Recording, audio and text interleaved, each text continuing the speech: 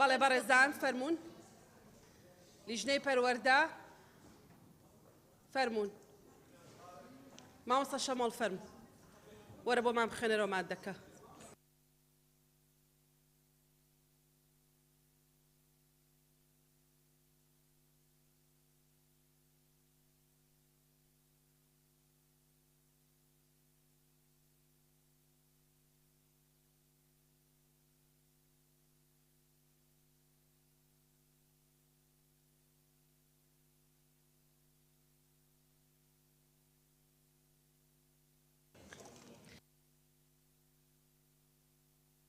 شەمۆڵ مادەی 43 مان بۆ بخێنەرەوە فەرموو بەڵێ کاک یاسین بەڵێ سەرۆکی پەرلەمان ئێمە هەموو ئەندام پەرلەمانین و یاسا دەرەکەین ئەگەر یەک مۆزەف غایب بێ لەو پەرلەمانەی عقوبەی دەدەن ماقول نییە لە 111 ئەندام پەرلەمانی 50 ئەندام پەرلەمانێ دەژوورێ پێم خۆشە یاسایەکی دانین لە کاتی خۆدا بێنێ ژوورێ وڵا جا یاسا هەیە بەس چ بکەین بەڵێ مامۆستا شەمۆڵ سەخیابات وەرەگرینەوە جارێکی تر بەڕێز سەرۆکی پەرلەمان مادەی 43 یەکەم لە دامەزراوەکاندا سیستەمی یەکپۆشی لە جلوبەرێکدا پەیڕەو دەکرێت دووەم وەزارەت شێوازی جلوبەرجی یەکپۆشی دیاری دەکات و دامەزراوەکانی لێ ئاگدار دەکاتەوە ڕێگە نادرێت بێ ڕەزامەندی وەزارەت گۆڕانکاری تێدا بکرێت ئەگەر وەزارەت ویستی گۆڕانکاری لە جلوبەرگەکەدا بکات دەبێت پێش کۆتایی هاتنی مانجی ئایار و گشت دامەزراوەکانی لێ ئاگدار بکاتەوە زۆر سپاس هەر بەڕێزی قسەی هەیە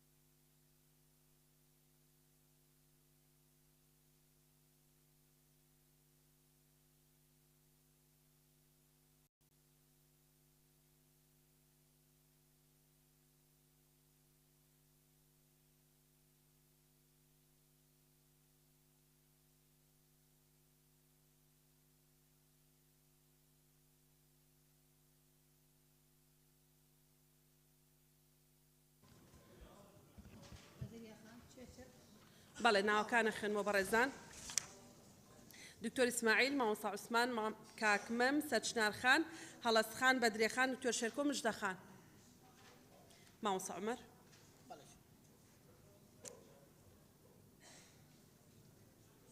بەڵێ کاک کاروان شیرین یونس کاک یاسین کاک عەلی کەیتر کاک هێرش کەیتر شیرین خان شیرین ئەمین ئەوە هەردوو شیرین خان دەتانێت قسە بکەن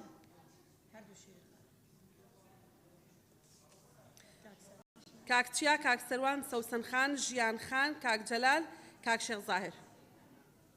سارە خان لیزا خان کاک هێفیدار مامۆستا وەیسی کەسێ نەمانووسی بێ بەدرێ خان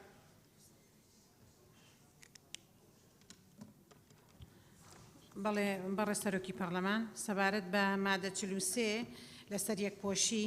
ئێمە جەخت لەسەرەوە دەکەینەوە کە ئەو یەکپۆشیە نابێت پێچەوانی دابوونەریتی کۆمەڵگا بێت و وەڕچاوی بنەمە ئاینیەکانیش بکرێت زۆر سپاس بەڵێ زۆر سپاس دکتۆر ئیسماعیل بەڵێ سەرۆکە پەرلەمانی ئەولەن وەکو تێبینی ئەگەر ئەفە چ بۆ ڕێنماییە و بڕێنمایات بارێک خستن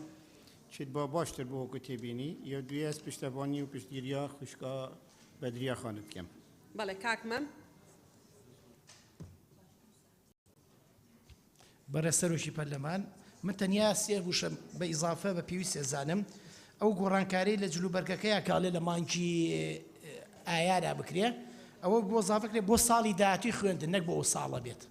یعنی کە گۆڕانکاری لە جلوبەرگەکە بۆ ساڵی داهاتوی خوێندن و سپاس. بەڵێ زۆر سپاس. مژدە خان. بەڵێ بەناوی خی گەورە میرەبان بەرە سەرۆکی پەرلەمان مادەی 43 ئەوەی بۆ زیادکردوێ بە ڕەچاوکردنی ئادابە گشتیەکان. دەستان خۆش بێ. سپاس.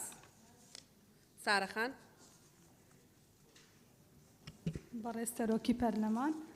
سەبارەت بە بڕگە یەکەم دەڵێ لە دامەزراوەکان سیستەم یەک پۆشی لە جلوبەر پەیڕەو دەکرێت پێم وایە مامۆستاکانی پیا و ئافرەتەکان دەبێت جلیکی وا لە برکن کاریگەری نەرینی لەسەر قوتابیەکان دروست نەکات. زۆر سپاس.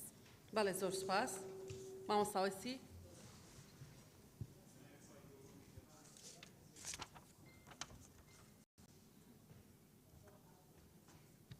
بەناوی خی گەورە و میهرەبان بەڕێز سەرۆکی پەرلەمان مادەی 43 مادەیەکی زۆر گرینگە پەیوەندی بە شێوازی جلوبەرجی قوتابیان هەیە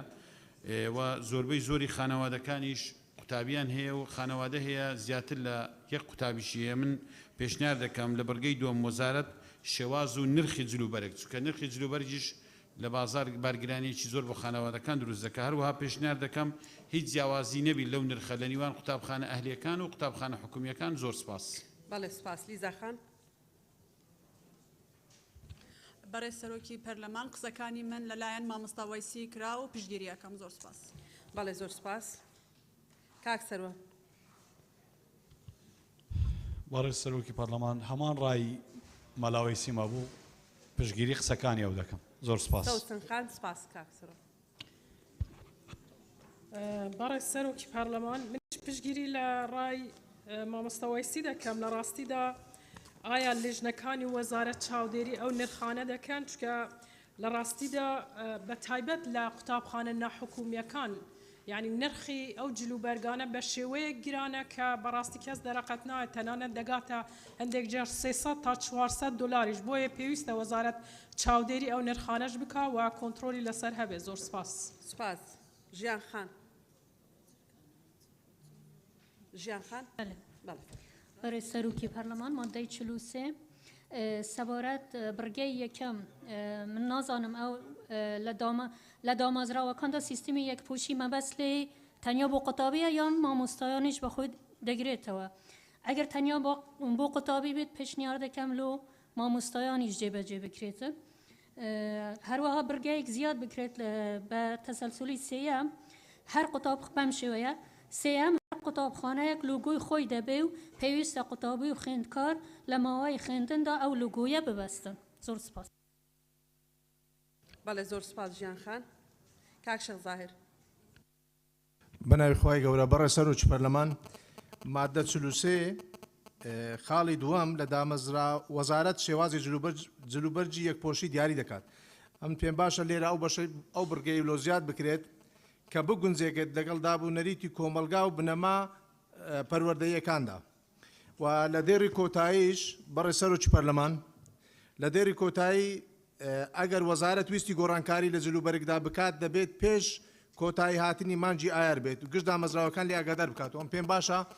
ئەگەر ماوەک دیاری بکەیت بنمونە بۆ ماوەی 5 ساڵ یەک جۆر جلوبەرگ بی نەک ساڵانە بگۆڕی و خەڵک تووشی بەو کەم دەرامەتی ئەوەی تووشی زەرەر و زیان بێت و هەر ساڵێنەوە ئەزیلکەک و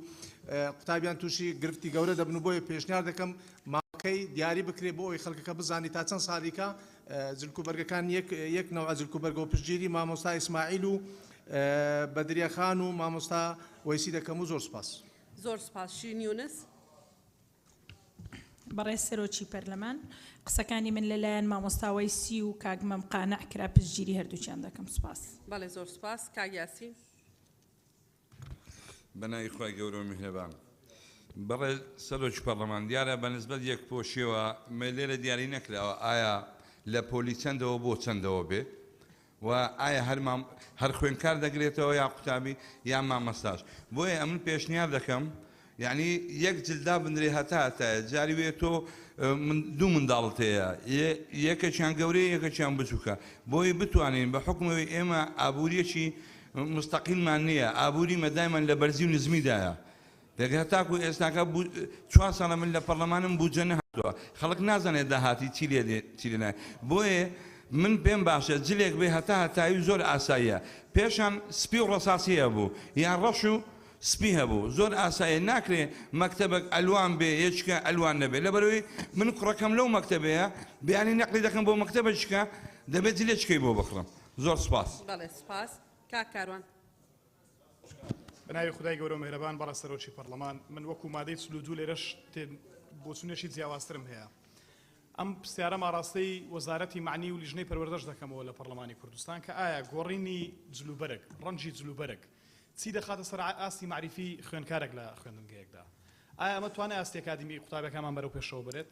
ئایا ئەمە بارگرانی دارایی دووبارە بۆمان دروست ناکات ئایا و کێشانەی کە هەند زەقتریان ناکات و زیاتریان ناکات ئایا سوودە ئەکادمی و معریفەکانی جلوبەرژی یەکپۆشی لە خوێندنگە قوتابخانەکانی هەرێمی کوردستان چین من پێم وایە نەک ئەمە چارەسەریەوە ناکات کە ئەگەر بێت و چینایەتی لەناو قوتابخانە خوێندنگاکاندا هەبێت ئەمە سەرباری پێشلکردنی ئازادی بەخێوکار و قوتابی خوێندکار خۆشی کە ئەمە کار دەکاتە سەر مستەقبەلیشی لە هەمان کاتدا لە هەمان کاتدا چارەسەر ناکات بەڵکو برینەکە قوڵتر دەکاتەوە بۆی من پێشنیاز دەکەم ئەم مادەیە لا ببرێت ئەگەر لای نابن ناقەشەیەکی ورتری بکەن لەسەرەوەی کە ئەمە چی دەخاتە سەر ئاستی معریفی ئەمە بۆ هەموو ناوەندەکانی خوێندن ڕاستە ئێمە جلوبەرێک ڕێک دەخەین بەڵام ئاستی معریفیمان لە ئاستێکدایە با جلوبەرێک هەموو یەک پۆش بێت کێشە نییە بەڵام ئەگەر خوێندنگەکانمان لە ئاستێکدا نەبن کە لە ئاستی تموحی کۆمەڵانی خەڵکی کوردستاندا بن ئەو کات ناتوانین سودێکی گەورە بگەێنین با جلوبەرش یەک پۆش نەبێت بەڵام ئەگەر ئاستی معریفی خوێندکار و قوتابی زۆر باش بوو سودەکەی سودێکی زۆر نایە و باش دەبێت و چێشمان بۆ دروست نابێت زۆر سپاس زۆر سپاس کاک عەلی حەمەد ساڵح بەناوی خوای گەورە و میهرەبان من پێم وایە ئەمە بابەتی قانون نییە بەڕاستی ئەمە بەڕێنماییەک بە بڕیارێک وەزارەتی پەروەردەیە بێ بیکات لە دۆخێک و بۆ دۆخێ لە ناوچەیە بۆ ناوچێ ینی مەسەن نەبووە ینی وەکو وەکرێ بڵێ هەموو پزیشکی و جلەی لە بەرابێ لە کاتی نەشتەرگە ناوێ ینی ئەمە پێم وایە زیادە لای بین و لە شەرحەکەشان نەکراوە سیستەمی یەکپۆشی بۆ کێ بۆ مامۆستا بۆ قوتابی بۆ کارمەند بۆ چاودێر بۆ کێ و زۆر جاران گرفتیش لە یەکڕەنگی و یەکپۆشیەکە نییە دیزایانی جلوبەرگ زۆر جار زیاتر دەورە بینیە لە ڕەنگی جلەکەم زۆر سپاس کاک عەلی کاک هێرش بەناوی خۆی گەورە بەڕێز سەرۆکی پەرلەمان من پشتیوانی قسەکانی کاک شێخ زاهیر دەکەم و قسەکانی من کرا سپاس زۆر سپاس مامۆستا عەبدولستار بەناوی خوای بەخشندە میهرەبان بەڕێز سەرۆکی پەرلەمان وڵای من هەر لەگەڵ بوونی ئەم مادەیە نیم چونکە یعنی بۆچی یەکپۆشی ینی قازانجەکەی چییە لەوانەیە وەڵامێکی سادە هەبێ بڵێن ئێمە هەموو وەکو یەک لێ دەکەین و تەبەقات ناهێڵین و یەکێک کراسێکی بە 5 وەرەقی لەبەر دەبێت یەک کراسێک بە 15000 بەڵام پێم مەکتەب معسکەر نییە دیسپلینی بەکاربێنی دەبێت هەموو یەک بەرگ بێ هەموو یەک جل بێ هەموو یەک ڕنگ بێ من پێم وایە لەو ڕۆ خەڵک ئازادکەین بەڕاستی هیچ پێویستمان بەوەی نییە زەبتیش و دیسپلینیش و ڕێکوپێکیش بە بەرگ نییە و بە جلوبەرجیش نییە بەڕاستی بە یەک پۆشیش نییە ئەمە یەک دوو بەڕاستێک هەب بتانێ بمێنێتەوە کەم لەگەڵ بوونی نیم بمێنێتەوە حەقەتەن پێویستی بە ئەوەیە تۆزە گوردەکاری بکرێەوە لە هەمان کاتیشدا هەر لەگەڵ ئەو ڕێی کاک عەلی حەمەد ساڵحوانم ئەگەر هەر بش بێ ئەوە ڕەنگە پێویستکە یا مەسەڵەن بە بەڕێنماییەکی وەزارەت یا بە بڕیارێکی وەزارەت چونکە ئەمە لە قۆناغی بۆ قۆناغی دەگۆڕێ لە ڕەوانەی بارودۆخی بۆ بارودۆخیشکە دەگۆڕێ لە ژیانی خەڵک لەم قۆناغ بۆ قۆناغشکە دەگۆڕێ یعنی هەندێک شتێ بووم ببیکەین بە یاسا دەستی خۆمان بەستین ئەگەر هەر بزمێنێتەوە بەڕاستیم لەگەڵ ئەوم کە دەبێ لەمەدا بنەما ئاینیەکان ڕەچاو بکرێ و ئادابی گشتی ڕەچاو بکرێ ئەمە واری نەکرێت بەڕاستی بکرێتە دەستە چیلەیەک بکرێتە پاساوێک بۆ شتیکە و بڵێن کاکە وەڵاوە یاسایە و دەبێت ئەمجر کە ئاوا بێم نا ئەدێ خەڵکی کە پابەندە بە بنەما شەرعیەکان بە حیجاب بە هەندێک بنەما دیکەی ئادابی گشتی بۆ پێویستە بەڕاستی ئەمەشی بۆ زیاد بکرێت و سپاس بەڵێ زۆر سپاس سەرچنار خان بەڕێز سەرۆکی پەرلەمان ڕاستی من دوو خاڵم هەیە لەسەر ئەم مادەیە یەکەمیان ئەم جارش ئەیڵێمەوە بەڕاستی سەرۆکی پەرلەمان ئەم 180 مادەیە یانی زۆربەی یەکێک لەوانە ئەمەیە بەڕێنمایی بە پەیڕەوی ئەنجومەنی وەزیران زۆر مادەیە حەلەبێ ئەمە دوایی کە بۆ چۆ بواری جێبەجێکردن یەکەم کەس کە گیرە خوا بەدەستیەوە وەزیری پەروەردەیە چونکە دوای 2-3 ساڵی تر ئەبێ هەر مادەیە بێ بیگۆڕێبێ لە ڕێی پەرلەمانەوە بێت و داوای هەمواری یاساکە بکاتەوە 180 مادە حساب بکە داوای هەموو جا لە ڕێی پەرلەمانەوە داوای هەموار بکرێتەوە ئایا ئەم هەموارە بکریان پس ئەگە بڕێن وایە وەزیر خۆی بە ئاسانیە کرد بە پەیڕەو وایە ئەوە لە ئەنجومەنی وەزیران و بە ئاسانیە کرد ئەمە ئینشاءڵڵا تەمەنا ئەەکەین لە کاتی ئامادەکردنی راپۆرتەکان ڕەچاوی ئەم خاڵە بکرێ بۆی لە جێبەجێکردنیان گیر نەخۆین یعنی ئەم قسەیە جارێکی ترژاکە دوایی زەرەری دیەکەین هەمومان بە دەرەجەیەک وەزارەتی پەروەردە وەزیری پەروەردە سەبارەت بە داڕشتنەکەی بەڕە سەرۆی پەروەردە نووسراوە لە دامەزراوەکاندا سیستەمی یەکپۆشی لە جلوبەکدا پەیڕەوە کە دامەزراوە پێناسەکەی هاتووە لە بڕگەی 20 مادەی یەکە دامەزراوە قوتابێگرێتەوە مامۆستاگرێتەوە فەرمان هەموو یەکگرێتەوە ئایا ئەمە لێرا تەحدید کراوە ئەم یەکپۆشە تەنها بۆ قوتابی خوێندکارە بۆ مامۆستا خاڵی دووەم وەزارەت شێوازی جلوبەرگی یەکپۆشی دیاری دەکات ئەمەی بۆ زیاد بکرێ ئەگەر هەر لا نەچوو مادەکە بەمەرجێک لەگەڵ دابوونەریت و بەهاکانی خوێندندا بگونجێت و ڕەچاوی بنەمای ئاینەکان بکە هەروەکو بەدریەخان باسی کرد و پشتگیری لە قسەکەیەکەم و سوپاس. بەڵێ زۆر سوپاس. مامۆستا عوسمان. بەناوی خوای بەخشندەی میهرەبان بەڕێز سەرۆکی پەرلەمان منیش تەنها جەخت دەکەمەوە لەسەر ئاینی خەڵک بەڕاستی زۆر گرینگە قوتابی باوکی لە قوتابخانە دەری هێناوە لەبەر ئەوەی کە مامۆستا فەرمانی کردو بەوەی کەوە پانتۆڕ لەبەرکە ئەو ئافرەتە ئەو کچە بۆیە ئەو خاڵەی بۆ زیاد بکرێ ڕەچاوی ئادابە گشتیەکان و یان شەریعەت ئەگەر دیری زۆری نەبێ پشتیوانی لە بەدریەخان و مامۆستا ئیسماعیل و مژدەخان و شێخ زاهیر و سەرچنەرخان دەکەم و زۆر سوپاس. زۆر سوپاس مامۆستا. کاکێ ڤیدار. بەڕێز سەرۆکی پەرلەمان قسەکانی من کرا و تبینێکم هەبوو ڕۆژی یەکەم بەڕێز وەزیری پەروەردە لێرە بوو لە دوێنێ لەو ڕۆژەوە هەل مناقشەی ئەو قسەی جەنابی وەزیری پەروەردە ئەکەم کە وتی بوو ساڵی خوێندن 2022-23 17 میلیارد دینار بوو چاپکردنی 16 ملیۆن پەرتوک خەرج کراوە. دەبێ وەزارەتی پەروەردە کار لەسەر شەمبیرکردنی قوتابیان بکات پەرتوکەکانیان بپارێزت بە پاک و خاوێنی هەڵبگرن ناوی وەزارەتی پەروەردەیە واتە هەم بەشی پەروەردەیی تێدایە هەم بەشی زانینەکەشی لەگەڵدایە ئەمە ئەکرێتن بۆ سەرەتایی وەرزی نوێی ساڵی خوێندنە مامۆستاکان حەوافزی بدرێتێ قوتابیەکان مەدالیای پاکژی و ڕاگررتنی قوتابیانی پەرتوکەکەی هەڵبگرێت لانیکەم نیوەی ئەم پلانە جێبەجێ بکرێت ساڵی دابێتن 8 میلیارد و نیو دەگەڕێتەوە ئەتوانین 8 قوتابخانەی باشی لێ دروست بکەین. هەرویستم ئەو مداخلە بکەم جەنابی وەزیر. زۆر سوپاس. کاک چییە؟ بەڕێز سەرۆکە پەرلەمانی مجد تێبینی هەبوو کە و ئەف مادەیە پێویستی بە ڕێنەمایە ڕێک بخرێت نابووە یاسا دەبێتە بارگەرانی سەر وەزارەتێ چونکی پشتی ماوەیەکی احتمالە بێتە گۆڕینی بابەتی یەکپوشی بوویە بارگەرانیەکی زێدەی دارای سەر ماڵباتە من پێ باشە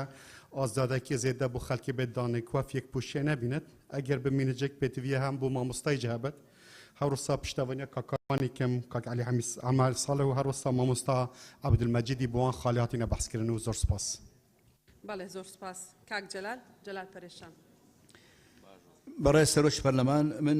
سەوارەت بە جێژیرکردنی نرخ بەڕاستی لە مەسەلەیەک پۆشی پشتگیری قسەکانی مامۆستا وەلاویسی و کاک سەروان و سەوسەنخان دەکەم سەبارەت بە یەکپۆشی بۆ مامۆستایانیش لە زۆربەی وڵاتان بەڕاستی مامۆستاش هەمانجێ ینی جاری وایە چاکەتێکی نیلی ڕیباتێکی ماڕۆنی پانتۆڕێکی ڕساسی ینی ئەوان بۆی جودا بکرێنەوە ئەگەر یەکپۆشیەکە ئەگەر لا بردرێەوە شتێکی ئەگەر نا با مامۆستایانیش بەڕاستی بە هەمان شێوە یەکپۆش بوون وەکو قوتابیەکان و شتێکی جوانتر دەبێت زۆر سوپاس. بەڵێ زۆر سوپاس. شیرین ئەمین. بەڵێ بەڕێز سەرۆکی پەرلەمان سەبارەت بە مادەی 43 بۆ یەکپۆشی لە ناوەندەکانی خوێندن من پێشنیازی ئەوەکەم کە دەسڵات بدرێت بە بەڕێوەبەرێ گشتیەکان بۆ ئەوەی ڕەچاوی ناوچەی جوگرافی بکرێت بە نمونە لە دەستپێکی ساڵی نوێی خوێندنە لار بەرسنین پلەی گەرما بوو لە ئاستی کوردستانە کە پلەی گەرمای 43 بوو نزیمترین پلە لە بازیان بوو کە 18 بوو ناکرێت لە ئاستی هەرێمی کوردستانە هەموو یەک ڕەنگ بێت و کەسانی شارەزا و هونەری دیزایانی یەکپۆشی با بڵێن دابڕێژن باشترە بێت. سوپاس. بەڵێ سوپاس شیرخان. دکتۆر شێرکۆ. بەڕێز سەرۆکی پەرلەمان عیدەت لە پۆشینەکەیە نەک لە یەک پۆشینەکەیە بۆیە یەکپۆشینەکە تەنها سیمای ئەوە ئەدا کە ئەوە فێرخوازە یان ئەوە مامۆستایە من بەڕای من یەکپۆشینەکە باشترە بەڵام لەوە گرنگتر ڕێک پۆشینەکەیە جلوبەرگی فێرخواز ئەبێ جوان بێ ئەبێ ڕێک بێ ئەبێ پاک بێ بۆیە ڕێکپۆشینی بخەینە پاڵ بۆ پشتگیری لە قسەکانی دکتۆر ئیسماعیل و مامۆستا عەبدولستار و سەرچنارخان و بەدرێخان و مامۆستا عوسمانەکەم علەتی ئەم مەوزوعە ڕێکپۆشین و یەکپۆشین بێ چەند پێوەرێک بێ کە یەکەم تەسبیت بێ لە ئاساکە کە وروژێنەر نەبێ کەمە لە دنیاە و یۆنسکۆ و ئومەی متحیدە و یعنی ڕێکخراوە نێودەوڵەتیەکان زۆر ژەختی لەسەرەکەنەوە تەنانەت کەرتی تایبەت و کۆمپانیا ئەنتەرناشناڵەکانیش نابێ وروژێنەر بێ نابێ خلافی داب و ئادابی گشتی بێ نابێ فەرقی طەبەقی تیا بەرجەستە بێ ئەم سێ چوار پێوەرە بخرێتە پاڵ یەکپۆشی و ڕێکپۆشیەکە پێم وایە شتێکی متەکامل دەرەچێت سپاس سپاس مامۆستا عومەر بەڕێز سەرۆکی پەرلەمان لەم بابەتا دووسێ ئیشکال هەیە طبعاً بەڕێزان مامۆستا قدوەیە مناڵ تەنها لەو منهەجە فێر نابێت کە لە بەردەستایەتی لە ڕەفتاری فێرە بێت لە هەڵسوکەوتی فێرە بێت لە شێوازی جل لەبەرکردن و پاکخاوێنەکانی فێرە بێت بۆیە هەر پەیامێکی هەڵە لە مامۆستاوە لە منهەجەکە زووتر ئەگا پێی لەم ڕوانگەیەوە جلوبەرگ زۆر زۆر گرنگە لە ناوەندەکانی خوێندنە بۆیە ئەم بابەتە دووسێ زۆر ئیستیغلالی تیا ئیستیغلالی یەکەم بەداخەوە هێندە ڕێوبەر هێندە مامۆستا ناڵێم لەگەڵ ڕێزی زۆرم بۆ هەموو مامۆستایان لەگەڵ خەڵکانێک ڕێگەکەون ئەمە بۆتە بابەتێکی بازرگانی کە ئیسیفادەی تایبەتەکان جل ساغەکانەوە بەسەر مناڵانە ئەوە خاڵی یەکەم خاڵێکی ترەوەیە هێندێ بەڕێوەبەر بە میزاجی خۆی جۆرە جلێک لە مناڵەکان لە تەلەبەکان لە خوێندکار و قوتابیەکان قەدەغەیەکە مەسەلەن لەسەر لەچک بە مناڵانی سەرەتایی قسە زۆرەکرێت لەسەر جۆری جلوبەرگی پانتۆڵ یاخود حیجاب بێ یا مانتۆ بێ هەر یەکە لەوانە بۆیە ئەوەی کە ئەو بەڕێزانە فەرمویان کە بەدریەخان دکتۆر ئیسماعیل کاک شێخ زایر سەرچنارخان کە عەبدولستار مامۆستا عوسمان دکتۆر شێرکۆ من بەم جۆرەدا ڕێژمەوە بڕگەیەک زیاد بکرێ خۆشەویستانی لیژنەی پەروەردە و یاسا بەم جۆرە بێ لە سیستمی یەکپۆشیدا ئازادی لە هەڵبژاردننی شێوازی جلوبەرگ بەڕەچاوکردنی بنەما ئاینەکان و ئادابی گشتی مافێکی پارێزراوە بۆ قوتابیان و مامۆستایان و فەرمانبەران هەر ئەوە نییە مامۆستامان هەیە وەک ئەوەی بۆ ئاهەنگێک بچێ جل لەبەرەکەوە چێت باشە مامۆستایەکی وا بچێتە پۆلەوە مناڵ چۆن ئەتوانێت تەرکیزی لەسەر خوێندنەکە و فێربوون و ئەوانە بێ هەر چاوی لەوەیە بزانێ نینۆکەکەی چۆن ڕەنگ کردووە جلەکانی چۆن لەبەر کردووە لە چه ساڵۆنێک خۆی ڕازاندوێتەوە ئەمە لەگەڵ پەیامی پەروەردەیە ناگونجێ زۆر سپاس بۆیە جەختەکەمەوە لەسەر زیادکردنەوە بڕگەیە سپاس هەڵەشخان بەڕێز سەرۆکە پەرلەمانی سەبارەت مادە 43 پیروکردن سیستم یەکپۆشی پێتیڤە بۆ خاصەتەن وەکە کۆمەڵگەهێمەیە کوردی لێ من هەمان پرسیار و ڕوونکردنە دوێتن ئەوە مامۆستا ژیانخانێ و سەرچنارخانێ خاڵە ئێکێ دایان بڕگا ئێکێ داهاتی لە دامەزراوەکاندا مادە ئێکدا پێناسادا بڕگا 19دا پێناسا دامەزراوە هاتیەکردنێ ئایا ئەف یەکپۆشیە بۆ هەمی مامۆستا و فەرمانبەر و قوتابیانە دیتنا من و وەک من نزیکی 20 ساڵە مامۆستاتی کردی دەفمە بخۆن کە باشترین ڕێک ئەوە مرۆڤ شێت کۆنتڕۆلێ بکاتن سەر عرض الأزياء أفاتي تكرين وكانت مؤسسات ما تعليمي دا أفا يكبوشي بما مستاجي حبت حقيقة يكبوشي حبتن سبارات برقا دو يجي بشتجيريا دكتور إسماعيلي وبدريا خانم سرچنان دكتور شيركويت كام كوت فيتن تقال دابوناريتو وبهاي كمالاتي بقنجتن بله زور سپاس بله بارزان بارز وزيري پرورده قصتان هيا بەڕە جەنابی سەرۆکی پەرلەمان ئەو مادەیە تایبەتە بە تەنها قوتابیان و خوێندکاران کاڵە لە دامەزراوەکان مەبەستی باخچە و قوتابخانە و پەیمانگاکانە سکۆڵ یونیفۆرم لە هەموو دنیاە هەیە یعنی ئەمە حاڵەتێک نییە تەنها لە کوردستانە هەوێ و ئەم بابەتە مەزایی زۆرە یەکێک لە فائیدەکانی ئەوەیە ئینزیبات لای قوتابی زیاترەکە یەکێشکە ئەوەیە کە بە پێو دراساتانەی کراوە تونند و تیژەکان لە ناو دامەزراوە پەروەردەیەکان کەمەکاتەوە یەکێشکە لە باشیەکانی ئەوەیە کە بەعکسەوە تێچوو لەسەر خانەوادەکان کەمترێکاتەوە چونکە تۆ داوای یەک جۆر جلوبەرگەکەی بۆ قوتابی بۆ نمونە بە ژێرەی قۆناغەکان دەگۆڕێ جلوبەرجی ڕەساسی و سپی داوا کراوە حسابی گەرما و سەرما و جلی ڕەشەوانش کراوە ساڵانە بۆ هەموو ناوەندەکانی خوێندن ئەوەی ئەعلانەکرێ و مەبەستەکە ئەوەیە تەنها قوتابیان و خوێندکاران ئەگرن بەڵێ زۆر سپاس مادەی دوایەوە 44 بیخێنەوە بەڕێزان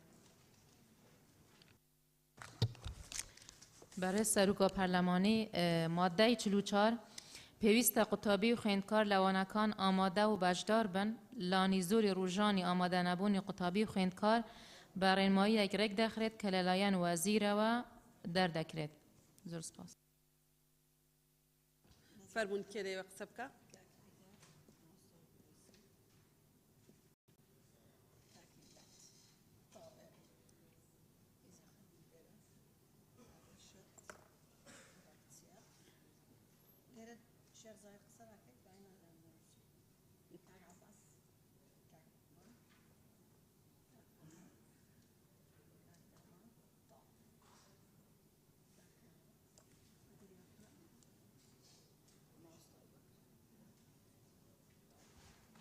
بەڕێزان ناوەکانتانە خوێنمەوە. کاک عەباس، کاک لوقمان، کاک بەڵێن، کاک دابان، کاک ئەرشەد، کاک چیا، مامۆستا نەجات، کاک هێویدار، مامۆستا وەیسی، کاک هیمدار لیزاخان، کاک کاوە بەدرێخان، مامۆستا بووبەکر. کەسێ نەمان نووسی بێ؟ کاک عەباس فەرموو. بەڕێز سەرۆکی پەرلەمان، سەبارەت بە مادەی 44 من پێشنیاری ئەوە دەکەم هەر ئەم تەوەرە کە پێی دەرن کار و ڕەفتارە ڕێپێنەدراوەکان کە مادەی 42 43 44 دەگرێتەوە بەڕاستی هەرسێکی بکرێت بە یەک مادە بۆی کە وەزارەت ڕێنمایی تایبەت دەردەکا سەبارەت بە یەکپۆشی و کەلوپەلە ڕێپێنەدراوەکان و ماوەی ئامادە نەبوونی خوێندکاران و مامۆستایان لەبەرەوەی هەمیان پێویستیان بە ڕێنماییە بۆیە ئەو هەموو مادەی و ڕێنمایی دەرەکا بیکەینە یەک مادە و جەنابی وەزیر ڕێنمایی پێ دەرکاو هەتا ئێستا شەر هەبووم ڕێنمایی و سوپاس. بەڵێ سوپاس. کاک بەڵێن. بەڕێز سەرۆکی پەرلەمان، قسەکانی من لەلایەن کاک عەباسەوە کرا پشتیوانی یەکەم. زۆر سوپاس. بەڵێ زۆر سوپاس. کاک شێخ زاهر. بەڕێز سەرۆکی پەرلەمان، مادە 44 ئامادە نەبوو ئەوە لە دێڕی کۆتایی لانی زۆری ڕۆژانی ئامادە نەبوونی قوتابیان و خوێندکاران بە ڕێنماییەک ڕێک دەخرێت کە لەلایەن وەزیر دەدەکرێت. ئەمە لە پێشووتریش باسم کرد بەڕاستی کە لەلایەن وەزیر دەدەکرێت لە چوارچێوەی حکومەکانی ئەو یاسایە، چونکە ئەو یاسایەکی تایبەتە لە ڕووی سیاقە کردووە باشە لە هەر شوێنێک ئەو ڕێنماییە نەهات لە چوارچێوەی حکومەکانی ئەم یاسایە بێت و زۆر سوپاس. زۆر سوپاس. کاک ئەرشەد. بەڕێز سەرۆکی پەرلەمان، قسەکانم لەلایەن کاک عەباسەوە کرا پشتگیری قسەکان دەکەم. بەڵێ سوپاس. مامۆستا نەجات. برای سرکو پارلمانی ماده 44 دیتنامن ماده 44 کم برای خدا اینه ده بیت تناقض گل برگسیش ماده 42 چون برگسیش ماده 42 بحثی درخستن و قطابیت کردن والبیرات بید تبی آماده ببید تبی جلبه هنده تبی ابی ماده 44 بشوه که بهتره که خستن که تناقض نمید اگر هاتو چو ماده برگسیش ماده 42 اشتی خوما. زور سپاس. بله زور سپاس مامۆستا. کاک هێویدار. بەڕێز سەرۆکی پەرلەمان، مادەم وەزیر جەناب وەزیر بە ڕێنمایی دەرەکرێتن و چوونی تەڵەبە بوونا و هۆڵی خوێندن تەحسیل حاصلە دەبێت تەڵەبە ئامادە بێ ئەگەر نە یعنی هیچ پێویست ناکە لێرەوە مادەکی کاملی بۆ ئەوە دابرێتن. من پێم وایە ئەم مادە هەڵبگرێتن ببێت بەشێک لە حکومەکان و وەزیر بە ڕێنمایی دەربکرێت. تەڵەبە خوار دەبێ بچێتە قوتابخانە ئێرانی سەفەکەی. زۆر سوپاس. بەڵێ سوپاس. مامۆستا وەیسی. بەڕێز سەرۆکی پەرلەمان، مادەی 44 من لەگەری دامان نەمینیت چونکە هەر بەخۆی لەناو مادەکەش دەرێت کە لەلایەن وەزیرەوە بە ڕێنماییەک ڕێک دەخرێت دەرچوونی ڕێنماییەکە کافیە و ئەو مادەیە نەمینیت و پشتگیری قسەکانی کاک هێویدار دەکەم. زۆر سوپاس. زۆر سوپاس. کاک کاوە. بەڕێز سەرۆکی پەرلەمان، لێرە دەرێ پێویستە قوتابی خوێندکار لەوانەکان ئامادە و بەشدار بن. ئێوە ئامادەیەکە دیارە دەبێ موجود بیتن لە پۆل لە قوتابخانە و دەوام کە بەڵام مەبەست لە بەشداریەکە چییە؟ ئایا بەشداری وانەکان بکات مشارەکە بکات لە ناو پۆل ئەوێ مەبەستێکی تر هەیە ئەگەرنە پێم وایە بەشداریکردنەکە زیادە و پشتگیری شێخ زاهیرەکەم کە دەڵێت لەلایەن وەزیرەوە لە چوارچێوەی حکومەکانی ئەم یاسایە دەربکرێەوە پشتگیری هەمووانەشەکەم کە بەڕاستی پێیان وایە ئەم مادەیە زیادە چونکە تۆ مادەم ڕێنمایی دەرەکەی وە ئەکرێتن هەر ئەو مادەیە لە چوارچێوەی ڕێنمایەکان ڕێک بخرێت و پێویست نەبکرێتە مادەیەکی قانونی و زۆر سوپاس. زۆر سوپاس. مامۆستا بووبەکر. بەڕێز سەرۆکی پەرلەمان، پشتگیری قسەکەی کاکاواکەم ئامادەبوون و ئامادە نەبوون ئەوە ڕوونە، بەڵام پێوەرەکانی بەشدار بوون و بەشدار نەبوون چییە؟ ینی کە ئەوە پەیوەندی بە ڕۆژانەوە هەیە کە مامۆستاوانە بە قوتابیەکان هێڵێتەوانی و لێرە ئەو بابەتە زیادە. زۆر سپاس. زۆر سپاس مامۆستا بەدرێخان. بەڵێ بەڕێ سەرۆکی پەرلەمان سەرەتا بۆ لابردنی مادەکە پشتگیری لە قسەکانی کاک عەباس دەکەم مەگەرمایەوە پشتگیری لە قسەکانی کاک شێخزایە دەکەم کە لە چوارچێوەی حکومەکانی ئەم یاسایە و پشتگیری لە قسەکانی برا بەڕێزم مامۆستا ئەبوبەکر دەکەم کە لە مادە 31 بۆ نمونە 170 ڕۆژی ساڵەکە و 5 ڕۆژی هەفتە و 4 سەعاتی ڕۆژەکەی هێناوە بۆیە لابردنی باشترە مادەیە. زۆر سپاس. زۆر سپاس بەدرێخان. کاک لوقمان. بەڕێز سەرۆکی پەرلەمان سەبارەت بە مادەی 44 لەبەرەوەی لە ئامانجە گشتیەکانی شارەتی پێدراوە هەمان بۆ چوونی کاک عەباسم هەیە پشتیوانی لە یەکەم ئەم مادەی لا ببرێ. زۆر سپاس. سپاس. کاک دابان. بەڕێز سەرۆکی پەرلەمان بۆ ئەم مادەیە پشتیوانی لە قسەکانی کاک عەباس و کاک ێڤیدارەکەم لا ببرێت مادەکە باشترە. زۆر سپاس. کاک چیە؟ بەڕێز سەرۆکە پەرلەمانی ئەvê مادێ دلvê yasayê de hiç giringiya xwe namînet çunkî berîngêl ev madeya wazehî hatiye baskirin piştevaniya Necatxanê û kakî Vîdarî û kak Abbasî kim. Zor spas. زۆر سپاس. کاکیمداد. بە ناوی خوای گەورە بەڕێز سەرۆکی پەرلەمان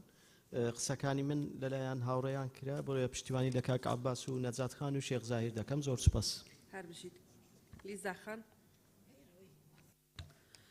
بەڕێز سەرۆکی پەرلەمان منیش پێم وایە ئەم پرۆژەیە پێویستی بەم مادەیە نیە و دەتوانرێت دواتر ڕێنمایەکی بۆ دەربکرێ بۆیە پشتیوانی لە بۆچوونەکانی کاک مەلاوەیس و کاکی ڤیدار و کاک دابانەکەم. زۆر سپاس. بەڵێ سپاس. مادەی 45 مان بۆ بخوێنەوە.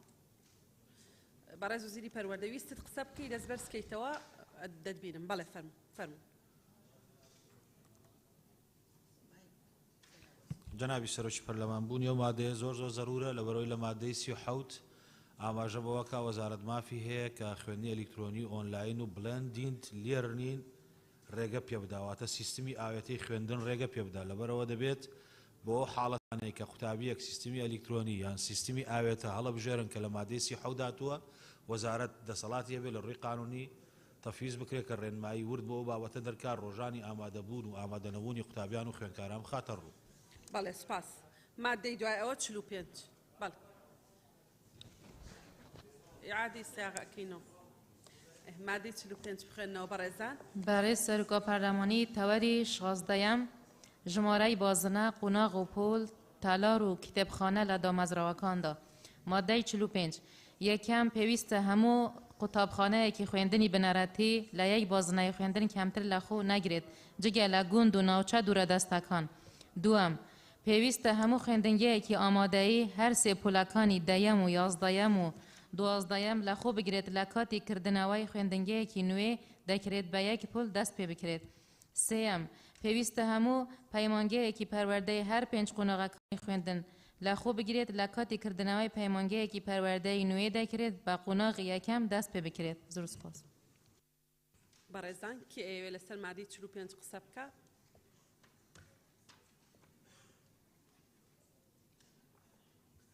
من أم لا أنفسي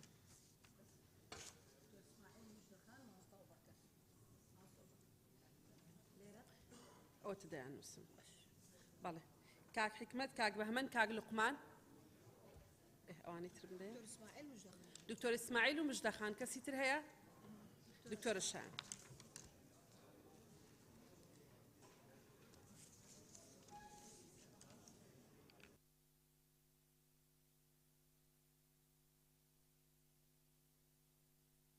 دكتور إسماعيل فرمو. بله سروکا پارلمانی میتونه بسیاره که چه بولجنا طیبه چه جناب وزیری جواب دادن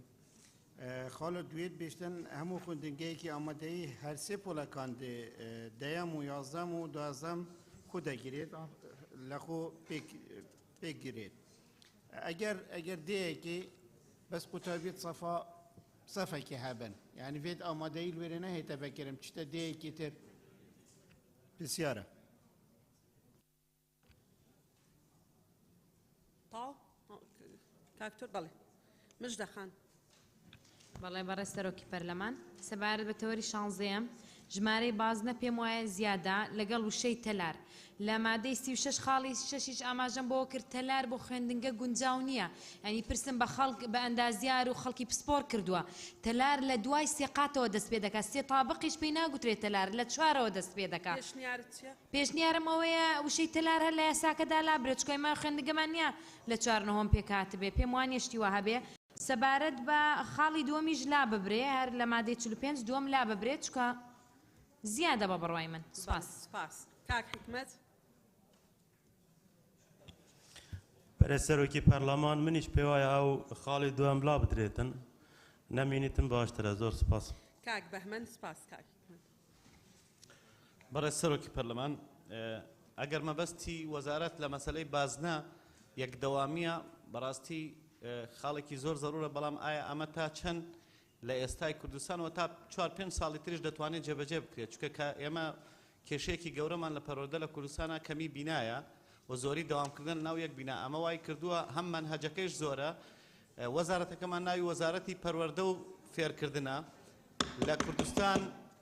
بەداخەوە لەبەر کەمی بینا و لەبەر زۆری دەوام لە بیناکانە پەروەردە کراوەتە قوربانی فێرکردن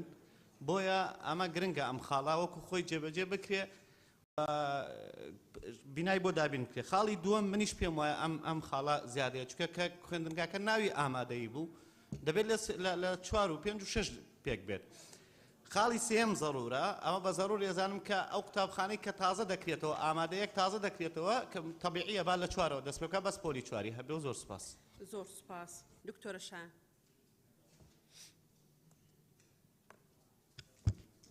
بەڕێز سەرۆکی پەرلەمان شایان کاکە ساڵح بەڕێزان لە مادەی 41 ئاماژەم بەوەدا کە بەس ڕیزبەندی تەوەرەکان هەڵەیە واتە لە 12ەوە یەکسەر هاتووە بۆ 4 ئێستاش کە دەڵێ تەوەری 16ەم خۆی تەوەری 15ەمە هیوادارم چاکیکەنەوە نەوکە ئاها بە سەرتاندا تێپەڕێ زۆر سپاس دەست خۆش بێ دکتۆرە سپاس بۆ تێبینێکت کاک لوقمان بەڕێز سەرۆکی پەرلەمان سەبارەت بە مادەی 45 بڕگەی دووەم کاڵێ لە پێویستە هەموو خوێندنگایکی ئامادەی هەر سێ پۆلەکانی دێم و 11 و 12 لە خۆ بگرێت پۆلی 12 تاقیکردنەوەی نیشتیمانیە ئێستا لە زۆرێک لە خوێندنگاکان لە گوندێکی گەورە پۆلی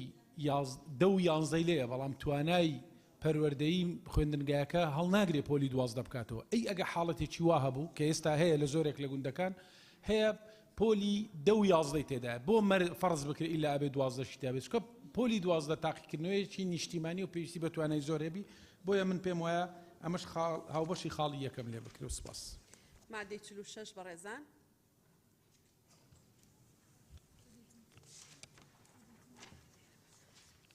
مادەی 46 یەکەم دەکرێت باخچەی منداڵان پاشکوی قوتابخانە و خوێندنگە بێت و بەشێکی تالاری قوتابخانە یان خوێندنگەکە بەکار بهێنیت بە مەرجێک پەرژینێک یاخود بربەستێک لە نێوانیاندا هەبێت دوام دەکرێت تەلاری دامەزراوەیەکی پەروەردەیی و فێرکردن لە پولی یەکەمی خوێندنی بنەڕەتی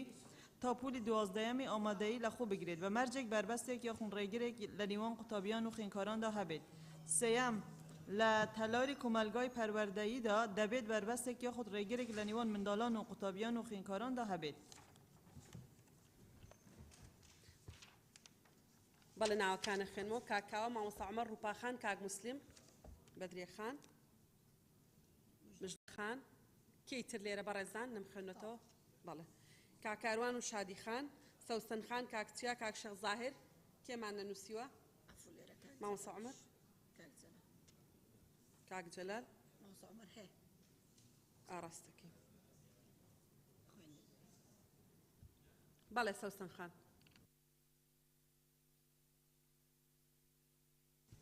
بەڕێز سەرۆکی پەرلەمان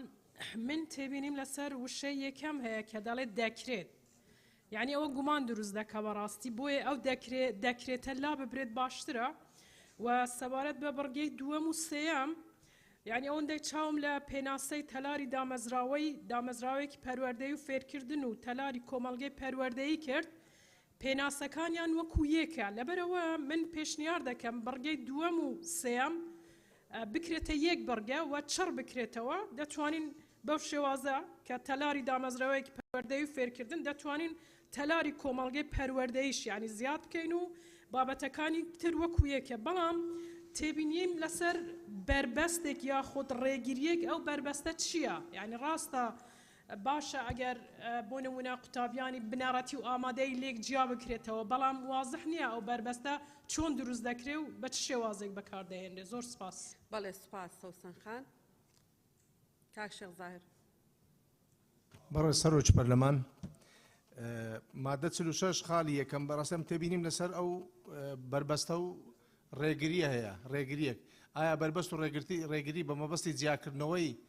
منداڵانە لەوانی تر پێمابی هەر بۆ ئەو مەبەستەشە بۆیە پێشنیار دەکەم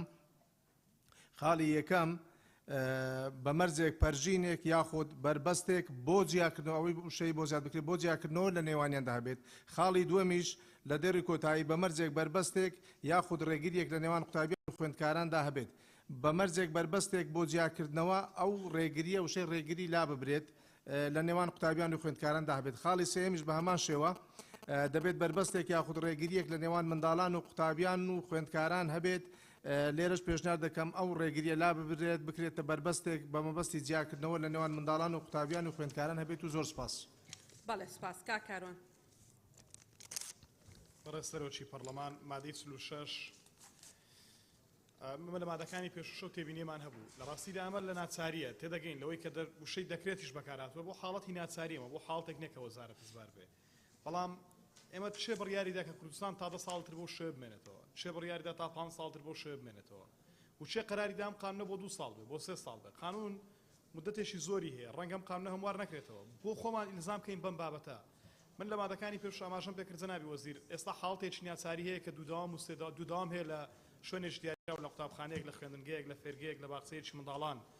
ئێستا کە لەو حاڵتە تۆ هاتووی خراپتر لەمە باخچەی منداڵان پاشکۆی چی بێ خوێندنگە و قوتابخانە خۆی لە ئەسڵدا باخچەی منداڵ بێ شوێنێک زۆر جیاواز و تایبەت بێ حتا ئەگەر حاڵەتی ناچاریش ڕێگە بۆ بدا خۆتان ئینقازکن لەو بابەتە بەڵام با نەبێ لە یاسادا ئەمە لا ببن بۆی کە دوای تووش شێشکارێکی قانونی با ئیجبار نەبین بە قانون کامە بێ بە قانون وجودی هەبێ خۆتان بڕێن مای حەلیکەن قەینا تێدەگەین لەوەی تەفاهمیەوە دەکەین کە کێشەمان هەیە لە ڕووی هەبوونی شوێن و مەکاناتەوە بەڵام بالا بچێ بۆی کە بتوانین چارەسەری و کێشە بە قانون نەکەین دوای سواس. بەڵێ سپاس کاک کاروان. شادی خان. بەڕێز سەرۆکی پەرلەمان لە ئێستایم ئەوەی کە لە بەردەستمانە بەشێکی زۆری یاخود زیاتر لە نیوەی میلاکی وەزارەتی پەروەردە لە مامۆستایان ژنانن ویکێک لەو حاڵەتانی کە هەمانە بۆ ژنان و کار ئاسانیە کە بۆ ژیانی ڕۆژانەی ژنان بکرێ ئەوەیە کە دایانگە بۆ مناڵەکانیان هەبێت لەو کاتێک کە بە دەوامی ڕسمی خۆیان هەڵدەسن مناڵەکانیان مطمئن بن لایەنەوە. بەشێکی زۆر لەو قوتابخانەی خوێندنگایانی کە هەمانن لە ژوورێک یاخود لە پۆلێک لە پۆلەکاندا لە حاڵەتێکدا کەمە پێشتر بە ڕێنمایی وابزانم ڕێک خراپ بوو دایانگەیەک دەکرایەوە لە ناو سنووری قوتابخانەکەیان خوێندنگەکەدا بەڵام ئەم ساڵ ئەوە نەماوە و ئەم حاڵەتە بارگرانیەکی زۆر لەسەر و خێزانانە دروست دەکا کە هەردوو دایک و باوک مامۆستان و بەشی زۆریشیان لە هەمان خوێندنگە وانە دەڵێنەوە بۆیە من پێم باشە بڕگەیەک لێرە زیاد بکرێت لە حاڵەتی بوونی شوێنێکی گونجاو بە هاوکاری لەگەڵ وەزارەتی کار و کاروباری کۆمەڵایەتی کە دایانگەکان دەکەوێتە سنووری کارکردنی ئەو وەزارەتە دایانگەی تایبەت بکرێتەوە بۆ ئەو دایک و باوکانی کە مامۆستان یاخود فەرمانبەری خوێندنگا و قوتابخانەکانن دڵمطمئین بن لە مناڵەکانیان و لە هەمان کاتیشدا ئەمە ڕەنگە تێچوویەکی کەمتری هەبێ لەوەی کە مناڵەکانیان بەرنە دایانگەیەکی تایبەت و بەڕاستیش ئەمە گرنگێکی زۆر زۆری هەیە بۆ ئەو ژنانی کە کار دەکەن و پێویستە زۆر بەرچاو بگیرێت. زۆر سپاس. بەڵێ سپاس. کاک جەلال.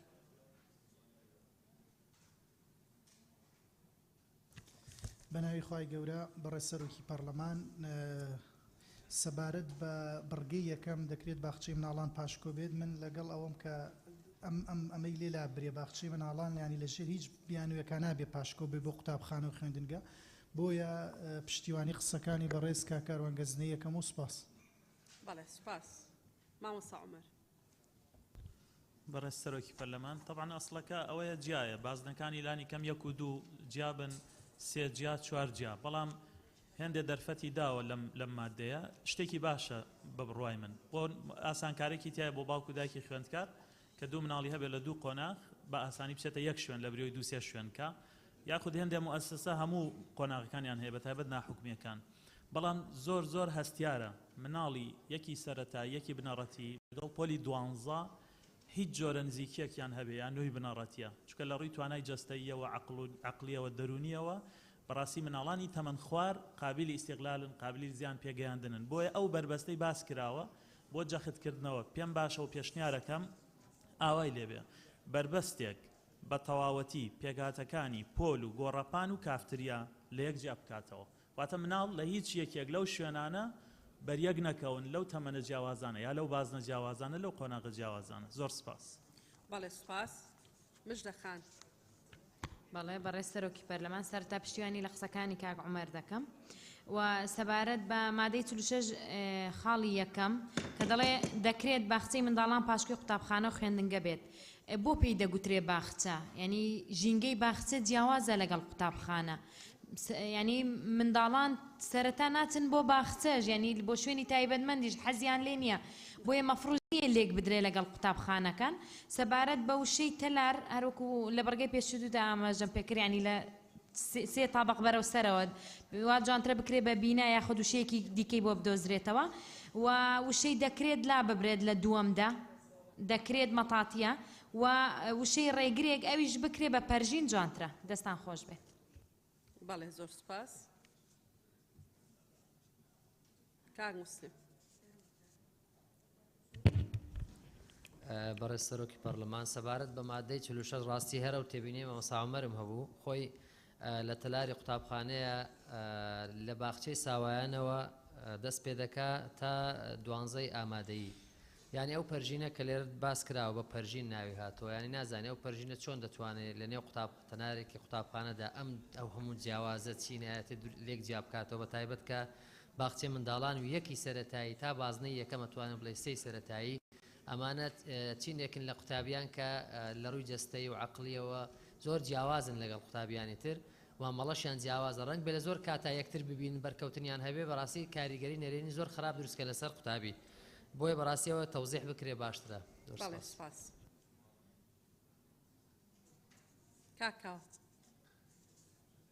وەڵام نووسراوە کاکاوە خوێندوشمانە تۆ نەوتووە یاڵە تا بەڕێز سەرۆکی پەرلەمان وڵا لەو خاڵە مادەی 46 لە ئەگەر تقریبان خاڵی بڕگەی یەکەم و دووەم و سێمی تقریبان لە یەکتریەوە نزیکە بەڵام یەکیان باخچەی ساوانە ئەوانی تر جیاوازن خۆی تێکەڵبوونی ئەمانە یعنی هەر لە ڕووی ئەوەشەوە زۆر مەترسیدارە ینی تۆ ناکرێتن باخچەیەکی ساوایان قوتابیانی باخچەیەکی ساوان لەگەڵ بنەڕەتی تێکەڵ بکەن حتا بێک ڕێڕەودا تێپەڕن ینی ئێمە ئەوەی کە بە عەمەلی مامۆستایەتی کردی دەزانی کە بەیانیان پێکەوە دێنە ژوورێک کە دەگەڕێنەوە ئەو هەموو قوتابیە بەیەکەوە بڕۆنە دەرەوە ئاخر هەندێکیان هەر دەکەونە بن دەست و پێی گەورەکان گچکەکان بۆیە دەبێ ڕێڕەوی خۆشی جیاوازبی ئەگەر بینایەکەشی یەک بینابی بەڵام ئەکرێ هەر یەکیان بۆ نمونە ڕێڕەوی خۆی هەبێ دەرگای سەرەکی خۆی هەبێ ئەوەی هەبێ ئێستا ئەمە هەمان شت لە 32 پارک لە گەڕەکی سەربەستی هەیە قوتابخانەی بنەڕەتیە و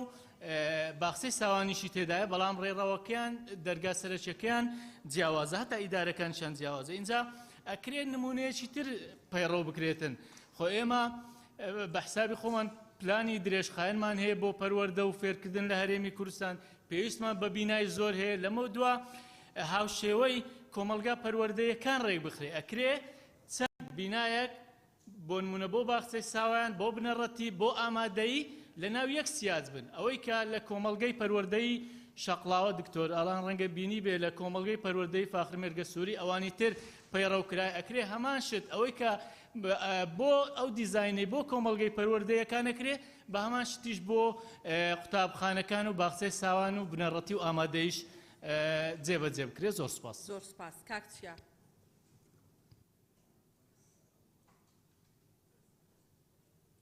برای سەرۆکە پەرلەمانی تێبینیان مجە هەر سێ خاڵە بوو بەس تەنها تێبینیان ما بوو کە ئەف بربەستە و پێژانە یعنی بۆچینە چونکی مادەم تالارێ قوتابخانە یەکە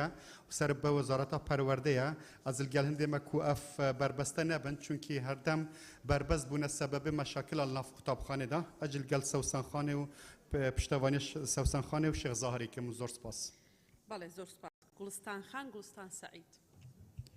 بەڕێز سەرۆکی پەرلەمان سەبارەت بە مادەی 46 من خودی خۆم ڕام وایە باخچەی مناڵان قەت نابێ پاشکۆی قوتابخانە بێت و ئەبێ باخچە شوێنێکی تایبەتمەند بێ ئەشێ ئێمە ئەم مادەیە بە شێوازێک ڕێکخینەوە هەر ئەو ئەزمونەی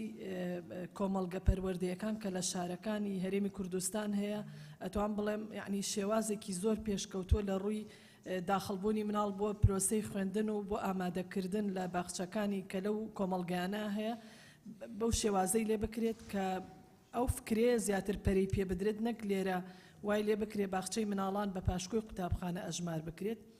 سەبارەت بە پێشنیارەکەی بەڕێز شادی نەوزاد من زۆر پشتیوانی لێکم کە خاڵێک لەم مادەیە زیا بکرێت بۆ دایانگە بۆ ئەو مامۆستانەی کە لە قوتابخانەکان ئەوانە ئەڵێنەوە هەم کار ئاسانیە بۆ ئەوەی کە هیچ دڵبەدواو نەبن بۆ مناڵەکان و جۆرێکیش لە دڵنیایی ئەبەخشێ بە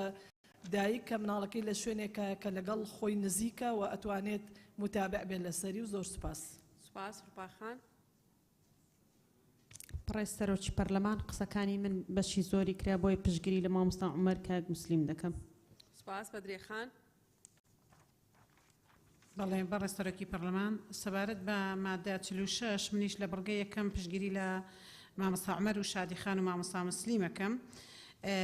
طبعا لە بڕگەی یەکەمە کە باز لە باخچەی ساوان دەکە عەزلێکەیە پێویستە ئەم شتانەی هەبێت ژینگەیەکی ئارام و پۆلەکەی گونجاو و پێداویستەکانی بۆ جێبەجێ بکرێ بەڵام پێشنیاری ئەواکەم لە کۆتاییەکەدا بەڵام باخچەکە بە پێی ستاندارد بێت ئەو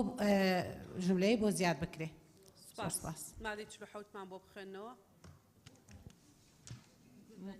مادەی 47 ئێوە بەس تەڕحتان کردووە هیچتان پرسیارتان نەکرد. آخر پرسیارتان لێ نەکردووە ڕێی خۆتان تاوت.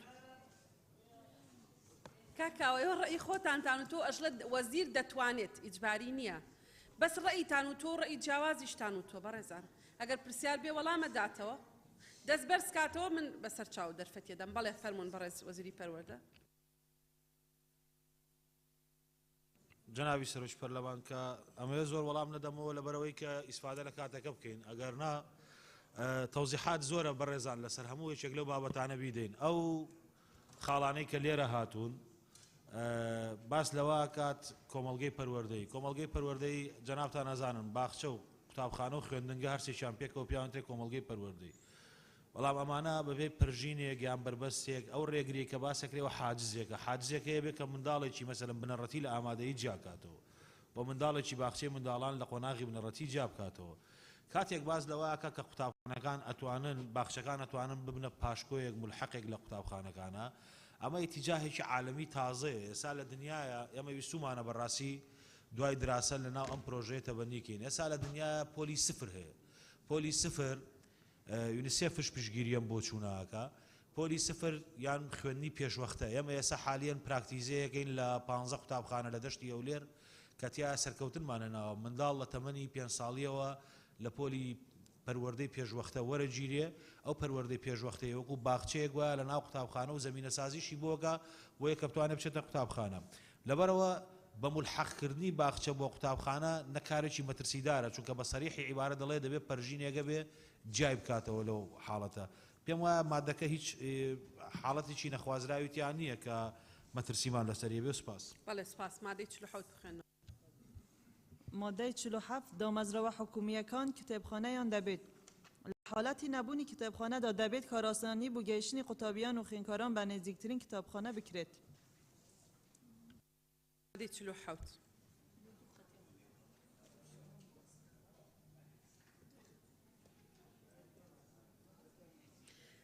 کا دەکەم هەوڵ بدەن قسەی یەکتری دووبارە مەکەنەوە موبەڕێڕاتەکان دووبارە مەکەنەوە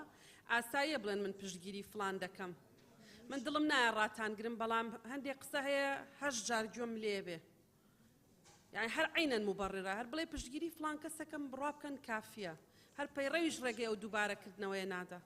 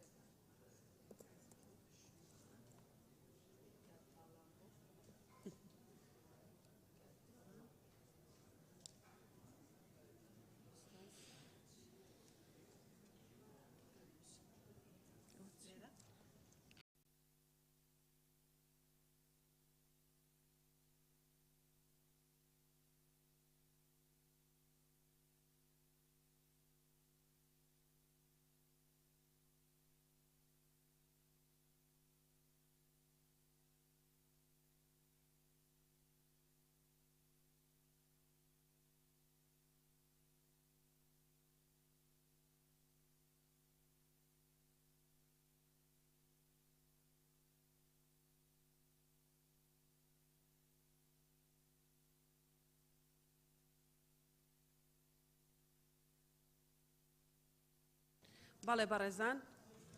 تقریبا هەموو ئەوانەی لێرە دانیشتون ناویان نووسیوە دکتۆر شێرکۆ کاکاوە دکتۆر محێدین تۆر ئیسماعیل سەرچنارخان هەڵەسخان بەدرێخان مامۆستا عوسمان کاک فەیسەڵ کاک کاروان کاک عەباس کاک زکری شنۆخان کاک باڵامبۆ کاک گۆران گوڵستان خان گوڵستان سەعید کاک مسلم کاک ڕۆمیۆ کاک بەهمەن کاک چیا ڕۆژان خان سەوسەن خان کاک شێخ زاهیر مامۆستا وەیسی لیزا خان کاک جەنان ڕۆبینە مامۆستا نەجات کێمان نەنووسیوە بیانووسە هەموو هۆڵەکە بنووسە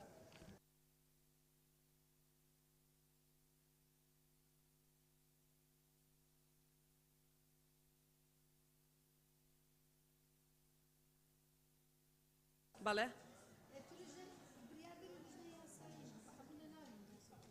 بەڵێ ئەوەی زیامان کرۆ کاک لوقمان شیرین خان شیرین یونس کاک شەمۆڵ کاک جەلال کاک ئازاد کەیتر مامۆستا نەجات بەڕێزان دووبارە نییە یعنی قسەی دووبارە وەرناگرین فەرموو نەجات برای سرکو پارلمانی ماده 47 وکویا دیار حکومت هرم کردستان برای حکومت الکترونی چیتن دیف هلنگشتیت کابینه حکومت هرم کردستان و پنگاوت گلکت مازن تاوتین بی بیاویدا و به تایبت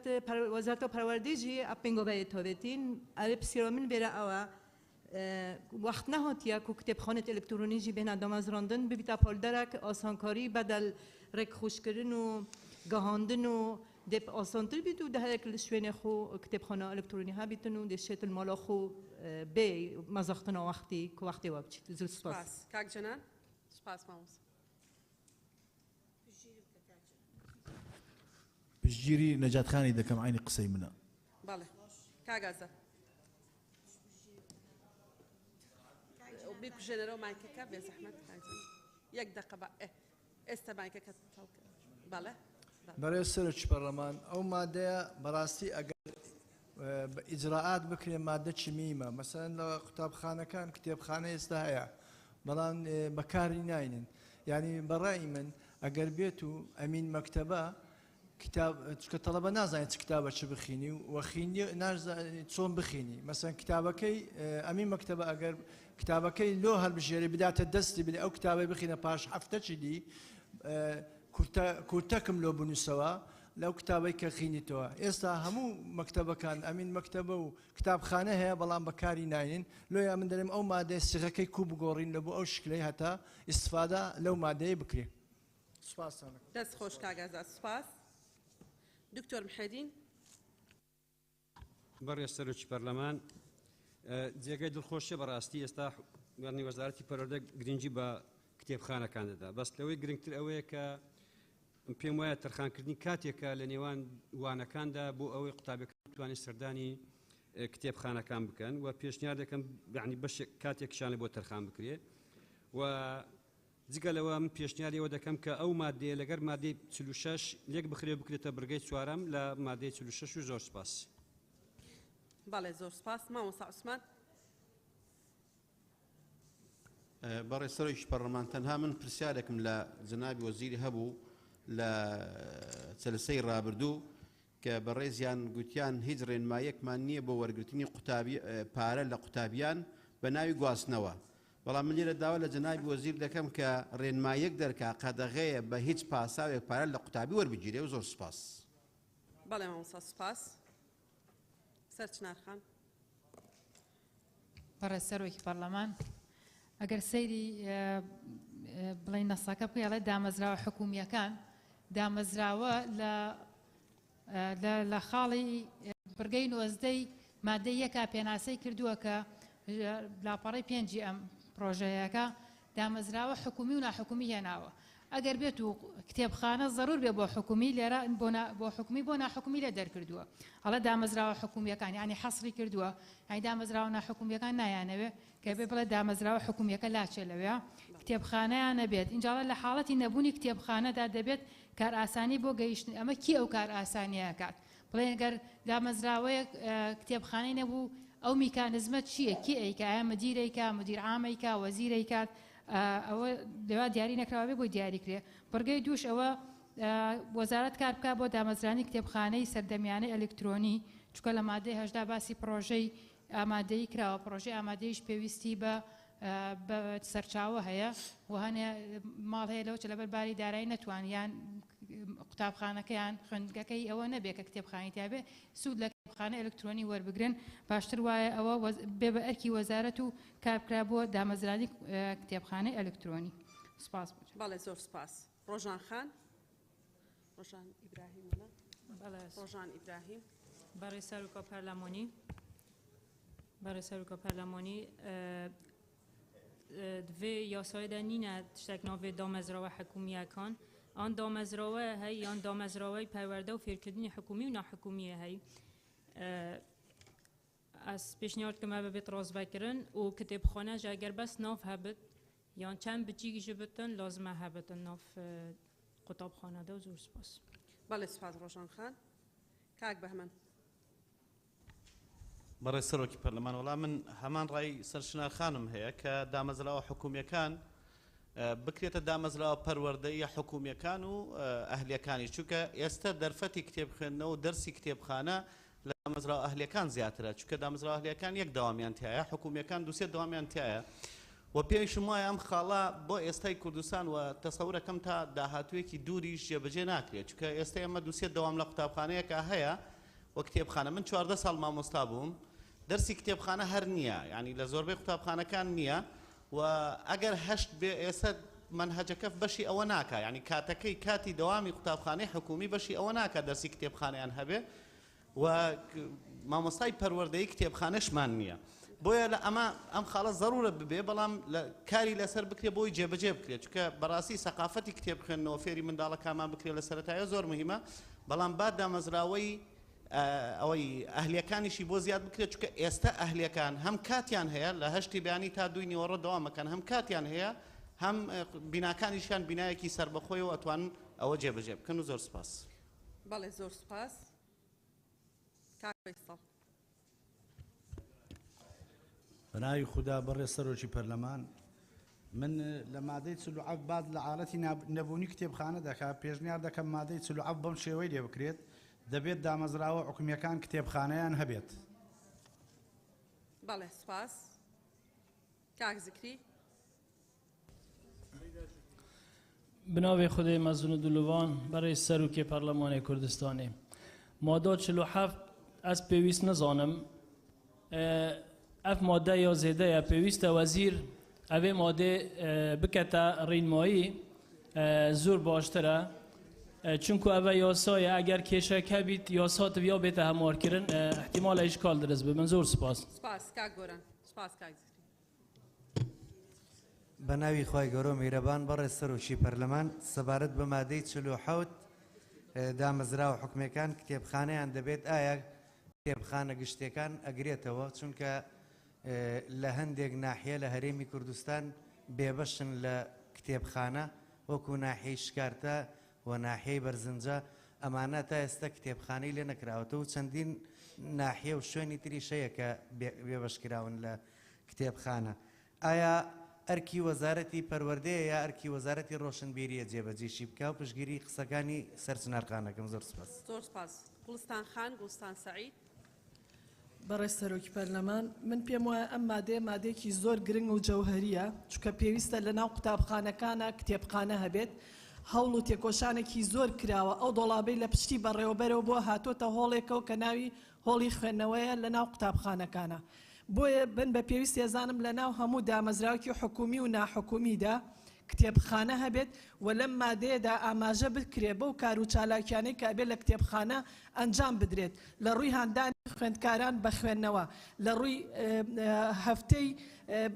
پێشبڕکێ بۆ خوێندکاران بۆ ئەوی لە ڕووی زانستی و معریفی و ئاستیان باڵاتر بێ لە ڕووی هەندێک چالاکی هونەری و مەسرحی کە لەسەر کتێبخانە بکرێت بۆی ئەم مناڵانەهان بدرێن لە ناو ماڵەکانی خۆشیانە کتێبخانە دروستکەن. بەداخەوە ینی بەڕاستی کتێبخانە ئەبێ زۆر بایەخی پێ بدرێ چونکە ئاراستەی تاک بە هاوتا لەگەڵ وانەکانی خوێندنا بەڕێ ئەکات و زانستی و زانیاری زیاتری ئاياتێکە ئەو مناڵە ئەتوانێت ئاستێکی باڵاتر لە زانست و زانیاری کۆکاتەوە لای خۆی بۆیە من داواکارم ئەم مادەیە فراوانتر بکرێ و ئەرکی کتێبخانە دەستنیشان بکرێت لە مادەکەیە ئەرکی مامۆستا چییە؟ مامۆستا تەنیا مناڵ نەباتە کتێبخانەیەک لە ژوورێکە داینێ و ئاگای لەوە نەبێت کە ئەرکی خۆی چییە؟ ئەبێ ئەرکەکەی مامۆستاش دیاریکراوە بێ هەندێک وانایە ئەکرێت لە ناو کتێبخانەکە بوترێتەوە. دۆستان خان پێشنیار بۆ مادەکە بڵێ شەرحمان بۆ مەکەن تکات لێ دەکەم. من داواکارم بەڕێز سەرۆکی پەرلەمان گرنگە کتێبخانە گرنگە بەس مادەکە چی لێکین ئەرکەکانی ئیداری کتێبخانە دیاری بکرێت بەڕێز سەرۆکی پەرلەمان ئەرکەکانی ئەمینداری کتێبخانەی قوتابخانەکان دیاری بکرێت لە ڕووی هاندانی خوێندنەوە لە ڕووی ڕەخساندنی هەلی پێشبڕکێ لە نێوان خوێندکارەکان لە ڕووی ئەوەی کە ناساندنی کتێب تەشجیعی تەلەبە بۆی سەرچاوە هەمە ڕەنگ و هەمە چەشنەکان و دابینکردنی کتێب بە پێی تەمەنەکان لە قۆناغی باخچە هەتا قۆناغی ئامادەی. زۆر سپاس. زۆر سپاس کاک باڵام بۆ فەرموو. بەڕێز سەرۆکی پەرلەمان مادەی 47 دەڵێ دامەزراوە حکوومیەکان من پێشنیارەکەم لەبەرەوەی لێرە بڵێن دامەزراوە ناحکوومیەکانی تیانیەوە ئەم یاسایەش بۆ پەروەردە و فێرکردنا پێشنیارەکەم ئەم مادەیە بەو شێوەی لێبێ دامەزراوەکانی پەروەردە و فێرکردن پێویستە دەبێت بکرێ بە پێویستە چونکە دەبێت ئەتوانی بیکەی و ئەشتوانی نەیکەیت لەبەرەوە بەو شێوەی لێ بکرێت دامەزراوەکانی پەروەردە و فێرکردن پێویستە کتێبخانەیان هەبێت لە حاڵەتی نەبوونی کتێبخانە پێویستە کار ئاسانی بۆ گەیشتنی قوتابیان و خوێندکاران بە نزیکترین کتێبخانە بکرێت. و پشگیری سەرچنارخان ڕۆژانخان کاک زیکریەکەم لەو بۆچوونانەی کە هەیان بوو لەو بارەوە. زۆر سپاس. شیرین خان شیرین یونس. بەڕێز سەرۆکی پەرلەمان قسەکانی من لەلایەن دکتۆر مەحێدین و سەرچنارخان کرا پشگیری هەردووچیان دەکەم.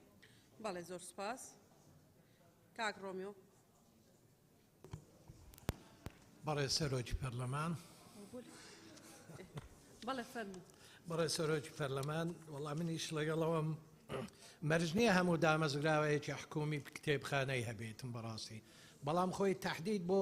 بۆ پەروەردەیەکانە بۆ قوتابخانەکانە ئەبێ ئەم مەسلەیەک لای بکرێتەوە لە چەند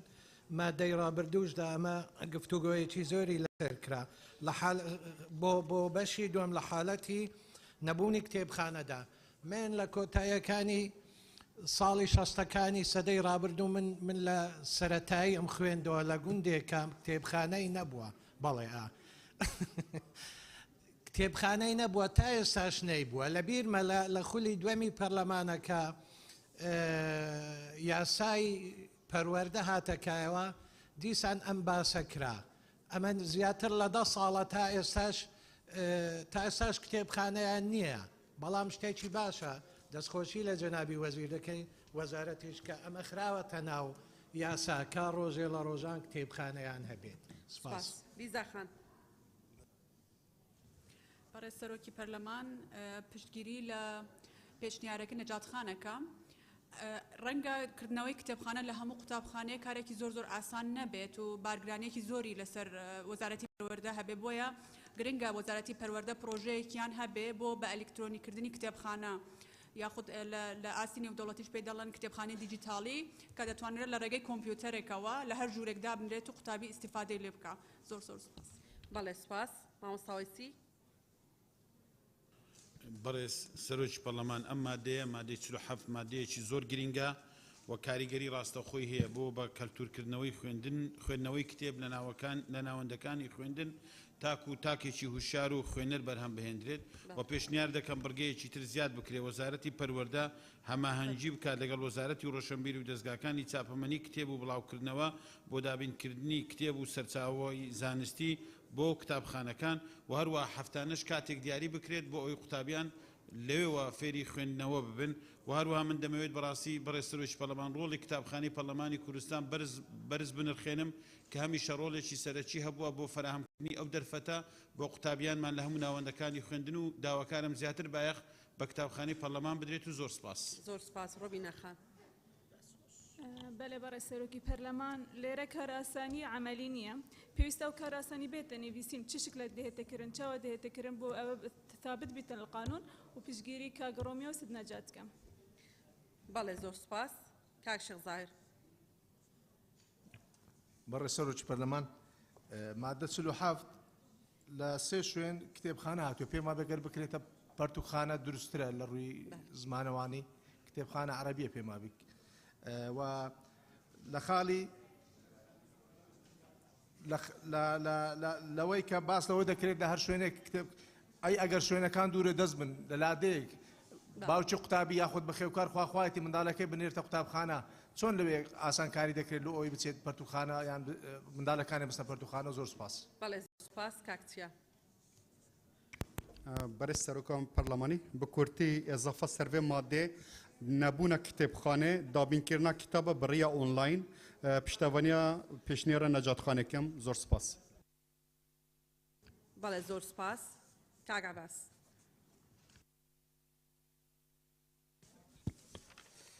برای سروچ پارلمان سبارت به ماده دامزرا و حکومیکان و هر کتابخانه دبیت زور هم دامزراوی حکومینا من دەمەوێ بۆی دووبارەی نەکەمەوە بیخوێنمەوە ئەو ڕستەی کە دەمەوێت بیزەبەت مادەکەوا لێ بکەین دەبێت دامەزراوە پەروەردەی حکومی و ناحکومیەکان کتێبخانەیان هەبێت یعنی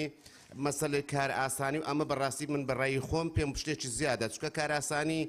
ینی چیە کار ئاسانی دەکەین خۆت کۆستەر بۆ مەکتەبەکە دەگری بیگوازی و ئەمڕۆ کتابی پێ دەیەوێت کتابێک بخوێنێتەوە سبێ بۆی کارێک نەکەین کە پێمان ناکرێت هەر ببێتە دیکۆری یاسایەکانمان من پێشم وایەگە ئەمڕۆ کەش نتوانین هەندێک خوێندنگا یان قوتابخانە پەرتوخانەی هەبێ ئەوە بۆ داهاتوو لەوانەیە هەیبێ و پێشم وایە ئەگەر نیەتێکی وەزارەت و دامودەستگا پەروەردەیەکانی لەگەر بێ پێم وایە هەموو خوێندنگایەک دەتوانن لە ڕێگای هاوکاری خوێندکارەکانیانەوە پەرتوخانێکی بچووکش بێ لە خوێندنگایەکەیان دایبنێن کە پێم وایە سوودی گشتی دەبێ بۆیە پێم باشە بەم شێوەی لێ بکرێ و کاراسانەکەشی لێ بکەینەوە باشترە لە بروی زەحمەت ئەمە کارێکی ئاسانی سپاس.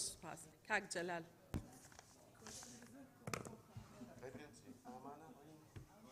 مایکەکە و کوژێنەوە کاعباس. بەناوی خوای گەورە دیارە من مەبەستمە بڵێم وەزارەتی پەروەردە ساڵانە چەند هەزار کتێب چاپەکە ئەشتوانێت بۆ ئەو با بڵێن قوتابخانە و خوێندنگایانی کە کتێبخانەیان نییە چەند هەزار کتێبێک چاپکە و بگاتە دەستیان واتە کاراسانیەکە لا ببرێ و بەم شێوازەی لێ بکرێت دەبێت دامەزراوە حکومی و ناحکومیەکان کتێبخانەیان هەبێت هاوکات پشتیوانی گوڵستان خان کاک محێدین مامۆستا نەجاتەکەم سوپاس. بەڵێ کاک جەلال زۆر سوپاس. شنۆ خان. بەڕێ سەرۆکی پەرلەمان دامەزراوە حکومیەکان پێشنیارەکەم بکرێتە دامەزراوە پەروەردەی حکومی و ناحکومیەکان پشتیوانی قسەکانی کاک عەباس کاک فەیسەڵ سەرچنارخان و کاک بەهمەنەکەم و هەروەها پشتیوانی لە گوڵستانخانەکەم لەوەی کە ئەرکی مامۆستا دیاری بکرێت لە ناساندن و بەکاریان و ستوەرگرتن لە کتێبخانەکان بۆ ئەوەی بتوانین لە ڕێگەی ناوەندەکانی خوێندنەوە بکەین بە کەلتور. زۆر سپاس. دکتۆر شێرکۆ. بەڵێ سەرۆکی پەرلەمان سەرەتا پشتگیری لە پێشنیارەکەی مامۆستا نەجات و سەرچنارخان و کاک جینان و کاک شێخ زاهێرەکەم سەبارەت بە بوونی حکومی و ناحکومی چونکە کتێبخانە بۆ حکومی و ناحکومی زۆر گرنگە لە هەمان کاتیشا هەمومان باش ئەوە زانی کە خوێندنی دیجیتاڵی پێشی خوێندنی وەرەقی داوەتەوە بە ڕێژەی لە 160 زیاتر کە دراساتی علمی هەیە لەم بوارەیە و بیرمان نەچێت کە کتێبخانە مهمەی خۆی هەیە ئەو قوتابخانانەی کە ئێستا کتێبخانەی مهمەلیان هەیە پڕە لە کتێب کە پەیوەندی نییە بە منهەجی علمی و پرۆگرامەوە ئەبێ ئەوە تەجاوزکەین لەم بڕگەیە کە مادێکی زۆر لەم مادەیە کە زۆر مهمە پێشنیاری من ئەوەیە کە بڵین دەبێت کتێبخانەکان لە پێناو دەوڵەمەندکردنی پرۆگرامی خوێندن و شێوازی زانستی خول و سیمینارەکانی خوێندن و فێربوون بێت یعنی ئەو کتێبانی لەو کتێبخانەیە هەیە پاڵپشت بێ بۆ منهەجە علمیەکە کە بۆی ئەو تەلەبێ سەرچاوەی لەیەوە دەستکەوێت نەگون بێ اینجا مەسائلی فکری و عەقیدە و چی ئەوە جێی کتێبخانەی مەکتەب نییە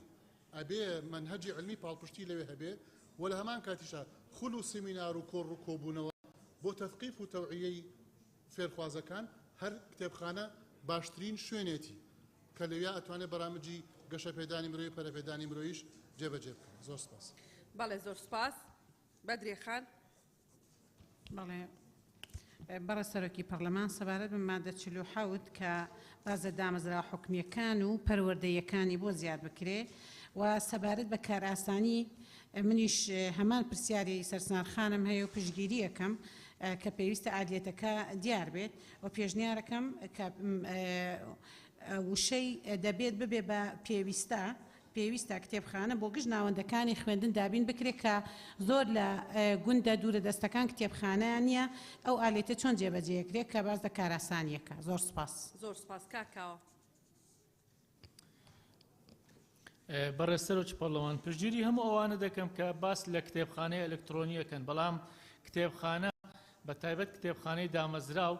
زیاتر بە مەبەستی دەوڵەمەندکردنی سەرچاوی بابەتەکان بێتن، نەک بەشێک لە کتێبخانەکان ئێستا لە قوتابخانەکان هەن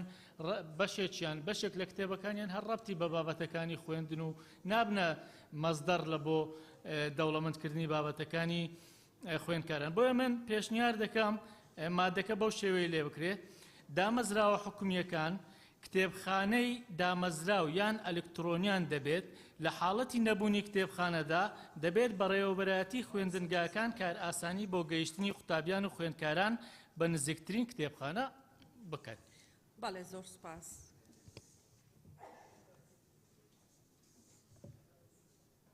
دکتۆر ئیسماعیل. بەڵێ سەرۆکە پەرلەمانی بژیت دامەزراوە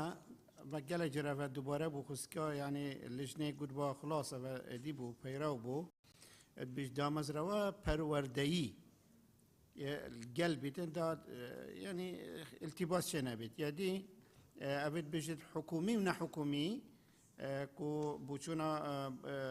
هێژا باڵام بۆ خوشکە سەرچنار خوشکە شیرین خان برای عباس دکتور شیرکو از پشتوانان همیات کم کو پیتیوی فری حکومی و نحکومی هر دو الگل بیتن و دبیت آن بیش پیوسته هبیت آن دبیت هبیت یعنی بیت ارک اگر دبیت هبیت و وقتی مرجنین کتابخانه همی کتابخانه و کو ایک بیت ایک مستوى بیت او کتابخانه الدیل گنده کی و کتابخانه ناحیه کی اكيد مكتبه انا وكي كنابن بس هذيك مكتبه اخويا جدا هبيتن سپاس. زۆر سپاس دکتۆر ئیسماعیل. کاکاروان. بەڕێستەرۆکی پەرلەمان مادەی 47 زۆربەی پێشنیازەکانەوە بوون کە کتێبخانە حەدی بێ کتێبخانە هەبێ، بەڵام لە حاڵەتی نەبوونی چۆن معالەجە بکرێ بە ئەلکترۆنی. بۆیە من مادەکەم داڕشتۆتەوە لەسەری زنجانابتان دامەزراوە پەروەردەی حکومی و ناحکومیەکان کتێبخانەیان دەبێت و لە حاڵەتی نەبوونی کتێبخانە ئەلکترۆنی شوێن دەگرێت و تا کات دروستکردنی واتامان پشتیوانی پێشنیازەکەی سەرچنارخانە هەم لە جاتخانی شۆ برادرانش کە پێشنیاز هێردووشیان کردو. زۆر سپاس. بەڵێ سپاس کاکاروان. کاک لوقمان. بەڕێستەرۆکی پەرلەمان تێبینیەکانی من سەبارەت بە مادە 47 لەلایەن سەرچنارخان و کەعباس و شیرینخان کرا و پشتیوانیانەکەم. سپاس. زۆر سپاس. هەڵەسخان. برای سروکا پارلمانی آخفتنت من هات نکرینه پشتگیری سرچنار خانت کم و هر برای زکی بحثی دامزراندن کتابخانه الکترونی کری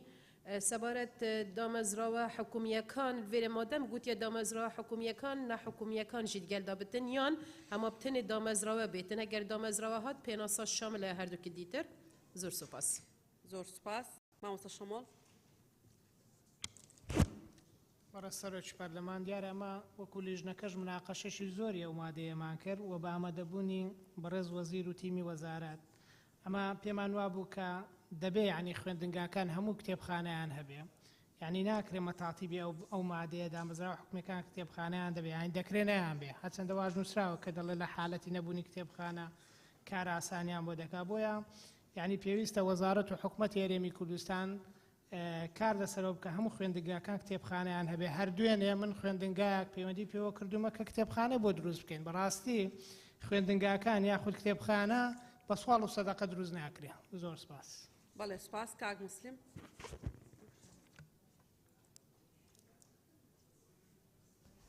بەڵێ. بەڕێستەرۆکی پەرلەمان سەبارەت بە مادەی 47 بەڕاستی ڕاستە بە دوو دێر باسی دروستکردنی کتێبخانە کرا بەڕاستی جەوهەری پرۆژە یاساکە ئێمە ئەگەر بچینە ناو کڕۆکی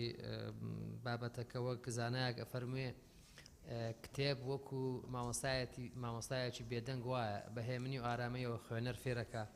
پێویستە یاخود بڵێن وشەی دەبێت لە ناوەڕاستی دەستەواژەکە بێتەوە سەرەتایی دەستەواژە دەبێت دامەزراوە حکومیەکان و کار بۆ ئەو بکرێت هەموو دامەزراوە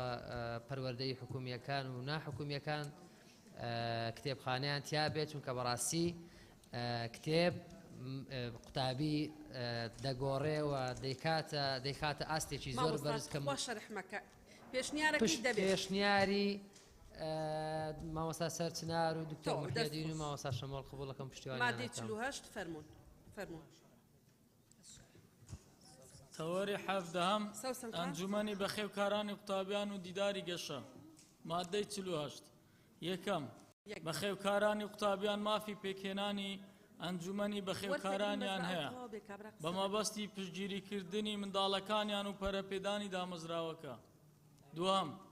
ئەرچی بەڕێوەبەری دامەزراوەکانە کار ئاسانی بۆ ئەو ئەنجومەنە بکات ئەگەر ئەنجومەنەکە بوونی هەبوو. سێهەم ئەنجومەن لە 3 تا 9 کەس پێک دێت و بۆ هەر ساڵێکی خوێندن یەکێکیان دەبێتە سەرۆکی ئەنجومەنەکە. چوارەم ئەنجومەن مافی داڕشتنی ئامانج و پلانی کاری خۆی هەیە. پێنجەم ئەنجومەن کۆبوونەوەی خولی خۆی دەکات و جگە لەوەش دەتوانێت لە کاتی پێویست کۆبوونەوەی دیکە سەبارەت بەو پرسانەی کە پەیوەستن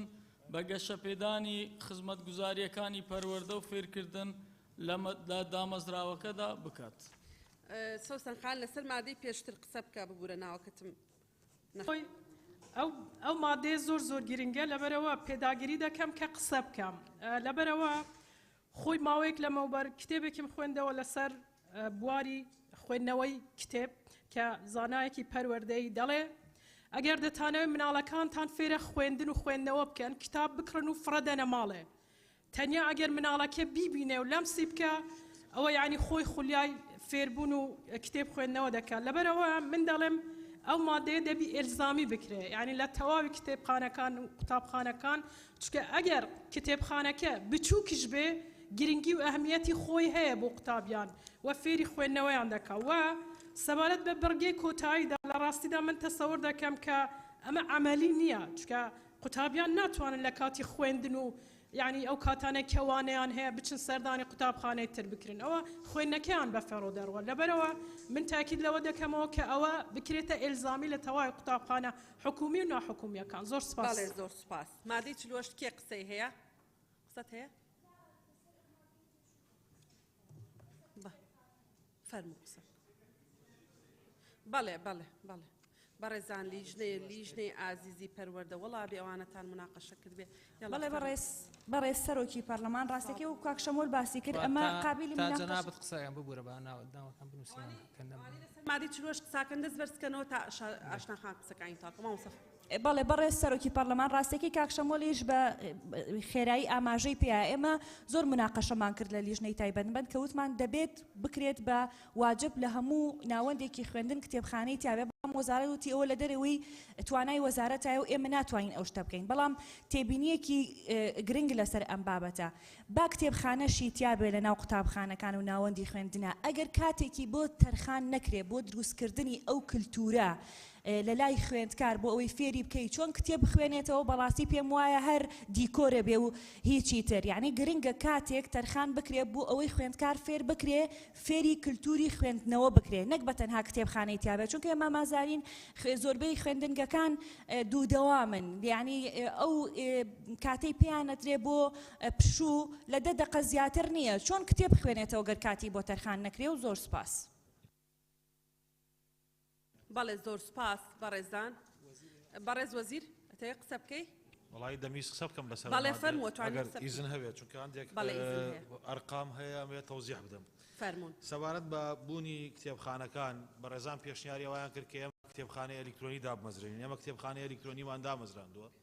بە ئیجازەی جەنابی سەرۆکی پەرلەمان ئەگەر تۆزێک کاتم پێ بدەیت لەسەر ئەم مادەیە قسە بکەم. فەرموو قسە بکە. ئێمە خزمەتگوزاریەکانمان کە لە ماوەی ئایندەیەکی نزیکی ئەعلانیەکەین بریتیە لە خێزان پلتفۆرمێکمان کردوتەوە کە هەم بە ڤیدۆ هەم بە ڤۆیس هەم بە پۆستەر ڕێنمایی هۆشیاریە بۆ خێزان کە چۆن مامەڵە لەگەڵ منداڵەکانیانەکەن پلتفۆرمێکمان دروست کردو بە ناوی هەڵسەنگاندن چۆن مامۆستا لەسەر 28 قوتابخانە لە کوردستان تێست دەکرێت چۆن مامۆستا فیدباکەدا پلتفۆرمی هەرە گرنگمان کە ئێستا ئێمە کارمان لەسەر کردووە بە هاوکاری دامەزراوەی ستێرلین کە 160,000 دلاری تێچووە پێشکەشی وەزارەتی پەروەردەی کردووە بریتیە لە کتێبخانە کتێبی تایە بۆ منداڵان تەسنیف کراوە هەمووی بە دیجیتاڵیە و ئەو پلتفۆرمە لە ئایندەیەکی نزیکەکەوێتە کار خاڵێکی دیکە جەنابی سەرۆکی حکوومەتی هەرێمی کوردستان لە میانی گرنجیدانی بە کللتورکردنی خوێندنەوە ساڵی پار بۆ خۆی 40 ملیۆن دیناری تەخسیس کرد لە حسابی شخصی خۆی بۆ کڕینی کتێب بۆ قوتابخانەکانی سلێمانی ئەوە بوو لە پێشانگای کتێب لە سلێمانی ئێمە تەسلیمی بەڕێوەبەرایەتی گشتی پەروەردەی سلێمانیمان کرد و بۆ ناوەندەکانی خوێندن لەوێ کرا لە کوردستانە 2066 قوتابخانەمان هەیە کە کتێبخانەیان هەیە ئەگەر پێویستە کات پارێزگا بە پارێزگا و ئیدارەی سەربەخۆ ڕقەمەکانی خوێنینەوە هەر ئەم ساڵ هەفتەیەک پێش ئێستا جەنابی سەرۆکی حکوومەت ڕەزامەندی داوە بە تەرخانکردنی 500,000 دۆلار بۆ پرۆژەی بە کللتورکردنی خوێندنەوە ئێستا بەڕێوەبەرایەتی گشتی پلاندانانی وەزارەت سەرقاڵی ئامادەسازیە بۆ ئەوەی کە پرۆپۆزەڵێک دابنێ چۆن بە کللتورکردنی خوێندنەوە بکەین مەرج نییە ئێمە وانەیەک تەرخانکەین بۆ بابەتی کتێب خوێندنەوە لە کۆریای باشوور قوتابی دەچێتە کتێبخانە 10 دقە بەڵام دوایی دەگەڕێتەوە بۆ ناو وانەکان لەوێ بابەتەکانە خوێنێ خاڵێکی دیکە کە ئەمەوێ ئاماژەی پێ بدەم بەڕێزان زۆر تاکیدیان لەسەرەوە کردەوە ئەم فەسڵە فەسڵی خوێندنی حکومیە فەسڵێکی گەورە چەندین مادەدانرا بۆ خوێندنی ناحکومی ئەگەر لەوەی خوێندنی ناحکومی نەبوو ئەو کاتە تێبینی بدەن لەسەرەوەی کە بۆ کتێبخانە لە خوێندنی ناحکومی نییە بەڵام ئەلێرە باسی خوێندنی حکومیەکەین کە ڕۆشتینە ناو خوێندنی ناحکومیەوە دایان مادەدانراوە التیزامات زۆر لەمە زیاتر فەرز کراوە جەنابی سەرۆکی پەرلەمان هەویستم تاکید لەوە کەمەوە کە ئێمە کتێبخانەی ئەلکترۆنیمان ئینجاز کردو و پرۆژەکان و پاڵپشتی جەنابی سەرۆکی حکوومەت بۆ وەزارەتی پەروەردەوە ئەوەشی کە ئێمە دامان ناوە بەو شێوەیە کە گرنجیەدا بە بابەتی کتێبخانەکان لە قوتابخانەکان بەڵێ زۆر سپاس سەبارەت بە مادەی 48 ئەم بەڕێزانە ناویان نووسیوە لوقمان وەردی دکتۆر ئیسماعیل کاک سەرکۆ کاک دابان کاک ڕزگار کاک عەلی شیرین یونس شیرین خان کاک یاسین کاک چیا کاک حاجی ئەلکەوت کاک شێخ زاهر ڕۆژان خان ڕۆژان ئیبراهیم کاک چیا محەممەد سەعدەدین کاک محەممەد مەلاوەیسی حاجی نزار بەڵێ کاک نزار مامۆستا نەجات کاک جەنان کەیتر بەڵێ شتەخان کێمان نەنووسیوە بەڵێ کاک باڵام بۆ بەڵێ کاک لوقمان فەرموو کلارا خان بەسەر چاو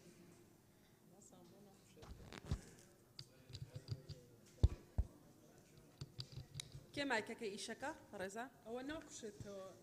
ئەو مایکی سەوسەنخانی ئیژەکە تا بەڕێ سەرۆکی پەرلەمان سەبارەت بە مادەی 48 من پێشنیارەکەم بڕگەی 1 و 2 و 3 و 4 و 5 بکرێتە یەک بڕگە بەم شێوە ئەموو تەفاسیل و دوور و درێژەی نایە مادام بە خێوکارانی قوتابیان ماف پێکەنانی ئەنجومەنیان هەیە ئیتر ئەنجومەنەکە لە 3 پێک دێ لە 9 پێک دێ لە 11 پێک دێ ئەوە خۆیان قەرارەدەن بە پێی هەلو مەرجەکە و ئەکید ئەنجومەنەگە هەبێ کۆبوونەوەکە بۆیە من پێشنیارەکەم ئەمە دێ بەم شێوە دابڕێژرێ بە خێوکارانی قوتابیان ماف پێکەنانی ئەنجومەنی بە خێوکارانیان هەیە بە مەبەستی پشتگیریکردنی منداڵەکانیان و ئەرچی بەڕێوەبەری دامەزراوەکانە هاوکار و کاراسانی بۆ ئەنجومەنە بکەن زۆر سپاس زۆر سپاس کاک دابان بەڕێ سەرۆکی پەرلەمان سەبارەت بە مادەی 48 پێم وایە ئەم مادەیە زیادە و بە پێویستی ێزانم لا ببرێ چونکە ئەمە باس لە پێکێنانی ئەنجومەنێکەکە و اختیاریشە هەبێ یعنی اختیاریە نەژبێ هەر زۆر زۆر ئاساییە کە اختیاری بێ بۆچی هەبێ لە یاساکەیە خاڵێکی ترەوەی ئێمە ئەزمونێکی خۆشمان لەگەڵ ڕێکخرا و ئەنجومەنەکانی خوێندکاران نییە تاوەکو ئێستا لەگەڵ بە خێوکارەکانە هەمان بێت لە ماوەی ڕابردووە نامەیە بەبێ ناوی هیچ ڕێکخرا و هیچ یەک بێنم بەڵام ئەزمونێکی باشمان نییە دەستی حیزب ڕۆی شۆتە ناو ناوەندەکانی خوێندن لە خوێندنی باڵا لە خوێندینەکانی تر ئێساش ئەنجومەنێک دروست بێ بەبێ ئەوەی کە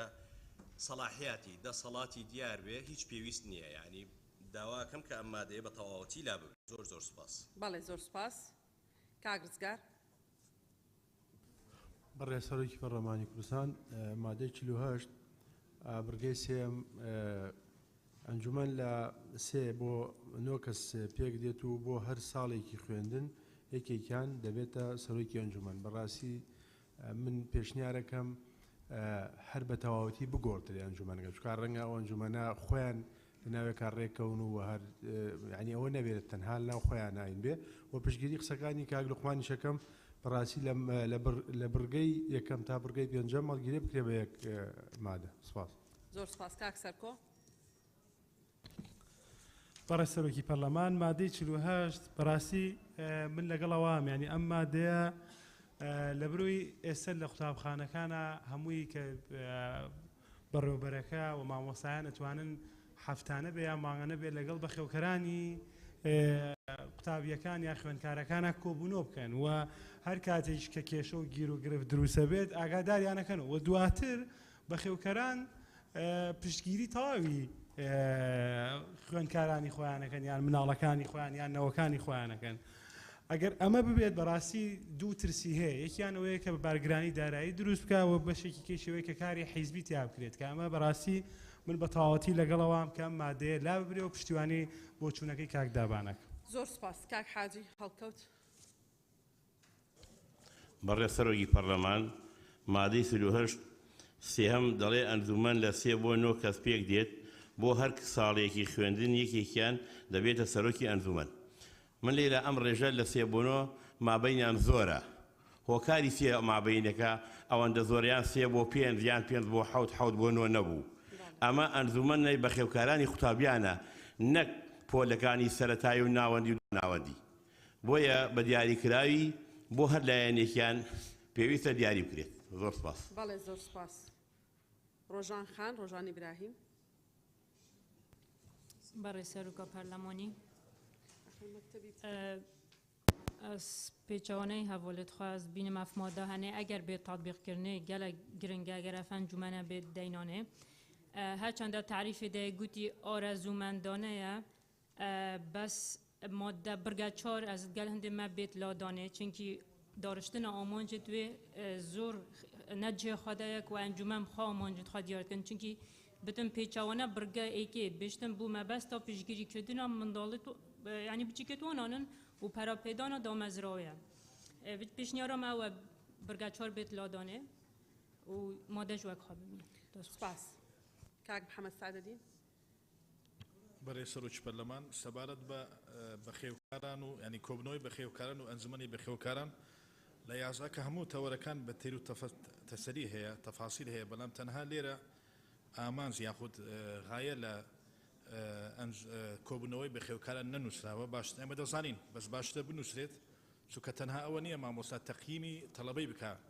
لە بەرامبەر بەخێوکاران ئەوانە دەبنە حەلقەی وەسڵ لە نێوان بەخێوکارکان و قوتابی ینی ئیدارە لە نێوان قوتابی و ئیدارە باشترە ئامانجەکەی بنووسێت کە هەوڵ دەدەن بۆ چارەسەرکردنی گرفتەکان و کێشەکانی قوتابیەکانش لەگەڵ مامۆستا و ئیدارە سوپاسان دەکەین ئەگەر لێژنەی پەروەردە شتێک داوڕێژێت بۆ ئەمە باش دەبی سوپاس. بەڵێ زۆر سپاس. مامۆستا نەجات. بەڕێ سەرۆکە پەرلەمانی ئەگەم بەرەخدێن دەستخوشێل وەزارەتە پەروەردێت کەین و ئەف پروژەیەسێ پەروەردێ گرنگترینە ئێکش گرنگترینەیە پروژەیە و گرنگترین تەوەر وی پروژەی دۆ ئەف تەوەرەیە بچی چونگو مەسەر بەحکمی هەندێ ئەزمونە هەندێ و چەندەها ساڵ ئەس ڕێبەبەرە دووەناوەندیەکێ بووم دووەناوەندیە سلاف لە ئۆمێدیە ساڵێ دۆمەندوو کومبوون گەلدەی بۆبەت کرد ئێکبەرینی بەکە ساڵێ ئێک پشتی هینگی کردات هات سلماندن پشتی کومبونا ئاستی قوتابی 180 دەرەجە تا گۆڕین بوو باشتر نوعیتایی هەمیە بجا ئەپ پروژە گەلک هەتۆکەکێ کوردستانی بە یەگرێدایە چ مباشر بیت چ غیر مباشر بیت بە هەندێ پروژەکێ گەلکێ باشە گەلکێ گرنگە وش گرنگیە هەمی تەوەرەژی ئەف تەوەرەیە و زۆر سوپاس. زۆر سپاس کاینزەر. بەناوی خودای گەورە بەڕێ سەرۆکی پەرلەمان سەبارەت بە مادەی 48 خاڵی سێم ئەنجومەن لە 3 بۆ 9 کەس پێک دێ پێم وایە زۆرە 9 کەس داوا دەکەم کەمتربی. زۆر سپاس. بەڵێ سپاس. کاک جەنان. بەڵێ سەرۆکی پەرلەمان بە مادەی 48 سێیەم ئەنجومەن لە 3 تا 9 کەس پێک دێت بە هەر ساڵێکی خوێندن یەکێکیان دەبێت سەرۆکی ئەنجومەن. لێرە من دەمەوێت ئیزافەی بکەم دەبێت بەلایانی کەم سەرۆکی ئەنجومەن شایدەی على الأقل دبلۆمی هەبی سەرۆکی ئەنجومەن لەبەرەوە ئەمە زۆر لە ئەنجومەنەکان دەبینین هیچ ئەنجومەنەکان سەرۆکی ئەنجومەن هیچ شایدەیانی على الأقل ئەوی شایدەی هەبی دەتوانێت طلع لەسەر موادی و فصولی ئەو قوتابخانەی هەبی. بالنسبة نقطة چوارم ئەنجومەن مافی داراشتنی ئامانج و پلانی کاری سربەخۆی خۆی هەبێت یعنی ئیزافەی سربەخۆی. زۆر سپاس. دکتۆر ئیسماعیل. بله سروك برلماني أجد بينم طبعا افتورز جرنج الدانم بي تي في يعني تواصل ما بين إدارة وما بين ديبابة قطابية هبيتن بس بي تي في أنجمنك فعلي بيت يكارا بيت بشيت يعني بشتبانيا قطابية بكتن جبرند از بینم يعني ريكك بيت ديارة كيرن اولا او انجمان سي تانها بيكتيت اف سي نها بشريك دهينا دس نشان كيرن الريكا خو ترشيح كرني يانجي ريكا دي هيا كو بين دس نشان كيرن كو دي بابت زاروكا هندكي تين روشن بيرن بيتي فياو بين دس نشان كيرن يا دي سريوكي انجماني بشريك دهيتا ديارة كيرن بيشتن ایک شوان نها دی بیت سروکی انجمنی بچری که از بینم بیت دست نشان کردن هر دوی اسای در بیشتر پریکا حل بشاردنی حل دبشرید یعنی اگه بونه نه لاف وان نهادا او اوان او یکی حل بشرن نه اداره مدرسه بیشتر دایبابه که تو سروکی انجمنی سر صابین سر افدی سر وان ناف بین وان نهادا حل بشاردن بیت کردن بو دست نشان کردن سروکی انجمنی و سپاس سپاس مجد خان بەڕێز سەرۆکی پەرلەمان سەبارەت بە مادەی 48 پێم وایە زیادەیە لە یەکێک لە بەرگەکانی یاساکەدا دەڵێ ئەگەر ئەنجومەنەکە بوونی هەبوو کەواتانەش بێ ئاساییە بۆیە مەفروض نییە کە شتێک بە بڕیارێک شتێک حەل دەبێ بکرێتە یاسا دەستخۆش بەڵێ زۆر سپاس کاک عەلی حەمەد ساڵح بە ناوی خوای گەورە و میهرەبان منیش پشتیوانی هەموو ئەو بەڕێزانەیەکەم کە مادەم مافە یعنی ئەکرێ هەبێ یان نەبێ لا ببرێ دوو ئەرک و دەسەڵات و ئامانجەکانی ئەم ئەنجومەنە ڕوون نییە ئەوەی کە ئیخوێنیتەوە پەیوەستە بە گەشە پێدانی خزمەت گوزاری پەروەردە یعنی چی مانەکە ڕوون نییە بۆ ئێمە ئایا هەر ئەوەیە مەسەلەن ئەنجومەنە داوا لە دایکان و باوکان کا بۆ پرسێکی گرنگ پارە کۆکرێتەوە یعنی هەدەفەکە ڕوون نییە کۆبوونەوەی ئێستا وەرزی هەیە و زۆر بەی مەکتەبەکانێکن ئەم ئەنجومەنانەش تەحسیل حاصڵە و من پێداگیرم لەسەرەوە ئەم هەموو وردەکاریە نهێنینە ناو قانونەوە ئەی لا مەرکەزیەت شۆڕکردنەوەی دەسەڵاتەکان یعنی لە قەزایەکە خۆی با بەڕێوبەری پەروەردە بەڕێوبەری قوتابخانەکان خۆیان میکانیزمێکی گونجاو بدۆزنەوە بۆ کۆنتاکت یعنی ئەمە دژی لا مەرکەزیەتە هەموو شتێ لە قانونا جێگیرکەین یعنی ئەتوانێ ئەمە ئەسڵەن ڕێنمای وەزیری پەروەردەشی ناوێ قوتابخانەکان بەپێ ئەو تایبەتمەندی کەیانە خۆیان کۆنتاکتیان هەمووی دروست کردووە گروپ و ڤایبەر و واتسئەپ هەیە بۆیە پێویستی نازان سپاس شین خان شین یونس بەڕێز سەرۆکی پەرلەمان لە بڕگەی چواری مادەی 48 چەندە منیش هەمان ڕێئی کاکدابان و کاکعلیم هەیە بە تەواوی لابردرێت لە ئەگەری لانەبردنی دەڵێ ئەنجومەن مافی داڕشتنی ئامانج و پلانی کاری خۆی هەیە بۆیە پێویستە وەزارەت پەیڕۆ و پرۆگرامێکی تایبەت ئامادە بکات بۆ هەموو ئەنجومەنانە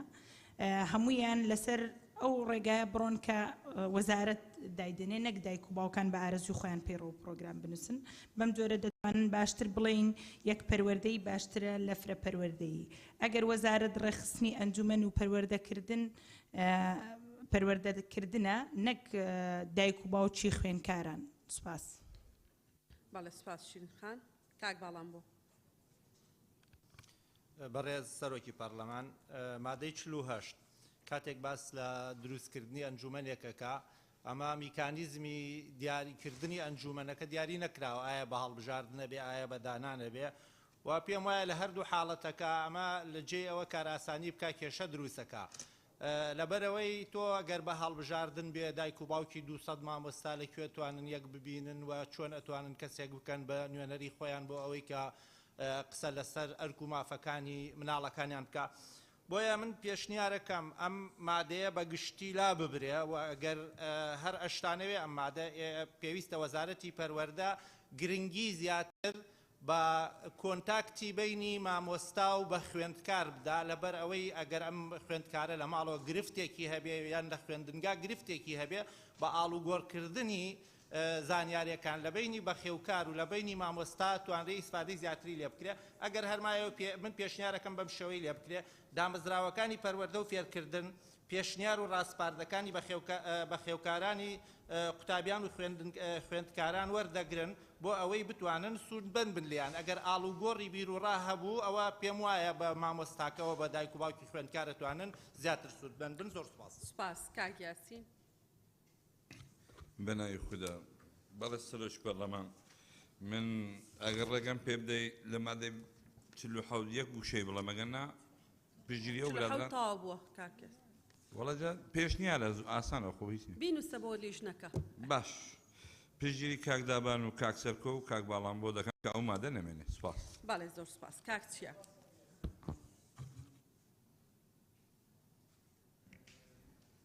برای سروک پارلمانی بالعکس از بین مادام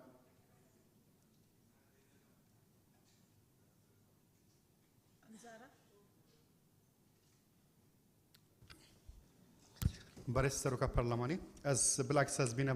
ماده کی زور گرینگه بو باشتر کنه پیوندیان بین مالبات دا و قطابیه دا هر وصام بيت برجاك اللي زيد بكم لخاليا بينجا اف انجمنا دهر ورزك دا يعني هر سهي وجارك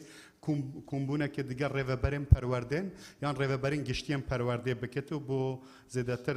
پي خورد كرنوان پيوانديا گهاندنا وان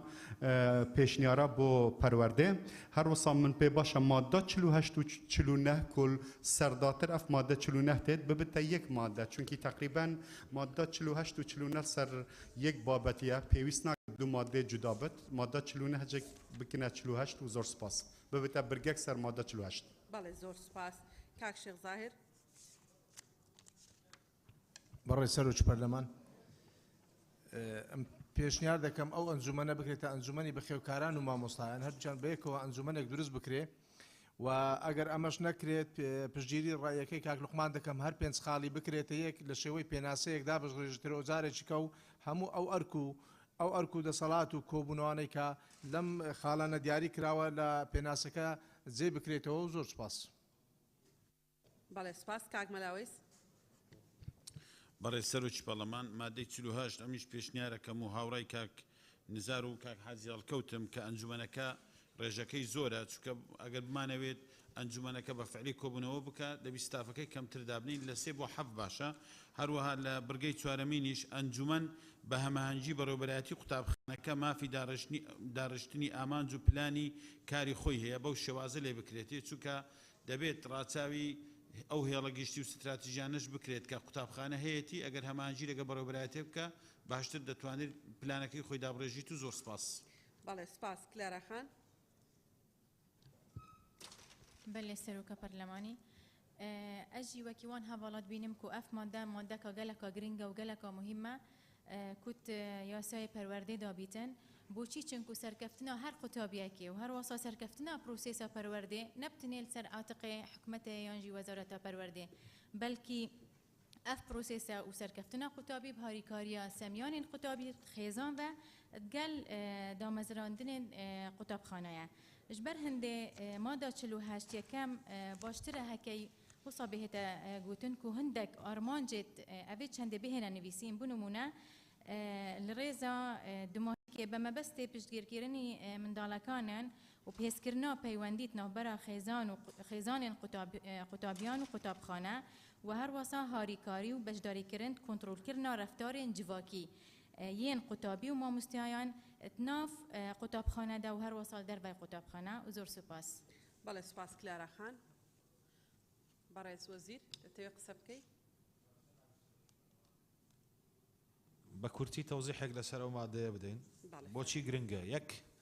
نابێ هیچ دامەزراوەیەک هیچ شتێک هیچ ئەنجومەنێ تەشکیل بکرێت لە دەرەوەی قانون و سەنەدێکی قانونی نەبێت ساڵ لەگە قوتابخانە بکە بە چ دەسەڵاتێک وەزیر تەشکیلیکە بە چ دەسەڵاتێک بەڕێوەبەری قوتابخانە تەعامل لەگەڵ ئەنجومەنێکا بکە نابێت دەسەڵاتێک ئەساسێکی قانونی هەبێ ئەگە ئەساسێکی قانونی نەبێ بەڕاستی ڕەنگە تووشی ئیشکال ببی ئەمە یەک کابێ نە مدیر و نە وەزیر و نە کەس ناتوانێت ببێ ئەساسێکی قانونی ئەمە دروستکە خاڵی دووهام کورتی تازەترین توێژینەوەکانی بواری پەروەردە پێیان وایە کتێب و قوتابی و مامۆستا و قوتابخانە زۆر گرنگن بەڵام لەوانە گرنگتر بۆ بەرەو پێشوونی پرۆسەی پەروەردە و بۆ خزمەتی ئەوانە بریتە لە خێزان واتە خێزان ڕقەمیەکە لە بەرەو پێشوونی سیستمی پەروەردەیە هەتا نەتوانین خێزان تێکەڵ بە پرۆسەی پەروەردە و بە سیستمی پەروەردەکەین ناتوانین سیستمێکی پەروەردەی باش و پێشکەوتومان هەبێ کە خێزانمان تێکەڵ کرد گرنگیدان و ئیلای ئەعتیباری خێزانمان تێکەڵ کرد بە ناوەندەکانی خوێندن و بە قوتابخانە ئەوە سیستمیشی پەروەردەی باشمانە بێ بژڕۆن ئەو تەجروبانە تاقیکەنەوە ئەو خانەوادی کە کۆنتاکتێکی باشتریان هەیە لەگەڵ قوتابخانەکان لەگەڵ ئیدارە لەگەڵ مامۆساکان ئاسی قوتابخانەکانیان باشترێکە وەک لەوانەی کە بەتەنها بەس قوتابیە بینن و خانەوادەکەی نابینن یا خانەوادەکە بەتەنها بەس منداڵەکەی خۆی بینێ و مامۆسا و قوتابخانەکە نابینێ لەبەرەوە بوونی ئەم مادەیە زۆر زەرورە ئەمە هیچ مەترسیەکی نییە ئێمە باسی ڕێکخراوەکانی کۆمەڵگەی مەدەنیمان نەکردووە باسی ئەوانەمان نەکردو باسی ئەنجومێکمان کردووە ئەگەر ژمارەکەیتان پێ زۆرە ئەو ژمارە فەرقە زۆرەی کە لە بینی سێدانراوە تاوەکوونۆ بۆ عەدەدی قوتابیە لە قوتابخانە هەیە 100 قوتابی هەیە قوتابخانەشەی 1000 هەیە 1200 هەیە لەبەرەوە عەدەدە مرونەتێکی تیا لەو بابەتە سوپاس. بەڵێ نظامی کاکدابە بەڵێ فەرموو. بەڕێ سەرۆکی پەرلەمان لێرەیە چوارچەوەیەکی قانونی بۆ ئەنجومەنێک دانن کە نییە یعنی ئەڵێن لە داهاتووە هەبێ بەڵام لە ئێستایە دوو ڕێکخراو هەیە ڕێکخراوی قوتابیانە خوێندکارانە ئەگەر وایە با لە مەشاجێ بکەینەوە چوارچەوەیەکی قانونی بۆ ئەوەش دابنی. بەڵێ سوپاس. چکە حوزوریان هەیە ئێستا ئەوانە نابێ حوزوریان هەبێ وەکو مؤسساتی و لە ناو مؤسساتە لە ڕاستیان نابێ. بەڵێ بەڵێ بەڵێ فەرموون بڕۆنە سەر تەوەرێکی تر بڕۆنە سەر مادەیەکی تر. مادەی 49 چی قوتابخانە و خوێندنگەکانە لە ناوەڕاستی هەر وەرزێکی خوێندندا دیداری گەشە بۆ قوتابی و خوێندکارانیان ڕێک بخەن بۆ تاوتوێکردنی باری خوێندنی قوتابی و خوێندکار بە مەبەستی لێک تێگەیشتنی هاوبەش بۆ پەرەپێدانی توانەکانیان و باشترکردنی بارودۆخی خوێندنیان. دووەم دیداری گەشە لە نێوان مامۆستا و قوتابی و بە خێوکاردا ڕێک دەخرێت. بەڕێزان مادەی 49 هەر بەڕێزی قسەی هەیە لەسەری بە دەستخۆی بەرزکاتەوە. دکتۆر شێرکۆ، دکتۆرە شایان، کاک یاسین، کاک ئازاد و ڕۆبینە خان، دکتۆر ئیسماعیل. بەڕێزان دکتۆر شێرکۆ، دکتۆرە شایان، کاک یاسین، کاک ئازاد، ڕۆبینە خان، دکتۆر ئیسماعیل، کاک سەرکۆ. کەسی تر کەی ترێ قسە بکە؟ دکتۆر شێرکۆ فەرموو. بەڕێز سەرۆکی پەرلەمان لەسەر موعیدی کۆبوونەوەکان ئەگەر لە ناوەڕاستی ساڵا بێ بێگومان کێشەیەکی زۆر لەوانەیە هەبێ یا کەم و کورتی قابلی عیلاجکردن بێ لە ناوەڕاستی ساڵا ئەو کۆبوونەوەیە بکرێ و بەرنامە دابرێ بۆ چارەسەرکردنەکان تا کۆتایی ساڵ ئەگەر چارەسەر بکرێتەوە بێ فریای ساڵەکە نەکەوت. بۆیە پێشنیارەکەم کە بوترێ کۆبوونەوەکان پێش دەستپێکی ساڵ و لە ناوەڕاستی ساڵە یعنی دوو کۆبوونەوە بکرێ بۆی کە فریا بکەون شتەکە. بەڵێ سواس دکتۆر. دکتۆرە شایان. بەڕێز سەرۆکی پەرلەمان شایان کاکە ساڵح لە مادەی 49 کە باسی دیداری گەشە دەکات ئەو دێڕوونیوەی کۆتایی کە دەڵێ بۆ تاوتوێکردنی باری خوێندنی قوتابی و خوێندکار ئەوە لە پێناسەشدا باس کراوە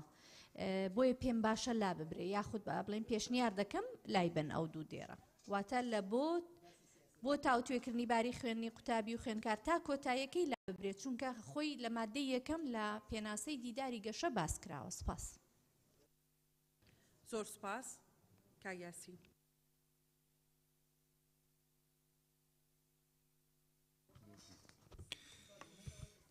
بەناوی خودا بەڕێز سەرۆکی پەرلەمان لە مادەی 49 مادەی دووەم دەڵێ دیداری گەشە لە نێوان مامۆستا و قوتابی و بە خێوکار ڕێک دەخرێ. بە خێوکار لێرە چ دەوڵێکی هەیە؟ ئەگە بۆمان ڕوونکەنەوە مەبەستیان چییە؟ دەخۆ گوێمانێنە فەرموو قسە ئەجا تۆ ئاگەر لە من لێ قسە بۆ چی بکەم؟ فەرموو قسە بکە. دەڵێم بەناوی خودا مادەی 49 خاڵی دووەم دەڵێ دیداری گەشە لە نێوان مامۆستا و قوتابی و بە خێوکار ڕێک دەخرێت. بە خێوکار لێرە دەوری چییە؟ ئەنی ڕوونکردنەوەی باشمان دەنێ بە خێوکار هەیە خوێندەواری نییە بێ لە دیداری گەشە چ بکە؟ بەڵێ سپاس. زۆر سپاس. دەستەکانم خۆش بێ. کاک ئازاد.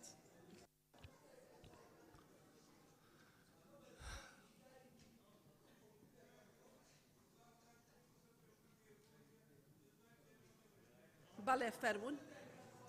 بەڵێ بەڕێزان بەڵێ. بەڵێ بۆ ئەگەر باوکێ خوێنەوار نەبوو نابێت بچێتە کۆبوونەوەکەوە ئەخر ئەوەش. بەڵێ کاک ئازاد بەڵێ.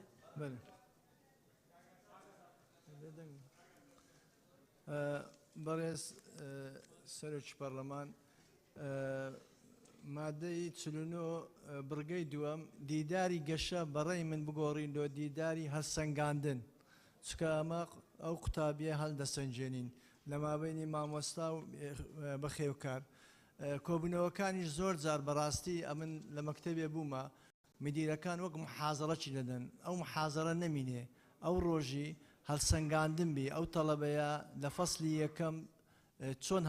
هەڵی دەسەنجێنی ئەو مامەسە لە مادەکەی خۆی هەموو مادە بە مادە بکرێ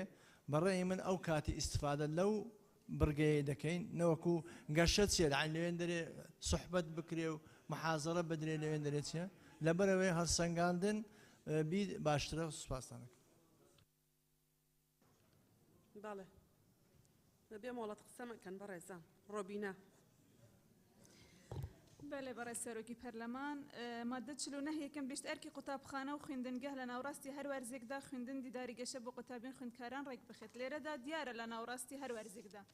بەلێل خاڵە دوێت بێژ دیداری گەشە لە نێوان و مامۆستا و قوتابی بەخێوکەردا ڕێک دەخرێت ئایا چەندە چ وەرزە چەند هەیڤە جارێکە ئەوش بێتە دیارکردن سوپاس بەڵێ زۆر سوپاس کاک سەرۆ بەڕێز جەنابی سەرۆکی پەرلەمان مادەی 49 یەکەم ئەرکی قوتابخانە و خوێندنکەکان لە سەرەتا و ناوەڕاستی هەر وەرزێکی خوێندندا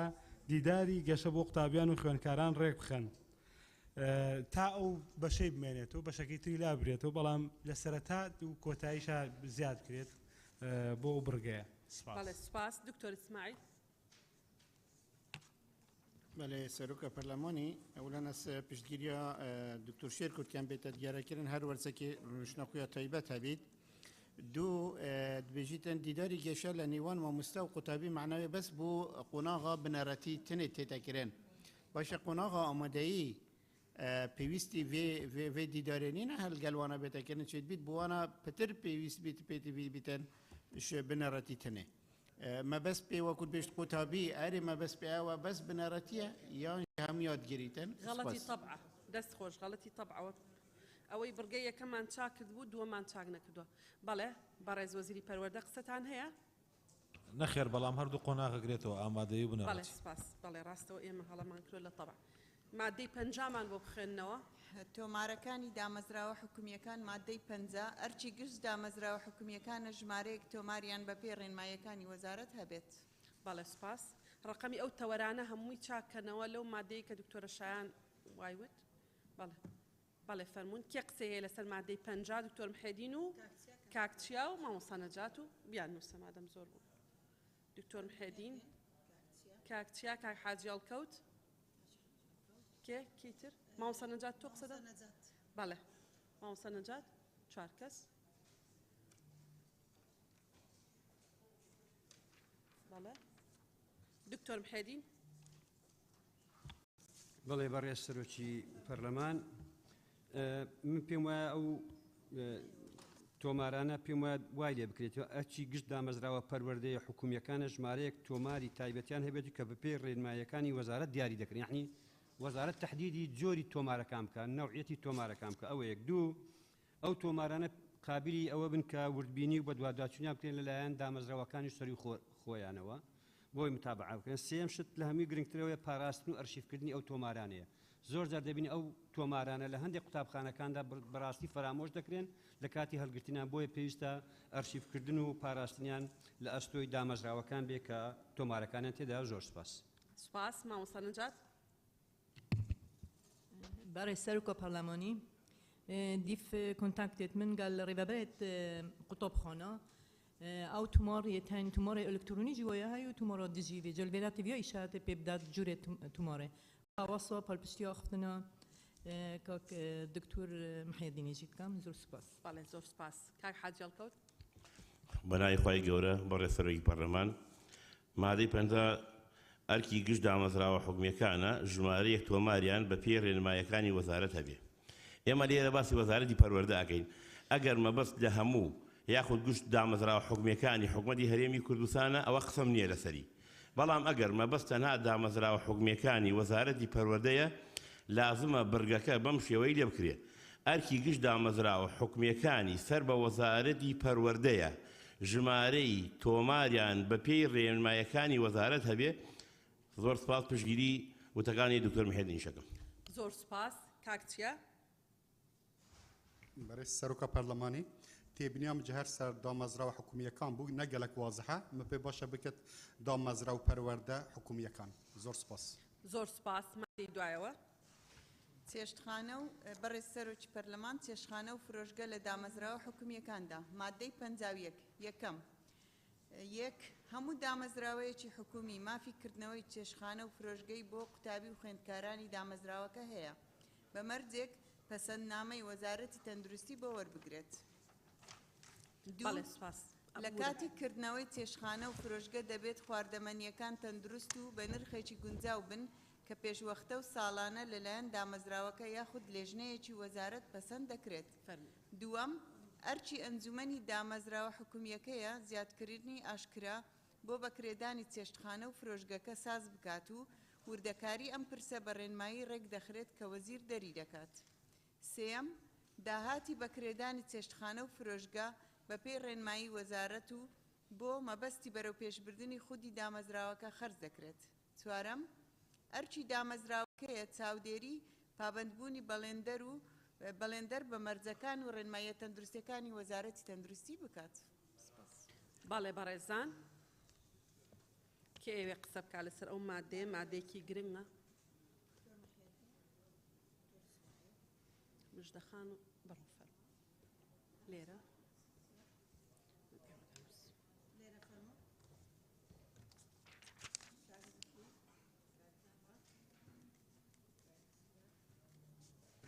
ئێرەم نووسیوە.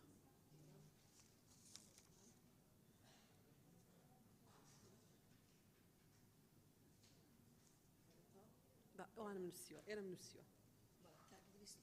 کاگدریس کاگەرشەد ژیانخان کاک چییە؟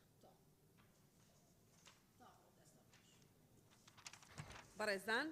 دکتۆر محەدین دکتۆر ئیسماعیل مژدەخان کاک زکری کاک دابان کاک ڕزگار کاک مەمبورهان کاک یاسین کاک گۆران کاگەرشەد کاگدریس ژیانخان کاک چییە؟ کێمان نەنووسیوە؟ کاک عەلی کەیتر؟ شیرین یونس کەیترمان نەنووسیوە؟ بەڵێ کاک ئیدریس فەرموو. بەرە سەرۆکی پەرلەمان مادەی 51 ژمارە 1 من پێشنیار دەکەم تەنها نەک پەسەندنامەی وەزارەتی تەندروستی بۆ وەربگرێت من پێشنیار دەکەم بەردەوام ئەوە لێ زیاد بکرێت بەردەوام لە لای لژنەی تەندروستی پشکنینی بوو بکرێت لەبەر ئەوەی بینیمان لەو فترە بە تایبەتی ئەو کاتەی هاوین کە چەندین قوتابخانە لە چەندین قوتابخانە قوتابی فێری تەسەمم بووم بۆ ئەوەی من لێرە پێشنیار دەکەم لەبەر ئەوە کە بەردەوام پشکنین بۆ بکەن. زۆر سپاس. بەڵێ ژیان خان. بەڕێز سەرۆکی پەرلەمان بۆ ئەم مادەیە پێشنیار دەکەم بڕگایەک زیاد بکرێت بەم شێوەیە. پێنجەم یەک ئەو کەسە کە فروشگە یان چێشتخانەی وەردەگرێت نابێت لە هیچ ئۆرگانێکی حزبی یان دامەزرایەکی حکومی و ناحکومی موچەی هەبێ. دوو هەر ساڵ جارێک زیادکردنی ئاشکرا دووبارە ببێتەوە و ئەو کەسانەی پێشتر وەریانگرت بوو مافیان نییە جارێکی تر بەشداری ببوورە پروسەی زیادکردنی ئاشکرا ببن. زۆر سپاس. بەڵێ سپاس ژیان خان. کاگ ئەرشەد. بەرە سەرۆکی پەرلەمان ڕاستی پێم باشە ئەو تەوەرە هەر هەمووی ئەگەر بەڕێنمایی بە لەوانێ هەندێک شتی تر زیاد بێتن بۆ وەزیریش دەستکراوەتر بوو باشتریش بوو نەک بە یاسا حەسم بکەین و ئەگەر هەر مادەکەش بمێنێ پشگیری قسەکانی کاگدری دەکەم کە بەردەوام پشکنین تەندروستی هەبێت و چاودێری بکرێت. زۆر سپاس. بەڵێ زۆر سپاس. کاک چییە؟ برای سەرۆکا پەرلەمانی خاڵە یەکێ پشتەوانیە کاکدریسی کەم خاڵە دویە مە پێ باشە خواردنەکانی تەندروست مخابنی و هەموو قوتابخانە هەرێما کوردستانێدا جێبەجێ نابن هەمی قوتابخانە هەرێما کوردستانێدا چیپس شۆکۆلات کە خراپترین تشتە شێوازن سەرەتای حتا ئامادەی تێنە فروتنێ ئەڤەجە دژی وان ڕێنەمانن کو لە هەمی دەوڵەتات بکارێنن تایبەتی چیپس و شکلات هاتیینە قەدەغەکردن لە ئەکسەریەت قوتابخانەن دنیایدا بەڵێ مخابنی بە حتا نوکی ئەڤل بەردەوام هیویدارم ئەڤە بە ڕێنەماکی تایبەت بێتە پەسەندکردن چه خارن بێتە فرۆتن چه خارنێتە فرۆتن و زۆر سپاس زۆر سپاس کاک زکری بناوی خودی مزن و دلوان برای سرکا پارلمان کردستانی ماده 51 خالایک من پیواش اضافه لبه کرن بم شوی لبه کرد همو دامزراوه که حکومی ما فکر دنوی چشخانه و فروشگاه بو قطابی و خویندکارانی دامزراوه که هیا به مرجک پسندنامه وزارتی تندرستی و وزارتی پرورده ور بگیرید و هیچ پیوندی به مامۆستایان نبید زۆر سپاس بەڵێ زۆر سپاس کاک ڕزگار ڕێسەرۆکی پەرلەمانی کوردستان مادەی 51 باسەوە کا چێشخانە و فرۆشگاکان ینی لە بڕگەی 1 تا بڕگەی 4 باسی ئەوانەکە بەڵام پێویستە لە ئەو قوتابخانەیانی کە زیاتر لە 1000 تە لە بەیانتیا ینی بنکەی تەندروستیشی تیاابێ بەڕاستی یەقە لەم یاسا ئەوەیشە دیاری بکری و سپاس کاک یاسین بەناوی خوای گەورە میهرەبان بەڵێ سەرۆکی پەرلەمان سەرەتا پشگیری لە کاکی دریز دەکەم بەڵام خاڵی سێم دەڵێ داهاتی بەکرێدانی چێشخانە و فرۆشگاکان بێ ڕێنمایی وەزارەت بۆ مەبەستی بەرەو پێشبردننی خودی دامەزراوەکە خرج دەکرێت لێرەدا پێشنیار دەکەم کە 150 بۆ خودی قوتابخانەکەی ئەو قوتابخانەیە سەر بکرێت لەبەرەوەی ساڵانی پێشوو من ئاگام لێ بوو ئەو مامۆستانەی کە داهاتیان هەموو ناربووە وەزارەتی پەروەردە کاتێک کە جامەچیان دەشکا دەبوا کتابەچیان کردووە وەسلیان پڕ کردووە هەتا چوبان جامەکەیان ئەوە بکەن پێچاکەنەوە بۆیە پێشنیار دەکەم ئەوە زیاد بکرێت 150 داهاتی قوتابخانەکان بدرێتەوە ئەو قوتابخانەی کە مەسەلەن حانوتەکەی لێ بەکرێدراوە ڕاستە لە هەندێک شوێنی قوتابخانەکان حانوتەکانیان پارەی ناکە یان تەلەبەی کەمی تێدان یان گەڕەکی هەژارن کەمی پارە دەکەن یان لە لادەیەکان ئەوە نییە بەڵام بۆ ئەوەی ئەو مەکتەبە ئیسیفادەی لێ بکاتەوە بەلوعەیەکی دەشتێ پەنجەرێکی دەشتێ چیلۆنێکی لێ دەبێتەوە دەبێت کتاب کا بۆ پەروەردە لەو سەری بۆ سەری بێتەوە یعنی بڕاتە بێ هەتا چیلۆنێک دەگۆڕێ مەکتەبەکە خەلاص دەبێت بۆیە پێشنیار دەکەم لەو قانون یاسایدا 150 بدرێتەوە خودی قوتابخانەکەی زۆر سپاس بەڵێ سپاس کاک یاسین سپاس شیرین خان شیرین یونس نیەتی وازحە کاک یاسین دەی بەڵێ بەڕێز سەرۆکی پەرلەمان لە خاڵی دوی مادەی 51 داهاتووە فرۆشگاکان نرخەکانیان گونجاو بێت من پێشنیار دەکەم نرخەکان بنووسرێت چونکە گونجاو تەلاعوبی پێدەکرێت و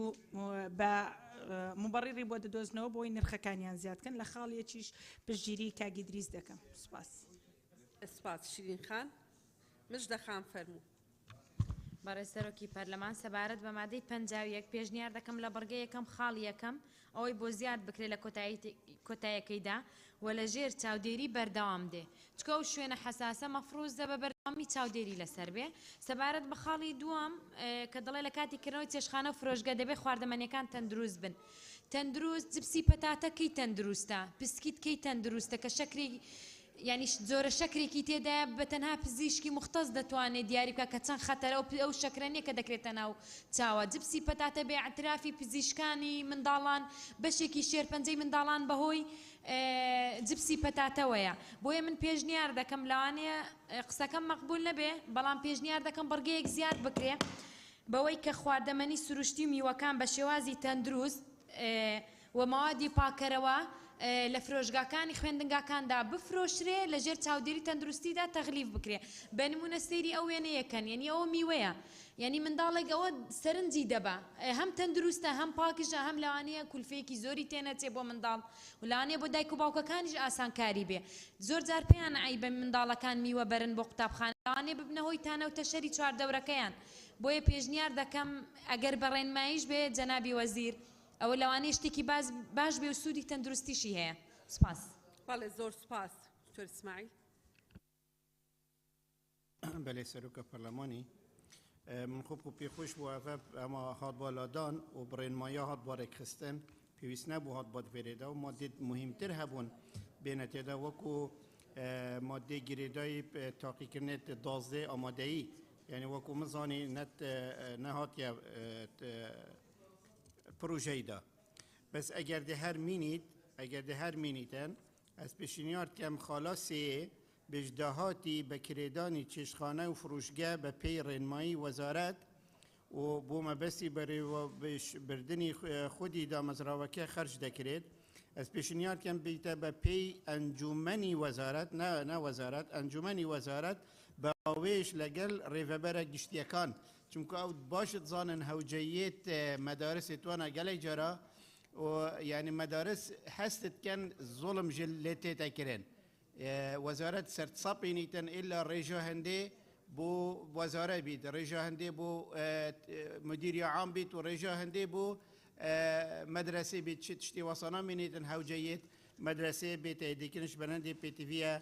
ڕاوێژ گەلوانە بێتەکردن دا هەوجەیەت وانەژی بێنە دەست نیشانکردن و سوپاس. بەڵێ زۆر سوپاس. کاک گۆران. بەڕێ سەرۆکی پەرلەمان منیش ڕام وایە کە ئەم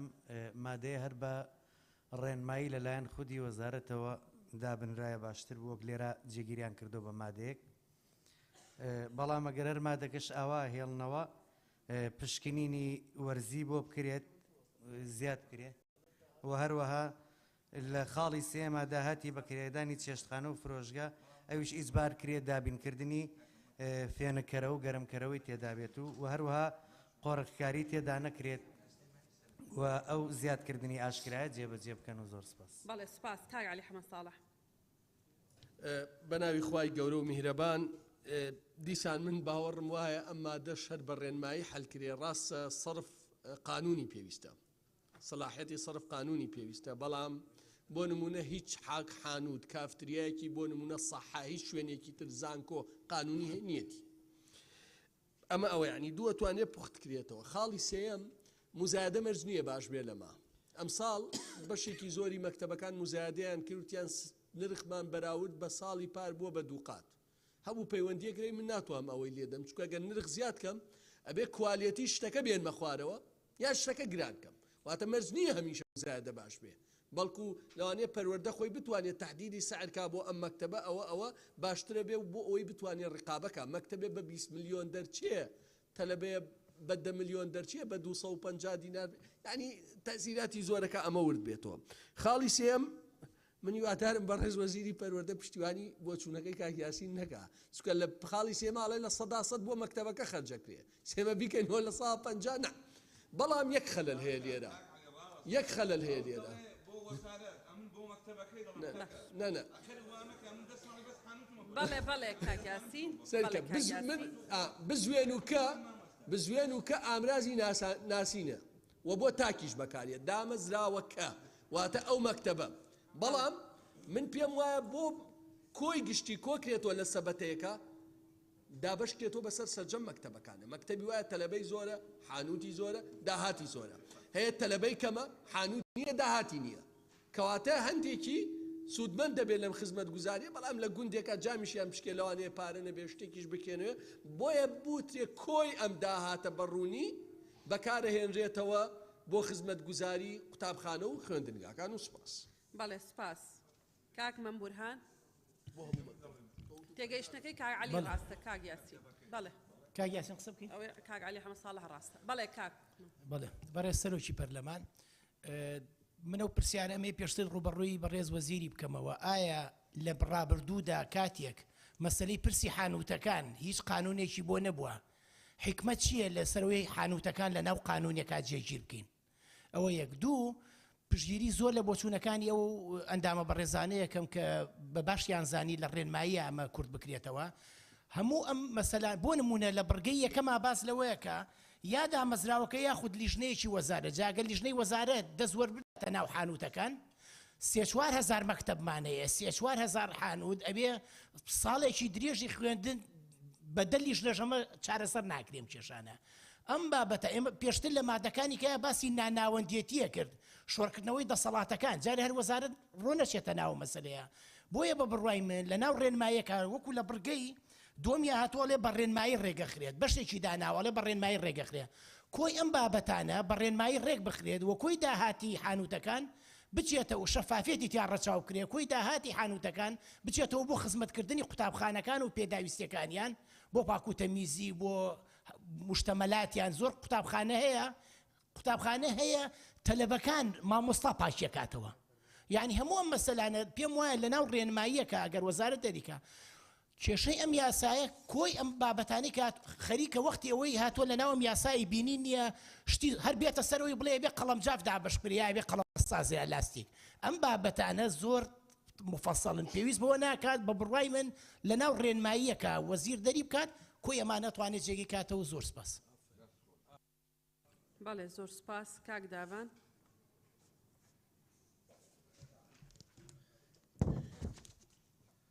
بەڕێ سەرۆکی پەرلەمان بە تەواوەتی پشتیوانی قسەکانی کاکمەم کاک عەلی هەموو ئەو بەڕێزانەکەم کە داوایان کرد ئەمە بە ڕێنمایی ڕێک بخرێ لە یەک مادەیە کە بەم شێوەیە لێ بکرێ هەموو دامەزراوەیەکی حکومی مافیکردنەوەی چێشخانە و فرۆشگەی بۆ قوتابیان و خوێندکارانی دامەزراوەکە هەیە بە ڕێنماییە کە لەلایەن بەڕێوەبەری گشتی یاخود وەزیرەوە بۆ کارەکانی و چاودێریکردنی دەرەچێت یعنی ئەمە کافیە ئەتوانرێت دوایی بە ڕێنمایی بەڵێ زۆر سپاس ئەگەر مادەکانی تر عەفوم بکەیت ببوورە ئەگەر مادەکانی تر یعنی قەرارە بمێنێتەوە هەنێ ئیشکالیە بۆ نمونە مادەی 4 ئەرکی دامەزراوەکەی چاودێری پابەندبوونی بەڵێندەر بە مەرجەکان و ڕێنمایە تەندروستیەکان بکات واتا بەڕێوەبەری قوتابخانەکە ئەرکی ئەوەیە کە چاودێری و ئەو کارانە بکات لەگەڵ بەڵێندەرەکەیە ئەی سبەینی ئەگەر ئیشکالێ لە بینی ئەم بەڕێوەبەرە و ئەم بەڵێندەرەکە ئیتیفاقێکە بوو بۆ نمونە ئەی خۆ وەزارەت ناتوانێت چاودێری بکات چکە ئێمە لێرە بە قانون دەرمان کردووە کە ئەرکی ئەوە وەزیفەیە و ئەو کاتە بەڕێوەبەراتی گشتی وەزارەتیش ناتوانێت لێپرسینەوە لە بەڕێوەبەرێ بکات و زۆر سوپاس بەڵێ بەڕێزان داهاتی حانوتی قوتابخانەکان بە 137 ئەبێ هەر هەمووی بڕاتەوە بۆ خەزێنەی گشتی وەگەر پاڵپشتێکی قانونی نەبێ بۆ ئەو لامەرکەزیەتەی کە هەر هەمووتان بەڕێزان داوایەکەن تەنانەت بەڕێز وەزیری پەروەردەش ناتوانێت بە ڕێنمایی بڕیار بدا بەوەی کە داهاتی چێشتخانە و حانوتی قوتابخانەکان بۆ مەبەستی خزمەتگوزاری ناو قوتابخانەکان سەرف بکرێت لەبەرەوە داواتان لێ کە مەگەر باوەڕتان بەوە هەیە کە ئەو لامەرکەزیەتە داراییە جوزئیە هەبێ ئەبێ ئەو تەفسیلە ناو قانونە هەبێ بەڵێ بەڕێز وەزیری پەروەردە فەرموون جەنابتان جنابی سەرۆکی پەرلەمان سپاس بۆ تەوزیح قانونیەکەت ینی بەتکاوە داوای جارێش کە پێشنیارەکەم تکایە تەحمولی ئەم یاسایەتانە بێ ئێوە مشەڕعن یاساکە دوور و درێژە کورتەکەینەوە بەڵام هیچ شتێکتان پێ ئەوە نەبێ کە ئێمە دراسەمان نەکردووە بۆ خۆمان هەروە بەم هەوەسی هێناومانەتە ناو یاساکەوە ئەمە بێ ئەساسی قانونی هەبێ ئەمە پارەیە داهاتی ئێمە نزیکەی 9 ملیار دینارە بێ ساڵانە بەڕێزان ئێمە 2 ساڵە لەسەر یەک بۆ یەکەمین جارە لە مێژووی وەزارەتی پەروەردە جەنابی سەرۆکی حکوومەت جگەل لەم پارەیە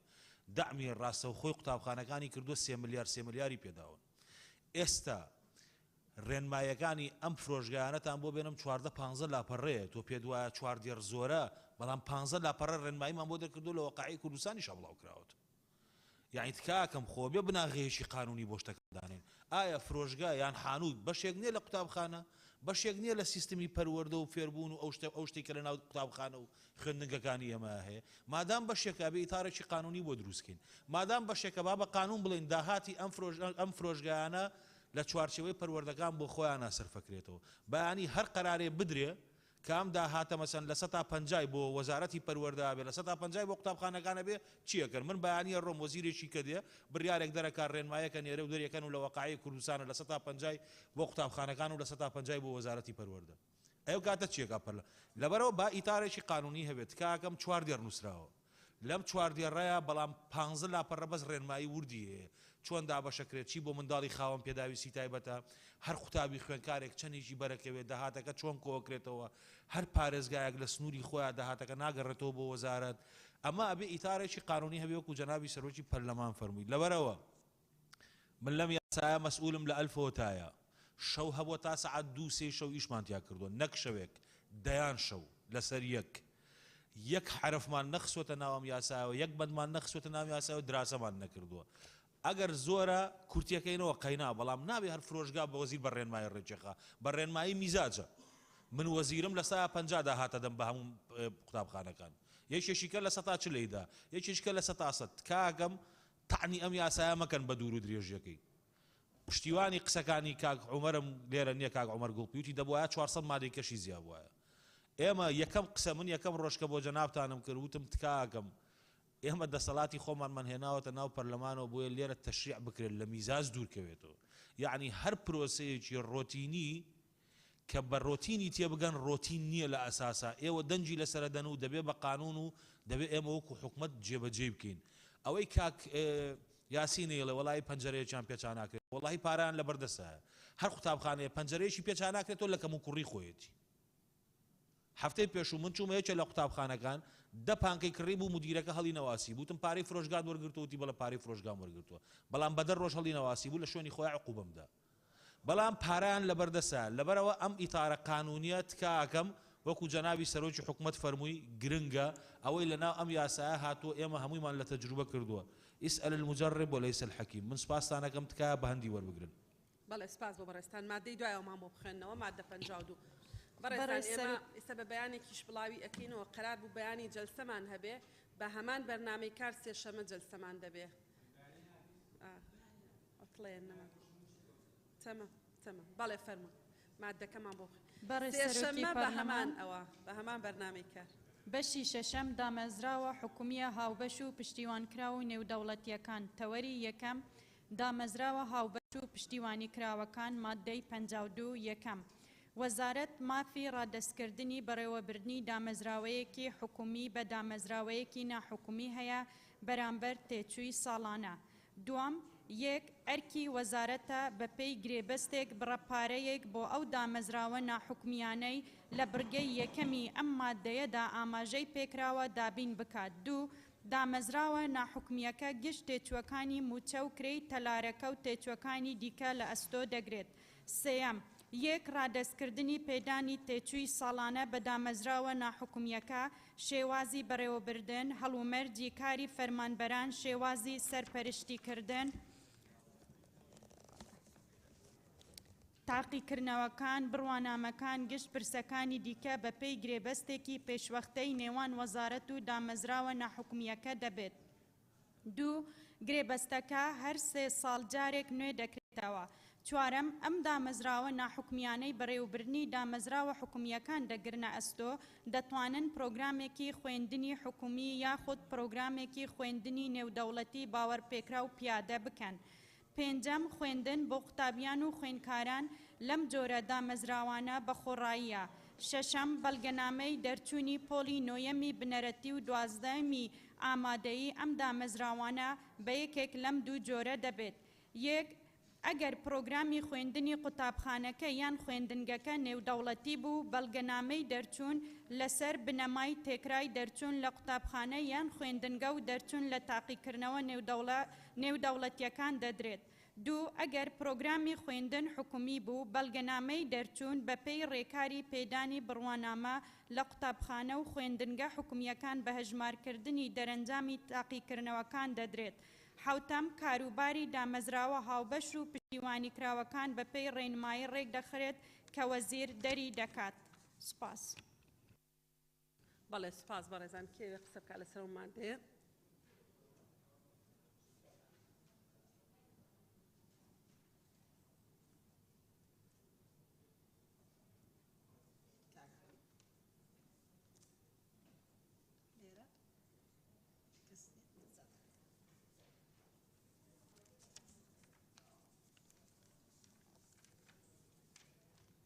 ئەو بەڕێزانەی ئانێ قسە بکەن لەسەر ئەو مادەیە دکتۆر محەدین دکتۆر ئیسماعیل مژدەخان سەرچنارخان کاک دیاری کاکاوە شیرینخان شیرین ئەمین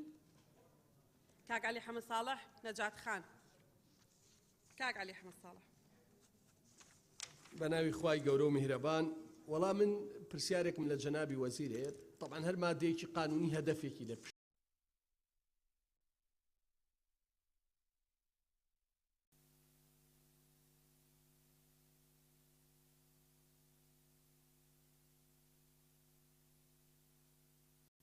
بەڵێ بەڕێزان فەرمونون لیژنەی پەروەردە فەرمونون مامۆستا شەمۆ ئامانجێکی لە پشتا حکمەتێکی تایە ئێمە خوێندنگایکی حکومیمانەیە بۆ نمونە ئەیدەین بە کۆمپانیایەک بەڕێوە ببات تێچووەکەی حکومەت دابینیەکات خوێندنەکەش بە خۆڕاییەوەتە خوێندنەکە بە پارە نییە لە بەشێکشە هەمان من حکمەتی ئەمە چییە ینی مەسەرەن بۆ حکومەت خۆی ناتوانێم قوتابخانە بەڕێوە بە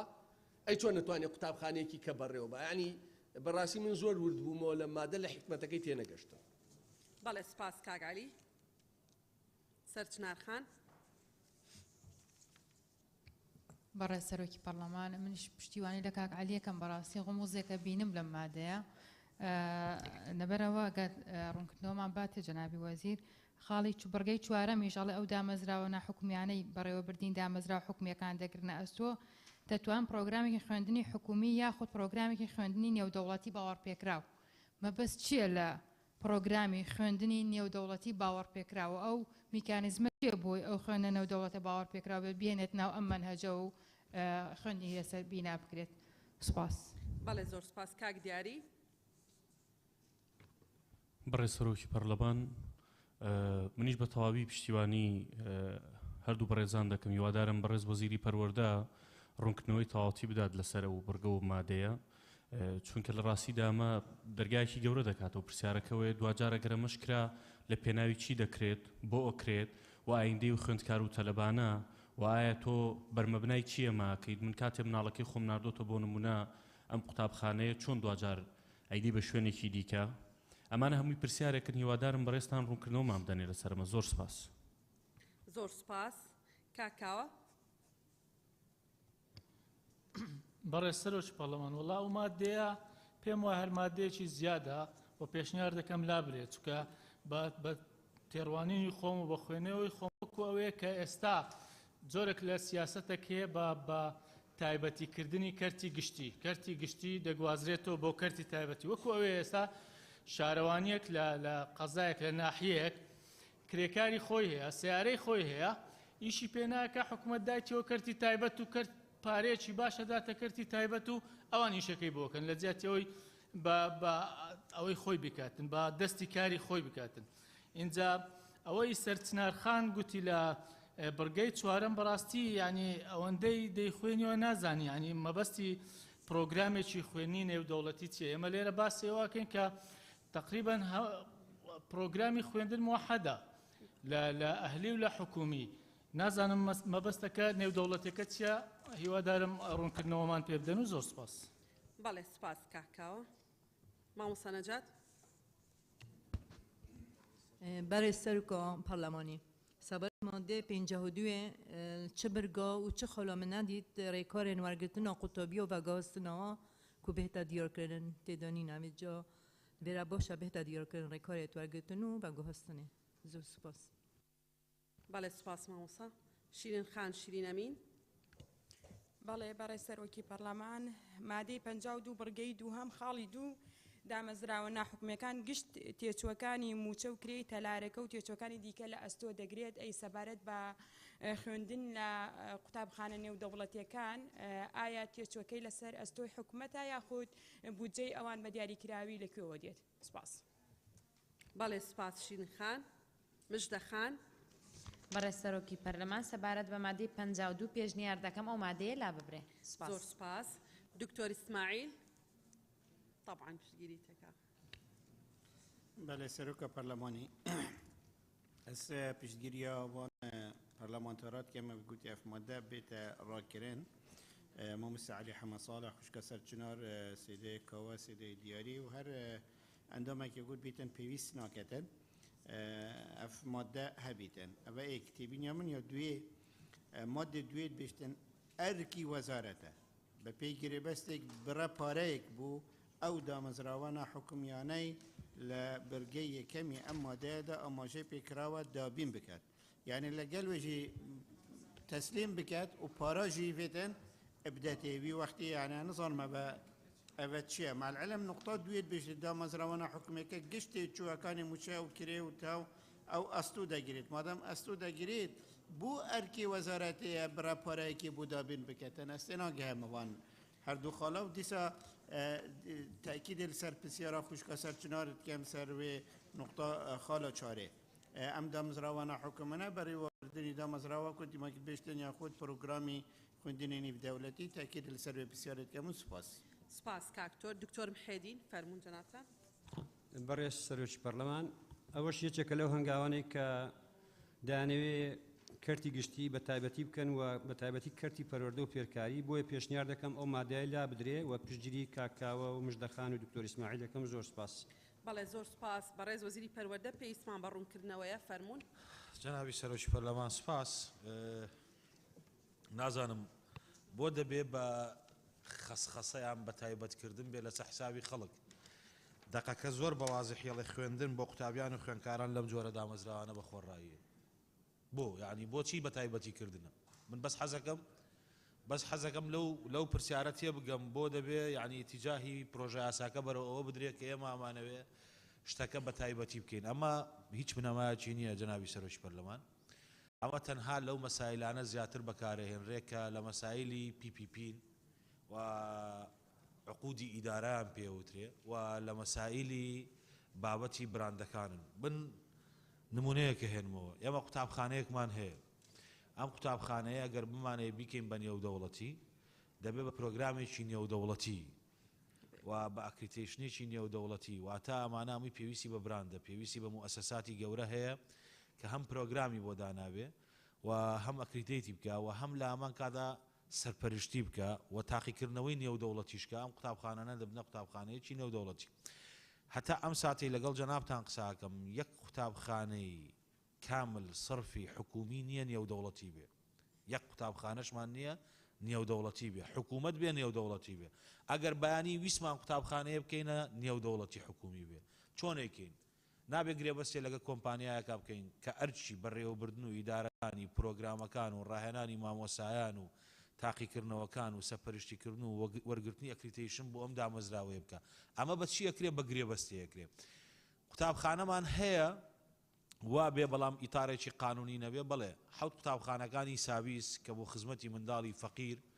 و بە تایبەتیش بۆ کەسوکاری بۆ کوڕ و کچی شەهید و ئەنفالکراوان کراونەتەوە لە سەرەتایە. ئەو قوتابخانانە بە جۆرەی گرێبەستێک بەڕێواچن کە 3 ساڵجارێک گرێبەستەکە تازە ئاکرێتەوە پرۆگرامێکی نێودەوڵەتی و براندێکی نێودەوڵەتی کە ساویسە و تاقیکردنەوەیکی نێودەوڵەتیش ئەنجامەدەن و سەرپەرشتیکردنێکی نێودەوڵەتیشیان هەیە. ئەمە بۆ ئەم بابەتەیە بەڵام هیچ کەسێک پارە نادا هیچ قوتابێک پارە نادا. یعنی بۆ دەبێت ترس لەوە بێ من منداڵەکەم لە قوتابخانەیە بێ حکومەت ئەم قوتابخانەیە بکاتە نێودەوڵەتی من هیچ ئیلتیزامێکی مادیم لەسەر نییە. ئەوەی کە ئەدرێ حکومەت خۆی ئەیدا بەڵام بۆ ئەوەیە کە بتوانێت عەقدێکی ئیدارە بە کوالیتیشی باشتر لەگە کەرتی تایبەتە ئەنجام بدا. بەڵام ئەمە بە ئەهلیکردنی خوێندن نیە و سپاس. بەڵێ مادەی دوای ئەومان بۆ بخوێننەوە. بەڕێز سەرۆکی پەرلەمان تەوەری دووەم دامەزراوە حکومیە نێودەوڵەتیەکان مادەی 53. یەکەم وەزارەت دەتوانێت لە ڕێگەی گرێبەستێک لەگەڵ ناوەندێکی فێرکردنی نێودەوڵەتی دامەزراوەیەکی پەروەردەیی و فێرکردنی حکوومەتی بکات بە دامەزراوەیەکی پەروەردی نێودەوڵەتی حکومی کە وەزارەت بەڕێوەی بات. هەروەها دەتوانێت دامەزراوەی نێودەوڵەتی حکومی نوێ بکاتەوە. دوام یەک کارمەندانی ئەو جۆرە دامەزراوانە فەرمانبەر و کارمەندی حکومی دەبن بە ڕەچاوکردنی خاڵی دووی ئەم بڕگەیە. دوو وەزارەت دەتوانێت گرێبەستێک لەگەڵ مامۆستایانی دەرەوەی وڵات بۆ کارکردن لەم جۆرە دامەزراوانە بکات بەرامبەر بە بڕەموچەیەک و دەشتوانێت کارمەندان و مامۆستایانی دەرەوەی وەزارەت بەکار بخات و موچەی گشت ئەوانە لە داهاتی قوتابخانەکە دەدرێت. سێەم خوێندن بۆ قوتابیان و خوێندکاران لەم جۆرە دامەزراوانەدا بە خۆڕاییە. چوارەم پرۆگرامی خوێندنی ئەم جۆرە دامەزراوانە پشتبەست بە یەکێک لە پرۆگرامە نێودەوڵەتیە بڕواپێکراوەکان دەبێت. پێنجەم بەڵگەنامەی دەرچوونی پۆلی نۆیەم و 12یەمی قوتابخانە و خوێندنگە نێودەوڵەتیە حکومیەکان لەسەر بنەمای پرۆگرامە نێودەوڵەتیەکە و دەرچوون لە تاقیکردنەوە نێودەوڵەتیەکان دەدرێت. شەشەم کاروباری ئەم جۆرە دامەزراوانە بە ڕێنماییەک ڕێک دەخرێت کە وەزیر دەری دەکات. سوپاس.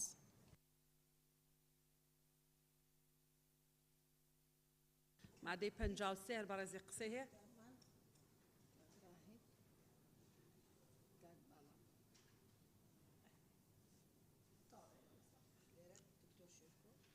ڕۆژان خانیش بنووسە ڕۆژان ئیبراهیم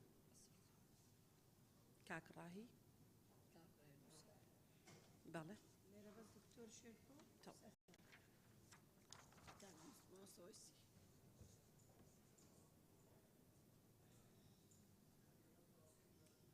ڕۆژان ئیبراهیم ڕۆژان خان فەرمونون بەڕێ سەرۆکە پەرلەمانی مادە 53 بڕگە دووەم خۆلۆ دوێ مادەم بڕگە یەکەم شناحیا قانونی و ئەپڕاهایی هاتە و کارمەندت دامەزرا فەرمانبەر و کارمەندت حکومی بن على الأقل لازمە بڕگە دوودا ڕێژەیەکی دیار بکەن مەسەلەن ئەتگەل مامۆستای دەرەوەی وڵات 3 سادێ بتن یا 5 سادێ تشتێکی نزبێکی دیار بکەن زۆر سپاس بەڵێ زۆر سپاس کاک مەلاویسی بەڕێز سەرۆکی پەرلەمان سەبارەت بە مادەی 53 پێشنیار دەکەم لە خاڵی چوارەمی مادەکە دەستەواژەی پرۆگرامێکی خوێندنی نێودەوڵەتی پیادە بکەن بگۆدرێت بە پرۆگرامێکی خوێندنی نێودەوڵەتی گونجاو لەگەڵ کۆمەلگای کوردستان پیادە بکەن چونکە مەرج نییە هەموو پرۆگرامە نێودەوڵەتیەکان لەگەڵ واقعی کۆمەلگای کوردی گونجاو بن و زۆر سپاس بەڵێ زۆر سپاس کاک ڕاهی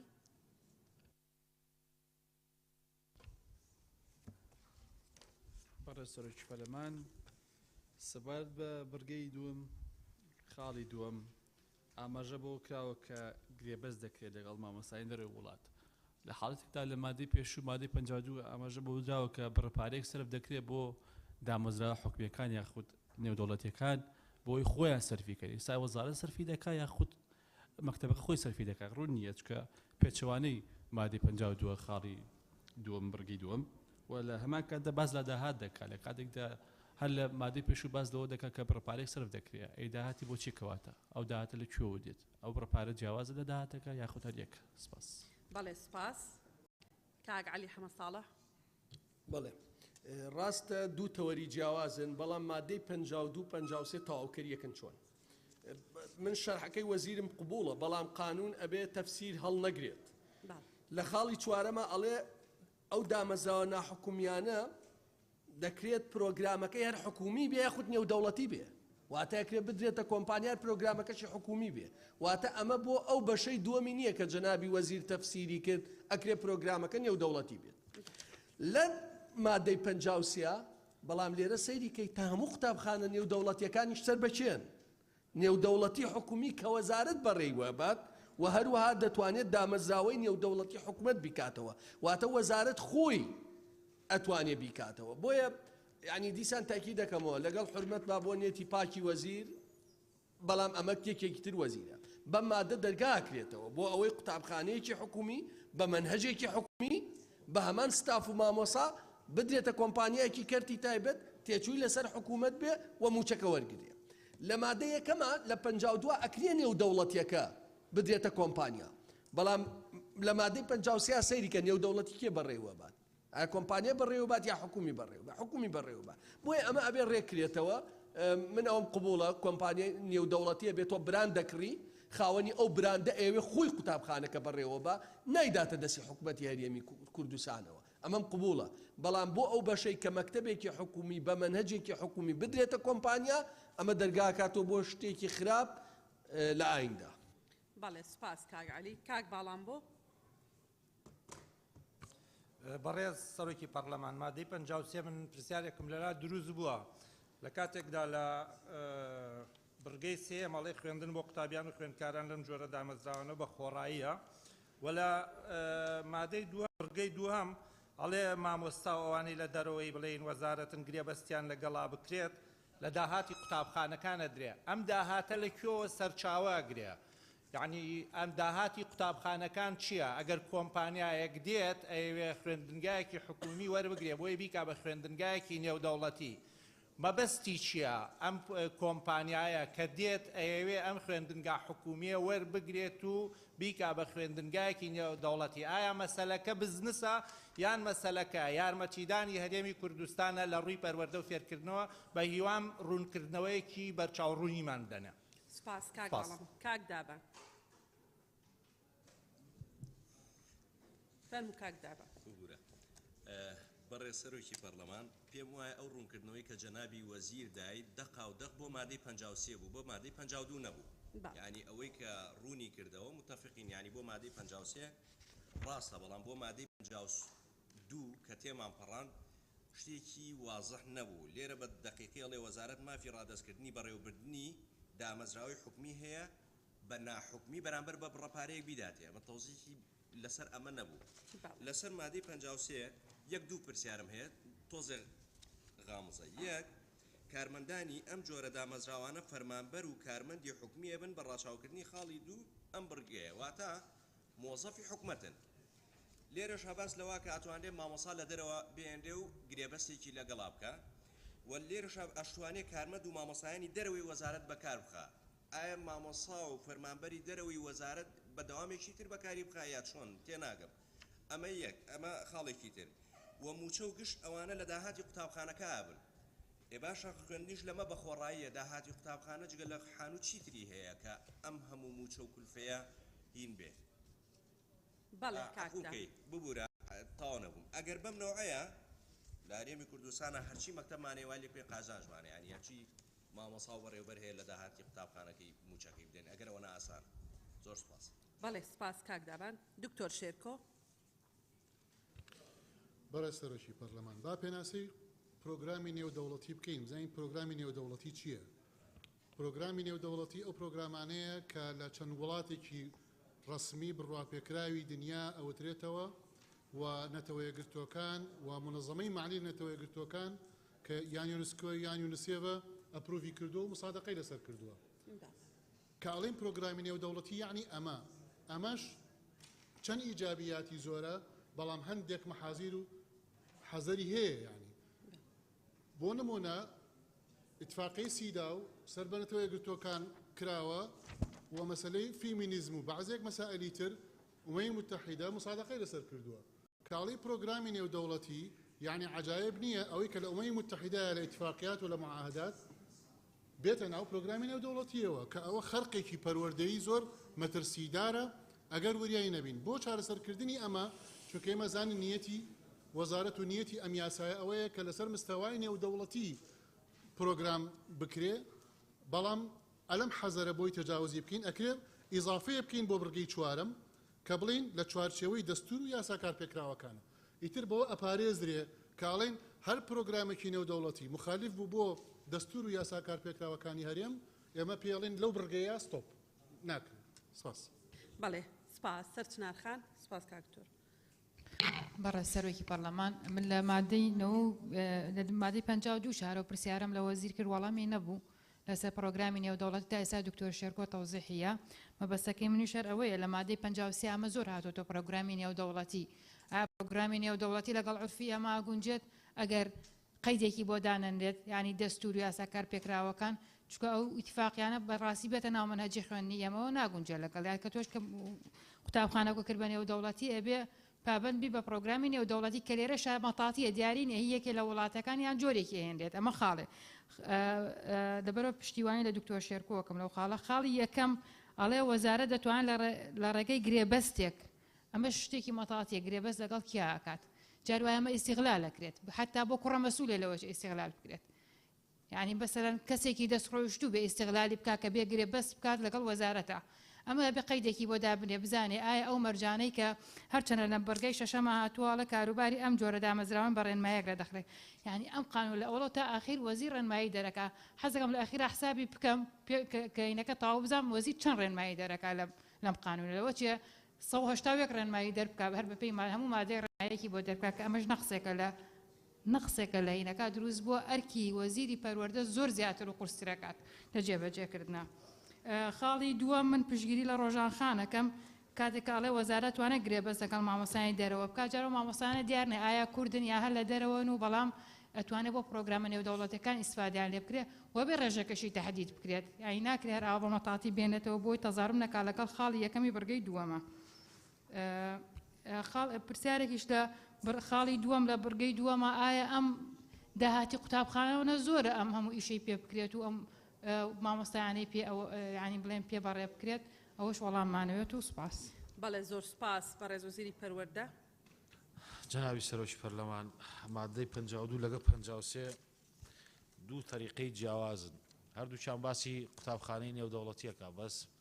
لە مادەی 53 حکومەت و وەزارەت خۆی ئیشەکە هاکاو بە ئیشەکە هەڵەسێ لە مادەی 52 لەگەڵ دامەزراوە بە شێوازێکی هاوبەش و پشتیوانی کراوە بێ واتە مەدارسی مەدعومە بێ بەڵام حکومەت خاوەندارەتێکا بە گرێبەستەکرێ سەبارەت بۆ تێبینەی کاگعەلی ئەو قوتابخانانەی کە پرۆگرامی نێودەوڵەتی بەکارێنن دەبێت کۆمپانیایەکی نێودەوڵەتی ئەو گرێبەستەی لەگەڵا بکەیت کە خاوەنی مولکی فکری پرۆگرامەکەی خۆیەتی بۆ نمونە من حەز ناکەم ێرە بکەمە مینبەری ڕەواجیدان بەیشتێ هیچ قوتابخانەیەک بەبێ ڕەزامەندی کۆمپانیای سابیس ناتوانێت یەک کتێبی سابیس بەکاربێنێ هیچ قوتابخانەیەک بەبێ ڕەزامەندی کامبرج یونیڤرسی دابەزراوەی کامبرج ناتوانێت یەک کتێبی کامبرج بەکاربێنێ ئەو مولکی فکریە پرۆگرامێکی نێودەوڵەتیە مولکی فکریە هیچ کەسێک بەبێ کۆلیج بۆردی ئەمریکی ناتوانێت ئیمتیحانی ساتوەم بکە و ئیمتیحانی ئەیپ بکە کامە تاقیکردنەوەی نێودەوڵەتین هیچ کەسێک بەبێ دامەزراوە و ڕەزامەندی فەرمی دامەزراوەی ڕسمی ناتوانێت ئینتەرناشناڵ بەکەلۆریە ئایبی بکە ئەمانە هەمووی براندن لە عالەمە موسساتی گەورن هەم ئەکریتیشنە دەن هەم پرۆگرام دانن هەم شێوازی امتحان هەر یەکەیان بە شێوە و تەخەسوس و جۆراوجۆری خۆی خاڵێکی دیکە لێرە کە دەڵێ بە پرۆگرامێکی حکومی لە مادەی 52 باسێکە کاک عەلی یا هەر کەسێکی کە ئەزمونێکی بواری پەروەردەیی هەیە من بە هەمان تێچوو ئیداری قوتابخانەکەیە دەمێ بە هەمان تێچوو ئیداری قوتابخانەیەکێ دەمێ ئەگە بە پرۆگرامێکی حکومیش بوو بۆ بەرجەستەکردنی کوالیتی گرنگ چییە لێرە گرنگ ئەوەیە لێرە ئەم پرۆسەیە هیچ شتێک لەسەر دایک و باوکی تەلەبە و لەسەر قوتابی زیاد ناکە قوتابی لەسەر حکومات عقدی تێچووی ئیدارەی لەگەڵەکەی بەو تێچووە من بۆ ئەم موسسەیە لە ساڵێکە ئەوەندە ملیۆن دینار خەرجەکەم حساباتی خۆمی پێدەم لەسەر ئەوە تۆ توانی ئەمەم بۆ بەڕێوەری ئێستا چەندین قوتابخانە ئامادەیان تایە بەبێ هیچ بەرامبەرێشیش تەبەنی یان ئیتیفاقیتەوە ئەمە لەگە قوتابخانەیەکی حکومی بکەن ئەرچی بەڕێوەبردنی قوتابخانەکەش بگرنە ئەستۆ بۆ ئەوی کە بتوانن ئەو کارە بکەن ئێمە تا ئاسان ڕێگەمان پێ نەداوە لە بەروی تارێکی قانونیشمان نەبووە خاڵێکی کە کامەوە باسی کەم ئەو تعریفەی کاک دکتۆر شێرکۆ کردی بە پرۆگرامی نێودەوڵەتی پرۆگرامی نێودەوڵەتی ئێمە بە دیوێکی دیکە سەیرەکەین پرۆگرامی نێودەوڵەتی پەیوەندی بە ئەومە متحیدە و یونیسێف و یونسکۆ بابەتانە نییە پرۆگرامی نێودەوڵەتی لە وەزارەتی پەروەردە ئەو دامبەزراوانەی کە لەسەر ئاستی دنیا باوەڕ پێکراون مخەسەسن لە دروستکردنی کوڕوکولەم ئەوانە مافیان هەیە پرۆگرامی نێودەوڵەتی دابنێن لە بابەتەکانی زانستە لە بابەتەکانی بیرکاریە هەموو بابەتەکانی دیکەی چیمیا و فیزیا و بایۆلۆجی ئەو بابەتانی دیکە بەڵام هیچ دامەزراوەیەک لە کوردستان مۆڵەتی پێ نادرێ ئەگەر لە بەڕێوەبەرایەتی گشتی پرۆگرامەکانی سەیر نەکرێت تەصدیق نەکرێ چونکە ئێمە هەموو کۆمپانیایەک یاعتیباری ئەوەی لەسەر ناکەین کە پرۆگرامێکی نێودەوڵەتی دابنێ و هەموو کۆمپانیایەکیش یاعتیباری ئەوەی لەسەر ناکەین براند بێ قایمەیەکمان هەیە حتا ئەو مەکتەبانی کە ئیجازایان پێدەین 23 جۆر براندمان دیاری کردووە بە تەنها ئەوانە ئەو مەسەلەن 5 براندمان دیاری کردووە بەریتانیە کە ئەم 5 براندە وەزارەتی پەروەردەی بەریتانیا مەعامەلەیان لەگەڵەکە ئاعترافیان پێیەکە هەموو براندێک ئێمە مامەڵی لەگەڵ ناکەین هیوادارم ئەم دوو مادەیە لەو سیاقە بخوێنرێتەوە مادەیەکیان ئەوەیە کە حکومەت خۆی پێی هەڵەسێ مادەیەکی دیکەشیان ئەوەیە کە حکومەت لەگە کەرتی تایبەت پێی هەڵەسێ خاڵێکی دیکە ئەو بابەتەی بەڵێ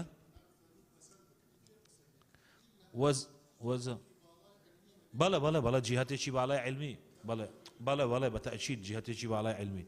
جەنابی سەرۆکی پەرلەمان دەڵێ ئەو پارەیە چۆن ئەدرێ ئەو پارەیە ئێمە دەسەڵاتە دەین مادام باسی قوتابخانەیەکی نێودەوڵەتیەکەین زۆر جا قوتابخانەی نێودەوڵەتی پێویستی بە مامۆساشە بێ ئێستا لە کوردستانە بە تایبەتی لە قوتابخانە تایبەتەکان یان ناحکومیەکان چەندین مامۆسا هەن کە لە دەرەوەی وڵاتەوە هاتوون و ڕەگەزنامەی بیانیان هەیە و لەو قوتابخانانە دەرسەڵێنەوە واناڵێنەوە ئەوە ئەگە قوتابخانەیەکی حکومیشکێ بە نێودەوڵەتی تۆ ممکنە پێویست بێ بودجەی ئەو قوتابخانەیە کە ئاکرێتە قوتابخانەیەکی ناحکومی یەکەم پێویستە بودجەی بۆ دابین کرێت چونکە ئەو پرۆگرامانەی خوێندن ئەکریتیشنی ئیشرافکردنی ئەمە پارەی پێویستە لە چوارچەوەی بودجەیەکە ئابێت کە حکومەت بۆی دابینەکە ئیزافەتەن بەس تەنها پارەی فرۆشگانیە ئێو دامەی کە حکومەت ساڵانە هاوکاری قوتابخانەکانەکە و پێشینەیان پێدا ئەوەشە بێتە داهاتی قوتابخانەکە هەموو بابەتانە بە یەکەوە بنە داهاتی قوتابخانەکە توانن تەسەڕوفی پێ بکەن سپاس مادەی دوای ئەومان بۆ بخوێنەوە بەڕێزان بەڵێ بەڕێز سەرۆکی پەرلەمان بەشی حوتەم قوتابخانە و خوێندنگەی ئێواران خوێندنی ناپەیڕەوکرا و تاقیکردنەوەی دەرەکی تەوەری یەکەم قوتابخانە و خوێندنی ئێواران مادەی 54 یەکەم قوتابخانەی ئێواران دەوامی ئێوارانە و بۆ ئەو قوتابی و خوێندکارانە تەرخان کراوە کە بەهۆی مانەوەی 2 ساڵ لەسەر یەک لە هەمان پۆل یاخود بەهۆی تێپەڕبوونی تەمەنی یاساییان مافی بەردەوامبوونیان لە قوتابخانەی بنەڕەتی و ئامادەی ڕۆژ نییە. دووەم ئەو قوتابی و خوێندکارانەی خوێندنی ئێواران بە سەرکەوتووی ئەنجام دەدەن و لە تەمەنی یاسایی خوێندنی بنەڕەتیە ئامادەین مافیان هەیە بگەڕێنەوە بۆ قوتابخانە و خوێندنگەی ڕۆژ. سێم کاتەکانی خوێندنی قوتابخانە و خوێندنگەی ئێواران ژمارەی بەشەوانەکان تاقیکردنەوەکان بڕوانامەکان و هەموو کاروبارەکانی پەیوەست بە قوتابخانە و خوێندنگەکانی ئێواران بەڕێنماییەک کە وەزیردەری دەکات ڕێک دەخرێن. سپاس. بەڕێزان کێ لەسەر مادەی 54 قساکە؟ مجدە خان گوڵستان خان کاکچیا ڕۆمیۆ گوڵستان خان کاک لوقمان کاک یاسین کاکچیا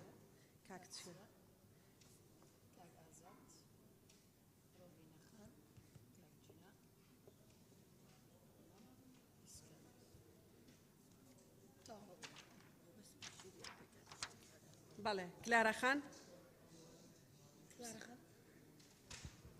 بله سەرۆکی پەرلەمان سەبارەت مادە 54 ئەف مادە ناگونجیدت گەل خواندنە سریانی یان تورکمانی نەزانم دێ چاوە چارەسەرکەن آن دێ نوێسن بەدەر پێکهاتەکان آن زمانی سریانی و زمانی تورکمانی یان جی دێ سيارة من الفيري أو تشاودي أف بابا تاع علاج بيتن بو قطابية ما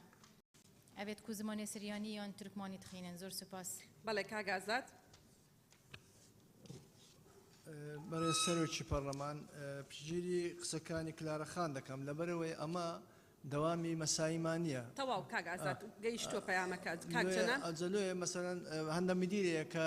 دەمەوێن دەبێت مەلاحەزەکە چییە مەلاحەزەکە هەندە میدیرەیە دەلێ تعلیمات ڕێنادا ساڵی سێم بێ لە مەکتەبمان بخینی لێ ئەوە ئەمە ناگریتەوە لۆمە ئێوارەمانە ئەگەر ئەو شتانە زۆر جار میدیرەکان تووشی ئەو مشکلەیە دەبن بەڵێ سپاس کاکجەنان پشگیری قسەکانی کاگازات و کلارەخان دەکەم زۆر سپاس ڕۆبینە خان بله برای سەرۆک پەرلەمان منیش هەروەکو هەوڕا برادرانم ئایا ئستثناء بووان پێکهاتە بێتەکردن وەکو ترکمان وەکو سریان سپاس زۆر سپاس کاک لوقمان بەڕێ سەرۆکی پەرلەمان سەبارەت بە مادەی 24 خاڵی یەکەم من 54 من خاڵی یەکەم تێبینیم هەیە کە بوار ئەدا بەو کەسانەی کە 2 ساڵ لەسەر یەک لە پۆلێکدا ئەمێننەوە یاخود بەهۆی تێپەڕبوونی تەمەن بەڵام لە خاڵی دووەمدا کە بوار ئەدا بەوانەی کە بە سەرکەوتووی پۆلەکان ئەنجاندن بواری گەڕانەوەیانەدا مەفروزە بوار بە بابەتێکی تریش بدرێ هەندە خەڵک ڕەنگە لە بەردۆخی تایبەت داوا بکە عوزرێکی مەشروعی هەبێ بتوانانی خوێندنی ئێواران درێژە پێبدا بەڕای من بوار بۆ ئۆش بدرێ قەتیس نەکرێت لە تەمەن و لەوانەی کە لە 2 ساڵ ئەمێنەوە لە پۆلێک لەسەر یەک سوپاس گوڵستان خان گوڵستان سعید بەڕێ سەرۆکی پەرلەمان پشگیری لە قسەکانی کاک لوقمانەکەم سپاس زۆر سپاس کاک یاسین بەڵێ سەرۆکی پەرلەمان پشگیری لە قسەکانی کاک لوقمان دەکەم زۆر سپاس زۆر سپاس دکتۆر ئیسماعیل برای سەرۆکە پەرلەمانی ئەس بێژم وەکوت پێناسە داهاتی و بۆ خواندنە ڕۆژەیە نویسی پەیڕەو کراو یا دوو جارە یا هاتی دوێدا و یا سێدا یا ئێکێدا یەکەم و دووەم ئەخیرەتە خوێندنی ڕۆژ ئەگە ببیتە پەیڕەو کراو چێت بیت باشتر بیتن سپاس بەڵێ کاک مەم ئەسکەندەر بنابێ خدای مەزن بەرێ سەرۆکە پەرلەمانی خواندنە ئێوارە دەرفەتێکە گەلێکە باشە بۆ قوتابیان بۆ هەندێک بەردەوامیە بدەنە خواندنە خوکە ئەڕمانجا مەژی پەروەردەکردنە نەوەیەکی ساخلام و پڕی معریفەیە لێ مخابن هەندێک دەڤەرنگەلێکی بەرفرە ئەو ستافێ پێدوی و جێ پێدوینینە و قوتابخانەی شەوێ بێنەڤەکردن یعنی هەر خەلکێکی هەیە هەژار و دەستکۆش بێ چەندێتێتە بێبەرگیرن و ڕەنگە ڕەوشە دارایانێکی هەکومەتێکی هەندەواری کار نەبیتن کون هەمی جا ئەوێ بوشاتیە پڕ بکێتن بەرەندێ پێشنیارتیم و ئەف 2 ساڵە ببنە 3 ساڵ خواندنە ڕۆژێ زۆر سپاس کاکچیا برای سروک پارلمانی آخفتنا مشلای کاک لقمانی بهاتا گرم پشتوانیوی کم تنها او کسی که بار آبوری وان بین روشول بکن شف دوام بکن مجال بته دانه زور سپاس زۆر سپاس مژدە خان برای سەرۆکی پەرلەمان سەبارەت بە مادەی 54 ئەوانەی کە 2 ساڵ ماونەتەوە لەگەڵ ئەوانەی کە تەمەنی یاسایی خوێندنگی ڕۆژیان تێپەڕاندووە یعنی هەر لەو دووە خاڵەدا چڕ نەکرێتەوە ئێستا خەڵک هەیە باوکی لە ژیاندا نەماوە یاخود کەسبکەریان نییە و هیچ موچەیەکیان نییە یعنی ئەگەر هەیە خوێندنەکەی دەکاتە ئێواران بۆ ئەوەی بەڕۆژ کار بکە و خوێندنەکەشی لە کیز نەچێ پێشنیار دەکەم یعنی بە شێوەیەک ڕێک بخرێتەوە هەر لەو دوو جیهەتەدا نەبێ سپاس بەڵێ سپاس سەرچنار خان دەستخۆش من تێبینیەک مە بۆ سەرۆکی پەرلەمان هەل بوو ینی خۆم سەیری مادەکەم کرد دەستخۆش باش مادەی 55 بەڵێ بەڕێز سەرۆکی پەرلەمان تەوەری دووەم خوێندنی ناپێڕەوکراو مادەی 55 بەڵێ دەبێت ماوەسەنەجاتم بیر چوو بوو لەگەڵ کاک ڕۆمیۆ ببوورە کاک ڕۆمیۆ فەرموو دوای ماوەسەنەجات بەڕێز سەرۆکی پەرلەمان مادەی 54 لە بڕگەی یەکەم من پشگیری لە برای بەڕێزم کاک لوقمان دەکەم بۆ مەسلەی چونکی ئێمە ماشەڵڵا ئەوەندە حاڵەتی لە ڕاددەبەدەر یاخود با بڵێن لە دەست ئێمە نەبێ خەڵک زۆر ناتوانێت بەردەوامی بە خوێندن بدات دوام من وابزانم من کۆچیەک لە نێوان بڕگەی یەکەم کە دەڵێ کە بەهۆی مانەوەی 2 ساڵ لەسەر یەک لە هەمان پۆل یاخود بەهۆی تێپەڕبوونی تەمەنی یاساییان مافی بەردەوامە بوونیان لە قوتابخانەی بنەڕەتی ئامادەی نییە لەگەڵ خاڵی بڕگەی دووەم کە دەڵێ بەسەرکەوتووی ئەو قوتابی خوێندکارانەی خوێندنی ئێواران بەسەرکەوتووی ئەنجام دەدەن و لە تەمەنی یاسایی خوێندنی بنەڕەتی یان ئامادەین دەڵێ ئەوانەی لەو تەمەنەن بەڵام لەوە دەڵێ ئەوانەی کە لەبەر هەر هۆکارێک تەمەنەکەیان تێپەڕاندووە ئەمە ناکۆک نییە زۆر سپاس و هەروەها پشگیری لەو بەڕێزانە دەکەم کە باسی ئیستیسنایەک بکرێت بۆ خوێندنی سریانی و تورکمانی و خوێندنەکانی تر بە زمانیدا بەڵێ سپاس فەرمامۆستا برای سەرۆکە پەرلەمانی پێشکیە ئەس پشتەبۆنیە کاکمەمی دکەم سەبارەت مۆدێ 54 نمونەکە یۆزێندی هەکەم بەرێ خب داینێ ئەش قەدەشە چوە ئۆمێدیە من چۆز گەنج دیتن و دێچینە ئۆمێدیە نێزیکی ماغا بوو منگال خۆ برن مناقشە منگال کرد هەیەکی مناقشە گال کرد چۆ گەنج بوون ئێکی سەفا هەفتێ هێلە بوو هەت چرا هێلە بوو بەس چوە بوو ئێکی خوب بخۆ هێلە بوو ینی ئۆرازومەندانە هێلە بوو هەسێکی دی کارت کرد بەس نەبوونەوە خوندنو ئێواری کومەلگەهێکی وەکی بوونمونە هەمی کومەلگەهەوە بەس بوونمونە ئەف سامپڵال قەدشێ بوو یعنی سامپڵاک بوو نشکاکێ بوو بسڵتفا بوو ینی نەیۆدی ڕۆسات کردی بوو شۆرە تنێ ئێکی حەزەخۆیە دی هەستێک کو نەبوونە خوندنو ئێواری بوو لەبەر هەندێ ئەف تەمەنێ 2 ساڵ دیتنۆمژی یۆکێمە ینی بۆ کومەلگەهە چ بێژم ینی بێژم 3 ساڵ 4 ساڵ بەکری بیت یعنی تیبیۆدی ڕۆسەتێک بوو بێتەکردن و معالجەوە کێشە بکەن بۆ کومەلگەهە و زۆر سپاس بەڵێ زۆر سپاس ئێستا مادەکە بخوێنەوە بەڕێز وەزیر سەرۆکی پەرلەمان با قسە بکە مەهوساشنا ببوور بەڵێ فەرموو جەنابی سەرۆکی پەرلەمان تەنها بۆ تەوزیحێک لە ڕێنمایەکانی سیسنا بۆ چەند حاڵەتێکراون ئەوانەی کە فەرمانبەرن ئەوانەی کە بە خێوکاری خێزانن ئەوانەی کە خۆیان خێزاندارن ئەوانەی سیسنایان بۆ کراوە بەڵام هەموو ئەوانە دەبێت بە دۆکۆمنت بسەنوێنرێ ئەوەی سەبارەت بە پێکهاتەکانیش بۆ برایانی تورکمانی و سریانی ئێمە لە جەلسەکانی پێشوو ئاماژەمان بۆەوەدا لە شوێنێک گەر قوتابخانەی ئێواران نەبێ ئەوانە بەردەوامە بن لە قوتابخانەی ڕۆژ بەڵێ زۆر سپاس مامۆسەفەر بەڵێ بەڕێز سەرۆکی پەرلەمان تەوەری دووەم خوێندنی ناپەیڕەوکراو مادەی 55 دەبێت وەزارەت و قوتابخانەی خوێندنی ناپەیڕەوکراو تەرخان بکات کە خوێندنی خێرا و خوێندنی نەهێشتنی نەخوێندەواری لەخۆ دەگرێت سپاس بەڵێ سپاس کێ لەسەر و مادەی قسەی هەیە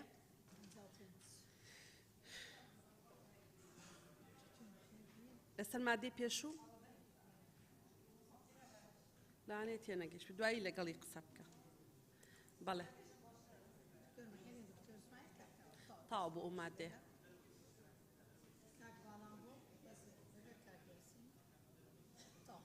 بەڵێ بەڕێزان دکتۆر محێدین کاک کاوە دکتۆر ئیسماعیل کاک باڵامبۆ کاک یاسین کاک یاسین فەرموو بەناوی خودای گەورە و مهرەبان بەڵێ سەرۆکی پەرلەمان دەڵێ مادەی 55 دەڵێ دەبێت وەزارەت خوێندنی قوتابخانە و خوێندنی ناپەیڕەوکراوی تەرخان بکات کە خوێندنی خێرا خوێندنی نەهێشتنی نە خوێندەواری یعنی خولی نەهێشتنی نە خوێندەواری بێڵێتەوە بەڵام پرسیارەکە ئەوێ لە جەنابی وەزیری کەسێک ئەگەر لە تەمەنێکی مەسەلەن 50 ساڵی بچێتە نە خوێندەواری بۆ نمونە بتوانێت قۆناغەکان هەموو ببڕێ دەتوانێت بچێتە زانکۆیان نا لەبەرەوەی حاڵەتێک هەبوو چەند ساڵ پێش ئێستا زۆر کەسمان هەبوو لە دایرەکان پێیان دەگوتن نەخوێندەوار بە شەوانە هاتن تەمەنیشیان زۆر بوو و شەشیشیان تەواو کرد بە خوێندنی خێرا کەچی دوایە شهادەکانیان بۆ نەبەسترا لەگەڵ مەعاشی دەمانێت ڕوونکردنەوەی تەواومان بداتێ ئایا ئەو کەسانە دەتوانێت شهادەکانیان بەیانی بن مەسەلەن بۆ دامەزراندن کەڵکی لێوەردەگرن یان نا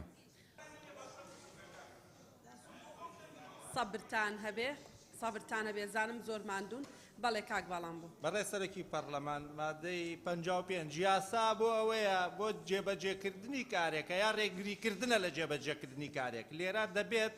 شێوەیەکی مەتاتێ دەبێت یعنی ئەتوانی بیکەی و ئەشتوانی نەیکەی ئەگەر ئەمە یاسایە بەڕاستی ئەمە لێرە یان پێویستە بکرێت بە پێویستە یان دەبێتەکە ئەبێ لا ببرێت وەکو ئاماژەم پێدا لەبەرەوە ئەمە نە ڕێگریکردنە لە کارێک نە مولزەمکردنە بە جێبەجێکردنی کارێکەوە ئەوە هەر بە ڕێنمایی شەتوانێت دەربکرێت و پێویستی بە ئەوە نییە لە ناو یاسا جێگەی بکرێتەوە زۆر سپاس دکتۆر محێدین بەڕێز سەرۆکی پەرلەمان ئەو مادەیە بۆ ڕێخستنی دوو بابەت یەکەم خوێندنی خێرایە دووەمیان وتری بە پەیوەندی بە نەهێشتنی نەخوێندەواری بۆ پێشنیار دەکەم ئەو مادەیە لەگەر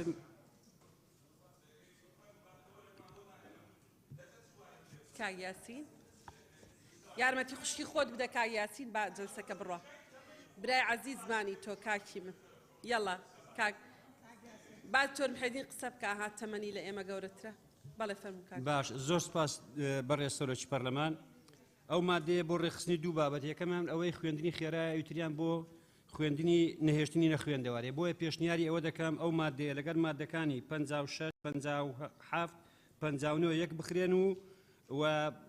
بکرێتە سێ بڕگە لە دوای ئەوە دواتر مادەی 59 بە دوادا بێت زۆر سپاس زۆر سپاس کاک کاوە وڵا بەڕێز سەرۆکی پەرلەمان مەسەلەی خوێندنی خێرا ئەوە شتێکی باشە و شتێکی گرنگە کە ئەو مادەیە لێرە جێگیر کراوە بەڵام وەکو دکتۆر مەحیەدین پشگیری لە بۆچوونەکەیە کە مەکرێتن هەمووی بکرێتە یەک یاخود بکرێتە بڕگێک لەگەڵ مادەی 56 و 57 و ئەوانە بکرێتە یەک مادە و لێرش بە تەواوی ڕوون کراوەتەوە بەڵام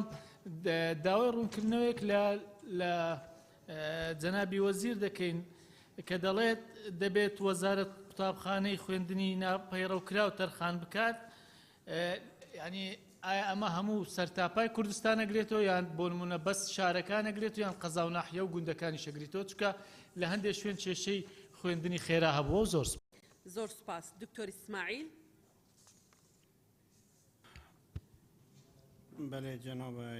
سەرۆکە پەرلەمانێکی بدایەتێن پرسیارێکە هەی بشتن ئەو یەتکو پەیوەندی قوتابیە نەکردی باشەمە بەرینێکە گوتی یا پابندکراوەیە یعنی ملزمە باشە بوو نەهاتی عقوبەکردن حتا کو 2 ساڵە مینیت نەشتە مەدرسێ تێبینیە منە دوێ مەدەم ئەف بۆ ئەف بابەتە ئەف مادە بوو هەندێک چارەسەرکردنەوەن کەسەوێت ظروفێت وانە بووینە ئەگەر نەچوینە مەدرسێ و نەخواندین ئەم هەند قەیت نەکەین 16 ساڵێشی کەمتر نەبیتەکە زیاتر ئەم مێدی بکەین مرونەتی بدەینێ دا پتر چارەسەریە وی بابەتی بکەێت و سوپاس بەڵێ زۆر سپاس کاکتۆر بەڕێز وەزیری پەروەردە قسەتان هەیە بەڵێ دوو پرسیارمان ئاڕەسەکراوە کاکاوە و کاک یاسین سەبارەت بۆی بەڕێز کاک یاسین لە مادەی 59 ئەوەی نەهێشتنی نەخوێنەواری باسەکە خوێندنی خێرا کە ئەو پێنج ئاستا بڕێ هەتاوەکو پۆلی 9 حسابە نوێی بنەڕەتی واتە شادەی نوێی بنەڕەتی وەرەگرێت دوایی ئەتوانێت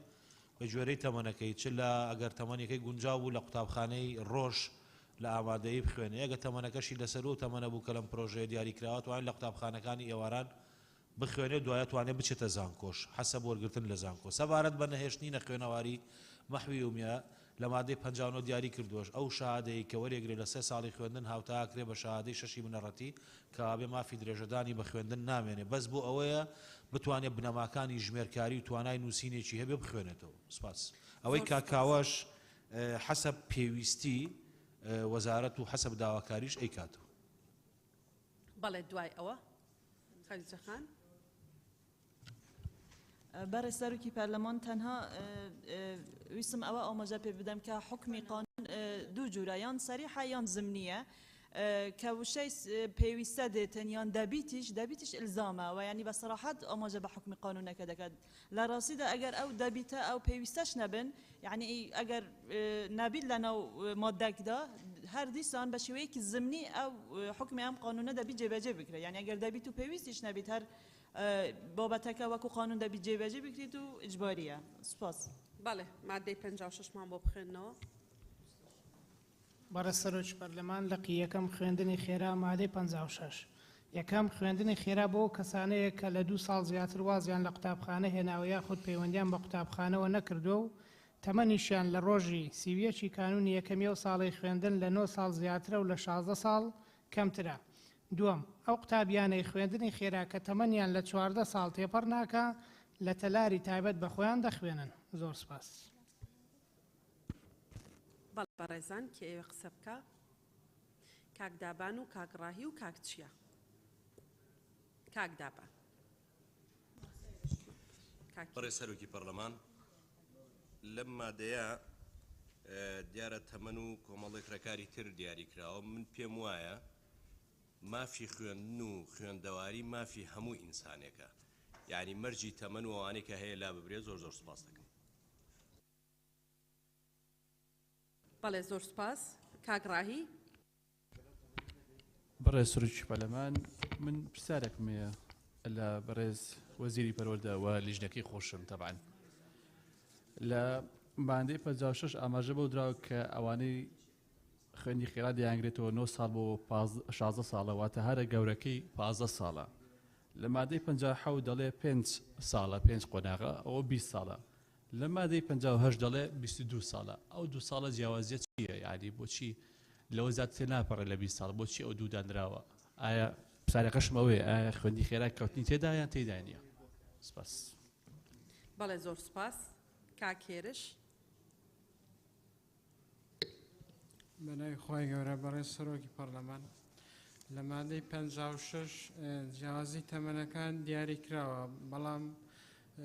لە بڕگەی دووەم دەڵێ ئەوانەی ئەو قوتابیانەی خوێندنی خێرا کە تەمەنیان لە 14 ساڵ تێپەڕ ناکات لە تەلاری تایبەت بە خۆیان دەخوێنن ئەی 15 ساڵەکە دیاری نەکراوە لێرەدا ئەوان چیان بەسەردێ سپاس بەڵێ زۆر سپاس کاک چییە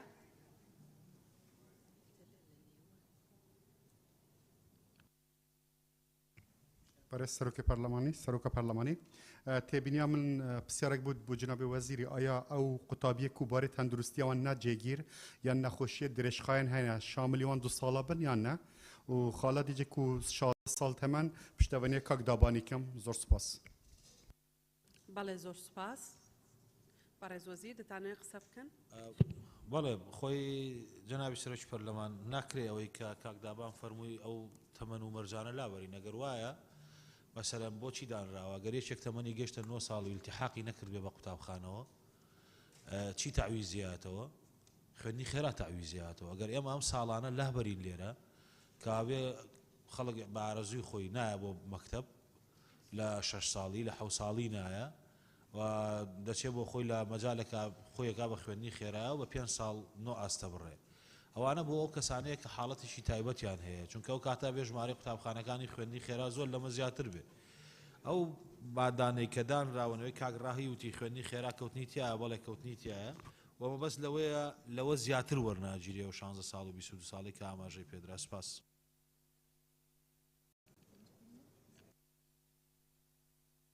بەڵێ مادەی دوایەوەمان بۆ بخوێنەوە بەڕێزان بەڕێز سەرۆکی پەرلەمان لەقی دووەم ئاستەکانی خوێندنی خێرا مادەی 57 ماوەی خوێندن لە قوتابخانەکانی خوێندنی خێرا 5 ساڵە و ئەم 5 ئاستی خوارەوە لە خۆ دەگرێ. ئاستی یەکەم هاوتایە بە ئاستی پۆلی یەکەم و دووەمی قۆناغی بنەڕەتی. ئاستی دووەم هاوتایە بە ئاستی پۆلی سێم و چوارەمی قۆناغی بنەڕەتی. ئاستی سێم هاوتایە بە ئاستی پۆلی پێنجەم و شەشەمی قۆناغی بنەڕەتی. ئاستی چوارەم هاوتایە بە ئاستی پۆلی حەوتەم و هەشتەمی قۆناغی بنەڕەتی. ئاستی پێنجەم هاوتایە بە ئاستی پۆلی نوێمی قۆناغی بنەڕەتی. زۆر سپاس. بەڵێ بەڕێزان کێ لەسەر مادەی 50 قساکە 57 ببورن مادەی 50مان بۆ بخوێنەوە.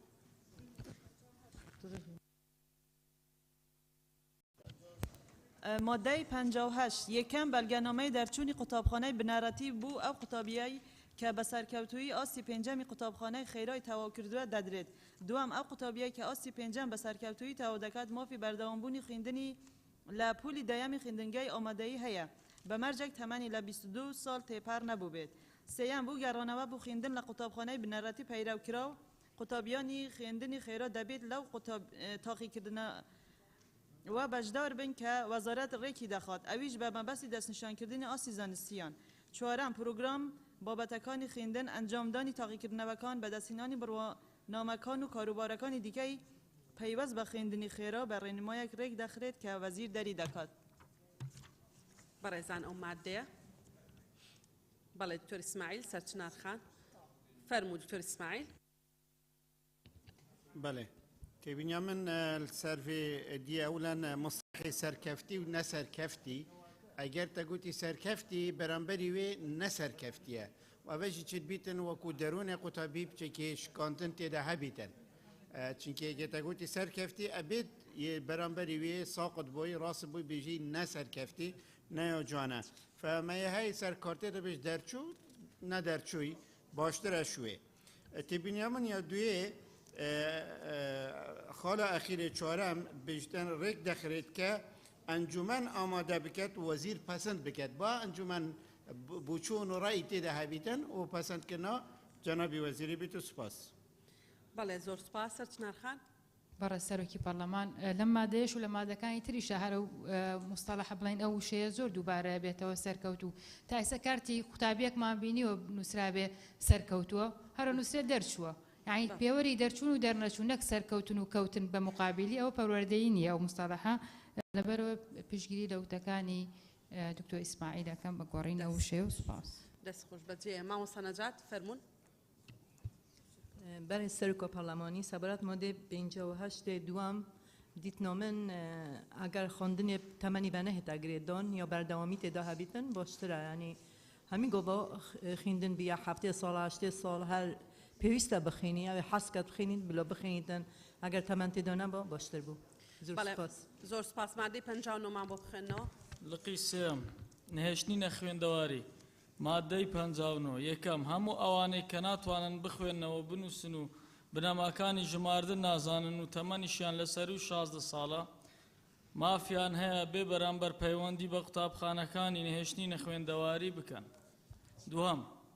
خوێندن لە قوتابخانەکانی نهێشتنینە خوێندەواری لە 3 ساڵی خوێندن پێک دێت و هەر کەسێک بە سەرکەوتووی ئەو قۆناغە ببڕێت بەڵگەنامەی دەرچوونی نهێشتنینە خوێندەواری پێدەبەخشرێت کە هاوتایە بە بەڵگەنامەی دەرچوون لە پۆلی شەشی خوێندنی بنەڕەتی.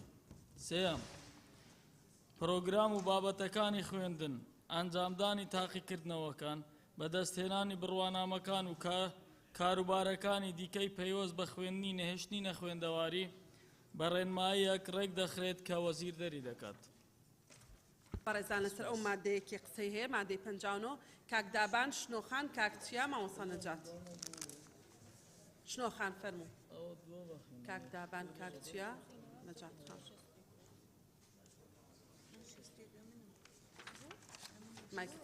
مایکەکەت ئیژەکە گەلاوێش خان دکتۆرە گەلاوێش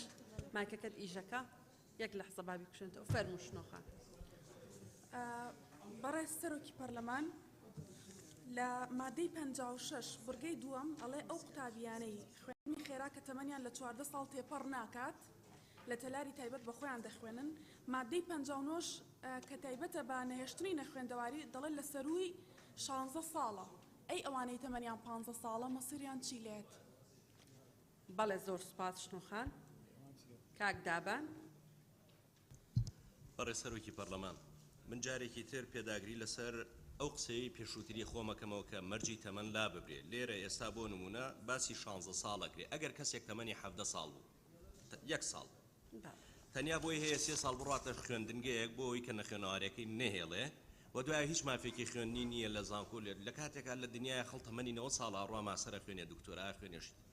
ینی ئەم دەرفەتە بۆ بسەندێتەوە لە کەسێک تەنیا لەبەر ساڵێک من جارێکی تر پێداگری لەسەر ئەو بۆ چووناکەمەوە کە ئەم مەرجە لا ببرێ ئەمەش بخرێتە چوارچێوەی ئەوە هەمان ئەو مەرجانی پێشووتر با بۆ کەسێکیش کە تەمەنەکەی بەرزە هەژمار بکرێنی زۆر سوپاس بەڵێ زۆر سوپاس کاک چییە بەڕێز سەرۆکە پارلەمانی برگا دوێ من تێبینیە کەبی ئەو کەسێک و بەلگەنامە دەرچوێ وەردەگرێت هاوتەیە دەگەل شەشەی خواردنی بەرەتەی ئایا ئەو قوتابی پشتی بەلگەنامە شەشە بنەڕەتی وەرگرت شێت دەست پێ بکرد بۆ یەکێ ناوەندی دەستە خواردنا ناوەندی بکرد یان نە وێرە دیار نەکرێت ئایا قوتابی پشتی دەرچوێ ئامادەیە ناوەندی دەست پێ بگرێت یان نە ئەو بەلگە اعتبارە خۆ هەیە زۆر سپاس بەڵێ نا نییە تێگەر سێریەوەی خوێنی بنەڕەتی بکەن ئەڵێ 19 ساڵ بووە بێت تەواوی کرد بێ بنەڕەتی ێ 16 و 3 کاتە 19 مامۆستا نەجات فەرموو برای سەرۆکە پەرلەمانی هەکام سەحکەینە نۆڤنیشانێت بی مادەی نەهێشتنی نەخیندەوەری بەس هەکام بەیەخبدەینە نۆڤاروکۆ برگۆ ئێکێ بیتن مافیا هەیە ینی کەتە اختیاری نۆکەتە ئیجباری و ئەبخۆ عینۆنێ نەهێشتنی نەخیندەوەریە زۆر سوپاس یعنی تبیا مافیان هەیە دەبێت ئیجبار بێتاکردن دەبێتەوە دەبێت زۆر سوپاس کاک مەم ئەسکەندەر سوپاس مامۆستا بەڕێز سەرۆکی پەرلەمان قسەکانی من کران سپاس بەڵێ زۆر سوپاس بەڕێز وەزیر دەتانەوێت قسە بکەن نەوەڵا بەس بەڕێز سەرۆکی پەرلەمان تەنها یەک تەوزیحم هەیە لەو شوێنانی کە ئاڵێ ڕێنمایەک لەلایەن وەزیر بڕیاری لێدا خۆزگە وەزیر نەبووە بەڵام چی بکەین بارە قانونیەکەی وایە تعلیمات بەس بە فەرمانی وەزیر دەرەچێت بۆی هەیە بەس لەلایەن وەزیرەوە دەرچێت لەبەرەوە ئەو بابەتە بارێکی قانونیە ئەگەر ئەم تعلیماتانەش کە بەلاتانەوە زۆرە ئێمە سیستمی قوتابخانە بنەڕەتی و خوێندنگە ئامادەیەکانی 2009مان هەیە دوو کتێبە لە ئەنجومەنی وەزیران دەرچوو کاتێک کە ئەمە دەرەچێ ئەو سیستمە ئەو پێڕەوە دەرناچێ تەنها دوو پێڕەو بە بەهرەداران و تاقیکردنەوەکان ئەنجومەنی وەزیران دەریە سپاس بەڵێ بەڕێزان مادەی دوای ئەومان بۆ بەڕێز سەرۆک پەرلەمان لقی چوارەم تاقیکردنەوەی دەرەچی مادەی شێست وەزارەت ساڵانە تاقیکردنەوەی دەرەچی بۆ ئاست و بابەتەکانی خوێندن ڕێک دەخات بەم شێوەیە خوارەوە یەکەم هەر کەسێک تەمەنی 19 ساڵی تێپار کردبێت و خوێندنی بنەڕەتی تەواو نەکردبێت دووەم هەر کەسێک تەمەنی 24 ساڵ تێپار کردبێت و خوێندنی ئامادەیی تەواو نەکردبێت سێهەم هەر کەسێک تەمەنی 28 ساڵ تێپار کردبێت و خوێندنی پەیمانگای پەروەردەیی تەواو نەکردبێت چوارم هەر کەسێک ئەو تاقیکردنەوانەی کە لە بەرگەکانی یەکەم و دووەم و سێەمی ئەم مادەیە دەقنووس کراون بەسەرکەوتووی ئەنجام بدات بڕوانامەی تەواوکردنی خوێندنی ئەو بابەتە یان قۆناغی خوێندنە دیاریکراوەی پێدەدرێت بەڵێ بەڕێزان کێوێ قسە بکە مامۆستا هەڵەز سەرچنارخان دکتۆر ئیسماعیل کاک باڵام بۆ کاک حاجی هەڵکەوت مامۆستا شەمۆڵ کاک حاجی هەڵکەوت بەڕێز سەرۆکی پەرلەمان هەر خودی مادەکە ناخوێنەوە لە بەرکات ئەڵێ مەرزار لە مادەی یەکاڵێ مەرزار نەکرێت بە تەمەنی خوێندن ڕەساوی نالەباری ژیان و نەبوونی بۆ بکرێت چونکە زۆر لەو کەسانە پاش تەمەنی 30 ساڵ بۆ بڕوارنامە دەخوێنن بۆ بەرزکردنەوەی ئاسی زانستیان بۆ نمونە من خۆم تەمەنم 52 ساڵە ئیسا خوێنم هەنی با مەرزار نەکرێت ئەو خاڵە زۆر سپاس زۆر سپاس کاک باڵام بۆ زۆر سپاس بەڕێز سەرۆکی پەرلەمان بەڕاستی من پێم وایە دانانی ئەم تەمەنانە بۆ خوێندکاران پێشێلکردنی مافەکانێتی لە کاتێکدا لە زۆربەی وڵاتانی دنیا خوێندن بۆ گەورە ساڵان هەیە حکوومەت هێرێمی کوردستان ئەبێ دەعمی ئەم پرۆژەیە بکا بۆی هاوڵاتیان ئاستی ڕۆشنبیریان بەرز بێتەوە و بتوانن هەمویان لە پەروەردە و فێرکردن سوودمەند بن. حکومت چ زەرەرێک ئەکا ئەگەر کەسێک تەمەنی 40 ساڵ بێ بڕوا لە شەشی بڵین لە پۆلی شەشەم بخوێنێ یان لە نۆیەم بخوێنێ. لەبەرەوە من لەگەڵ ئەوان بەڕاستی تەمەنەکە هەڵبگیرێ، چونکە بەبوونی ئەم تەمەنە غەدرێکی زۆر لە خەڵکانێک ئەکرێ کە ئارەزوومەندن بەبێ ئەوەی حکوومەتی هیچ پاڵپشتێکیان بکا لەسەر تێچووی خۆیان بڕۆن بخوێنن و ئەشبینین حکومت ئەوانەی کە لە تەمەنی خۆیانان ئەخوێنن یەشتا تەعینیان ناکەن. ئێترسی چی هەیە لەوەی ئەگەر کەسێک لە 40 ساڵی و 50 ساڵیا بڕوا بخوێنێ؟ پێم وایە ئەمە داوای دامەزراندن لە حکومت ناکە. لەبەرەوە لەما 100% پشتگیری کاک حاجی هەڵکەوتم و ئەبێ ئەم تەمەنە لا ببرێ بۆ ئەوەی غەدر لەو خەڵکانە نەکرێ کە خۆیان ئارەزوومەندن بگەن بە ئاماژی خۆیان. بەڵێ زۆر سپاس. مامۆستا هەڵەس. برای سروکا پارلمانی تبینید من سر تاقیکردن درکی ماده 6 اوه برگه که دیتر بیت اضافه کرنه برگه تسلسل پنجم ارکی وزارت آسانکاری بو خوێندکارانی درکی بکات که لنزیکترین شوین تاقیکردن وکیان انجام بدن بو نمونه لقضاکان.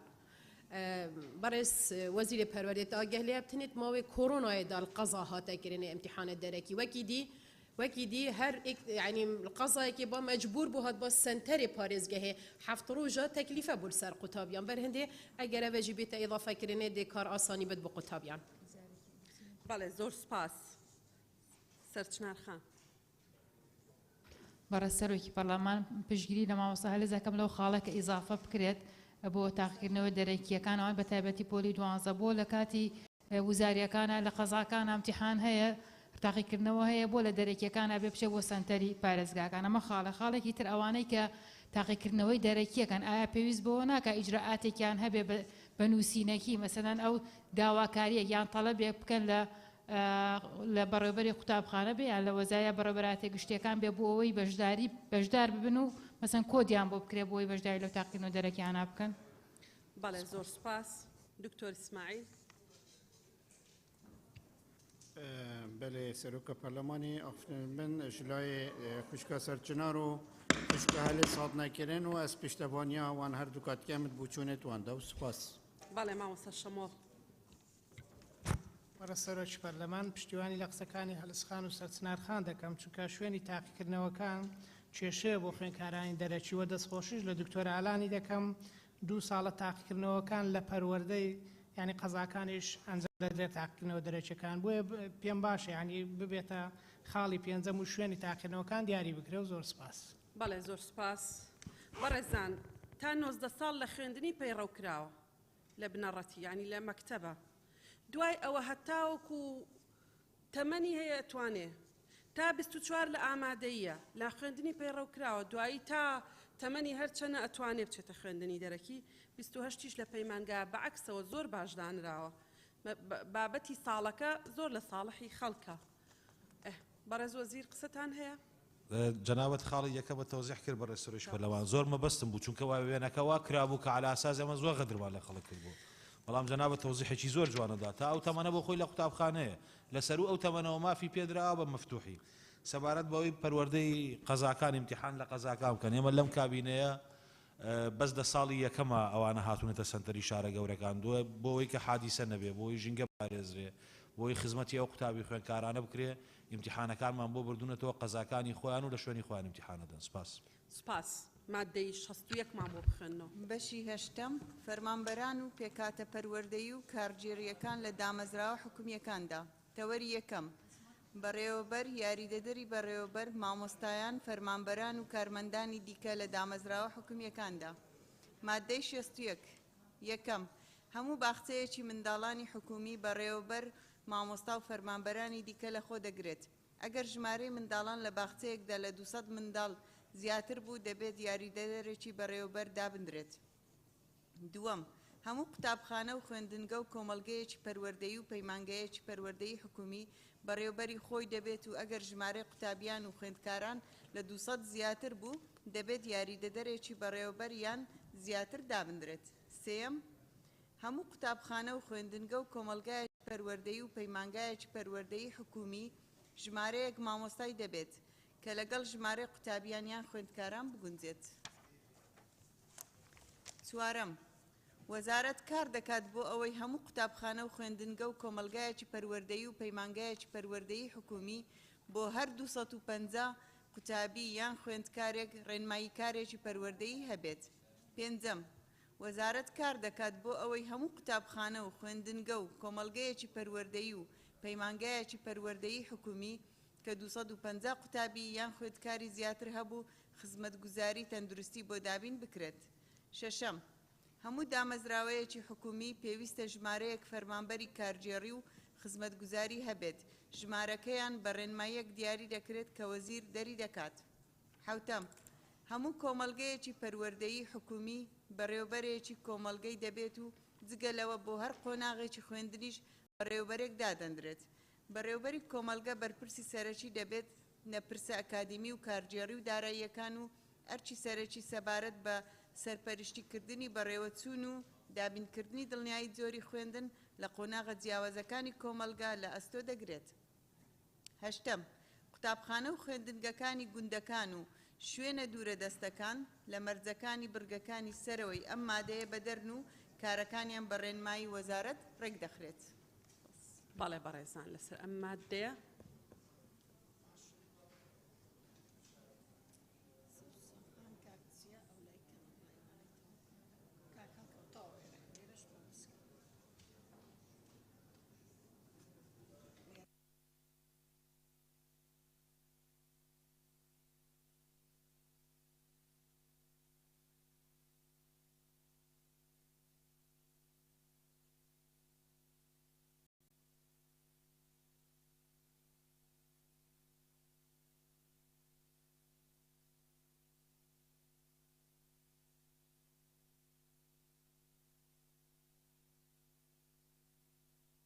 دێ تاواکەین دوای ئەوە جەلسەکە هەڵەگری.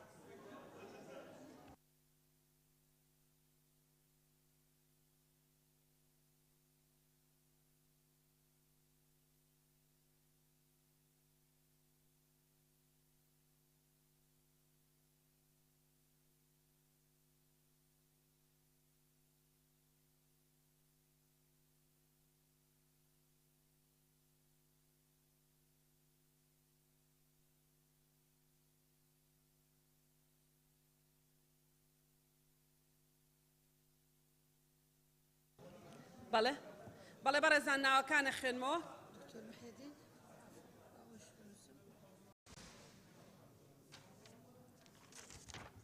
گوڵستان خان، گوڵستان سعید، کاک لوقمان، کاک باڵامبۆ، کاک سەرکۆ، کاک بەڵێن، شادی خان، کاک دابان، شیرین خان، شیرین ئەمین،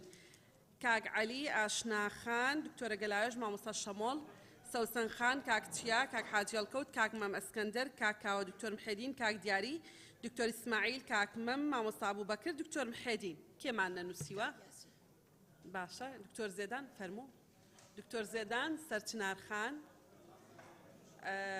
مامۆستا هەڵەس، بەدرێ خان، مژدە خان، سەرچاو.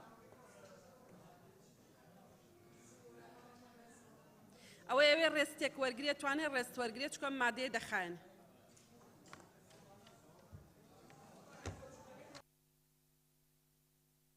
بەڕێزان ڕێی زۆرینەوەی هەڵێگرین بۆ ڕۆژی سێشەممە.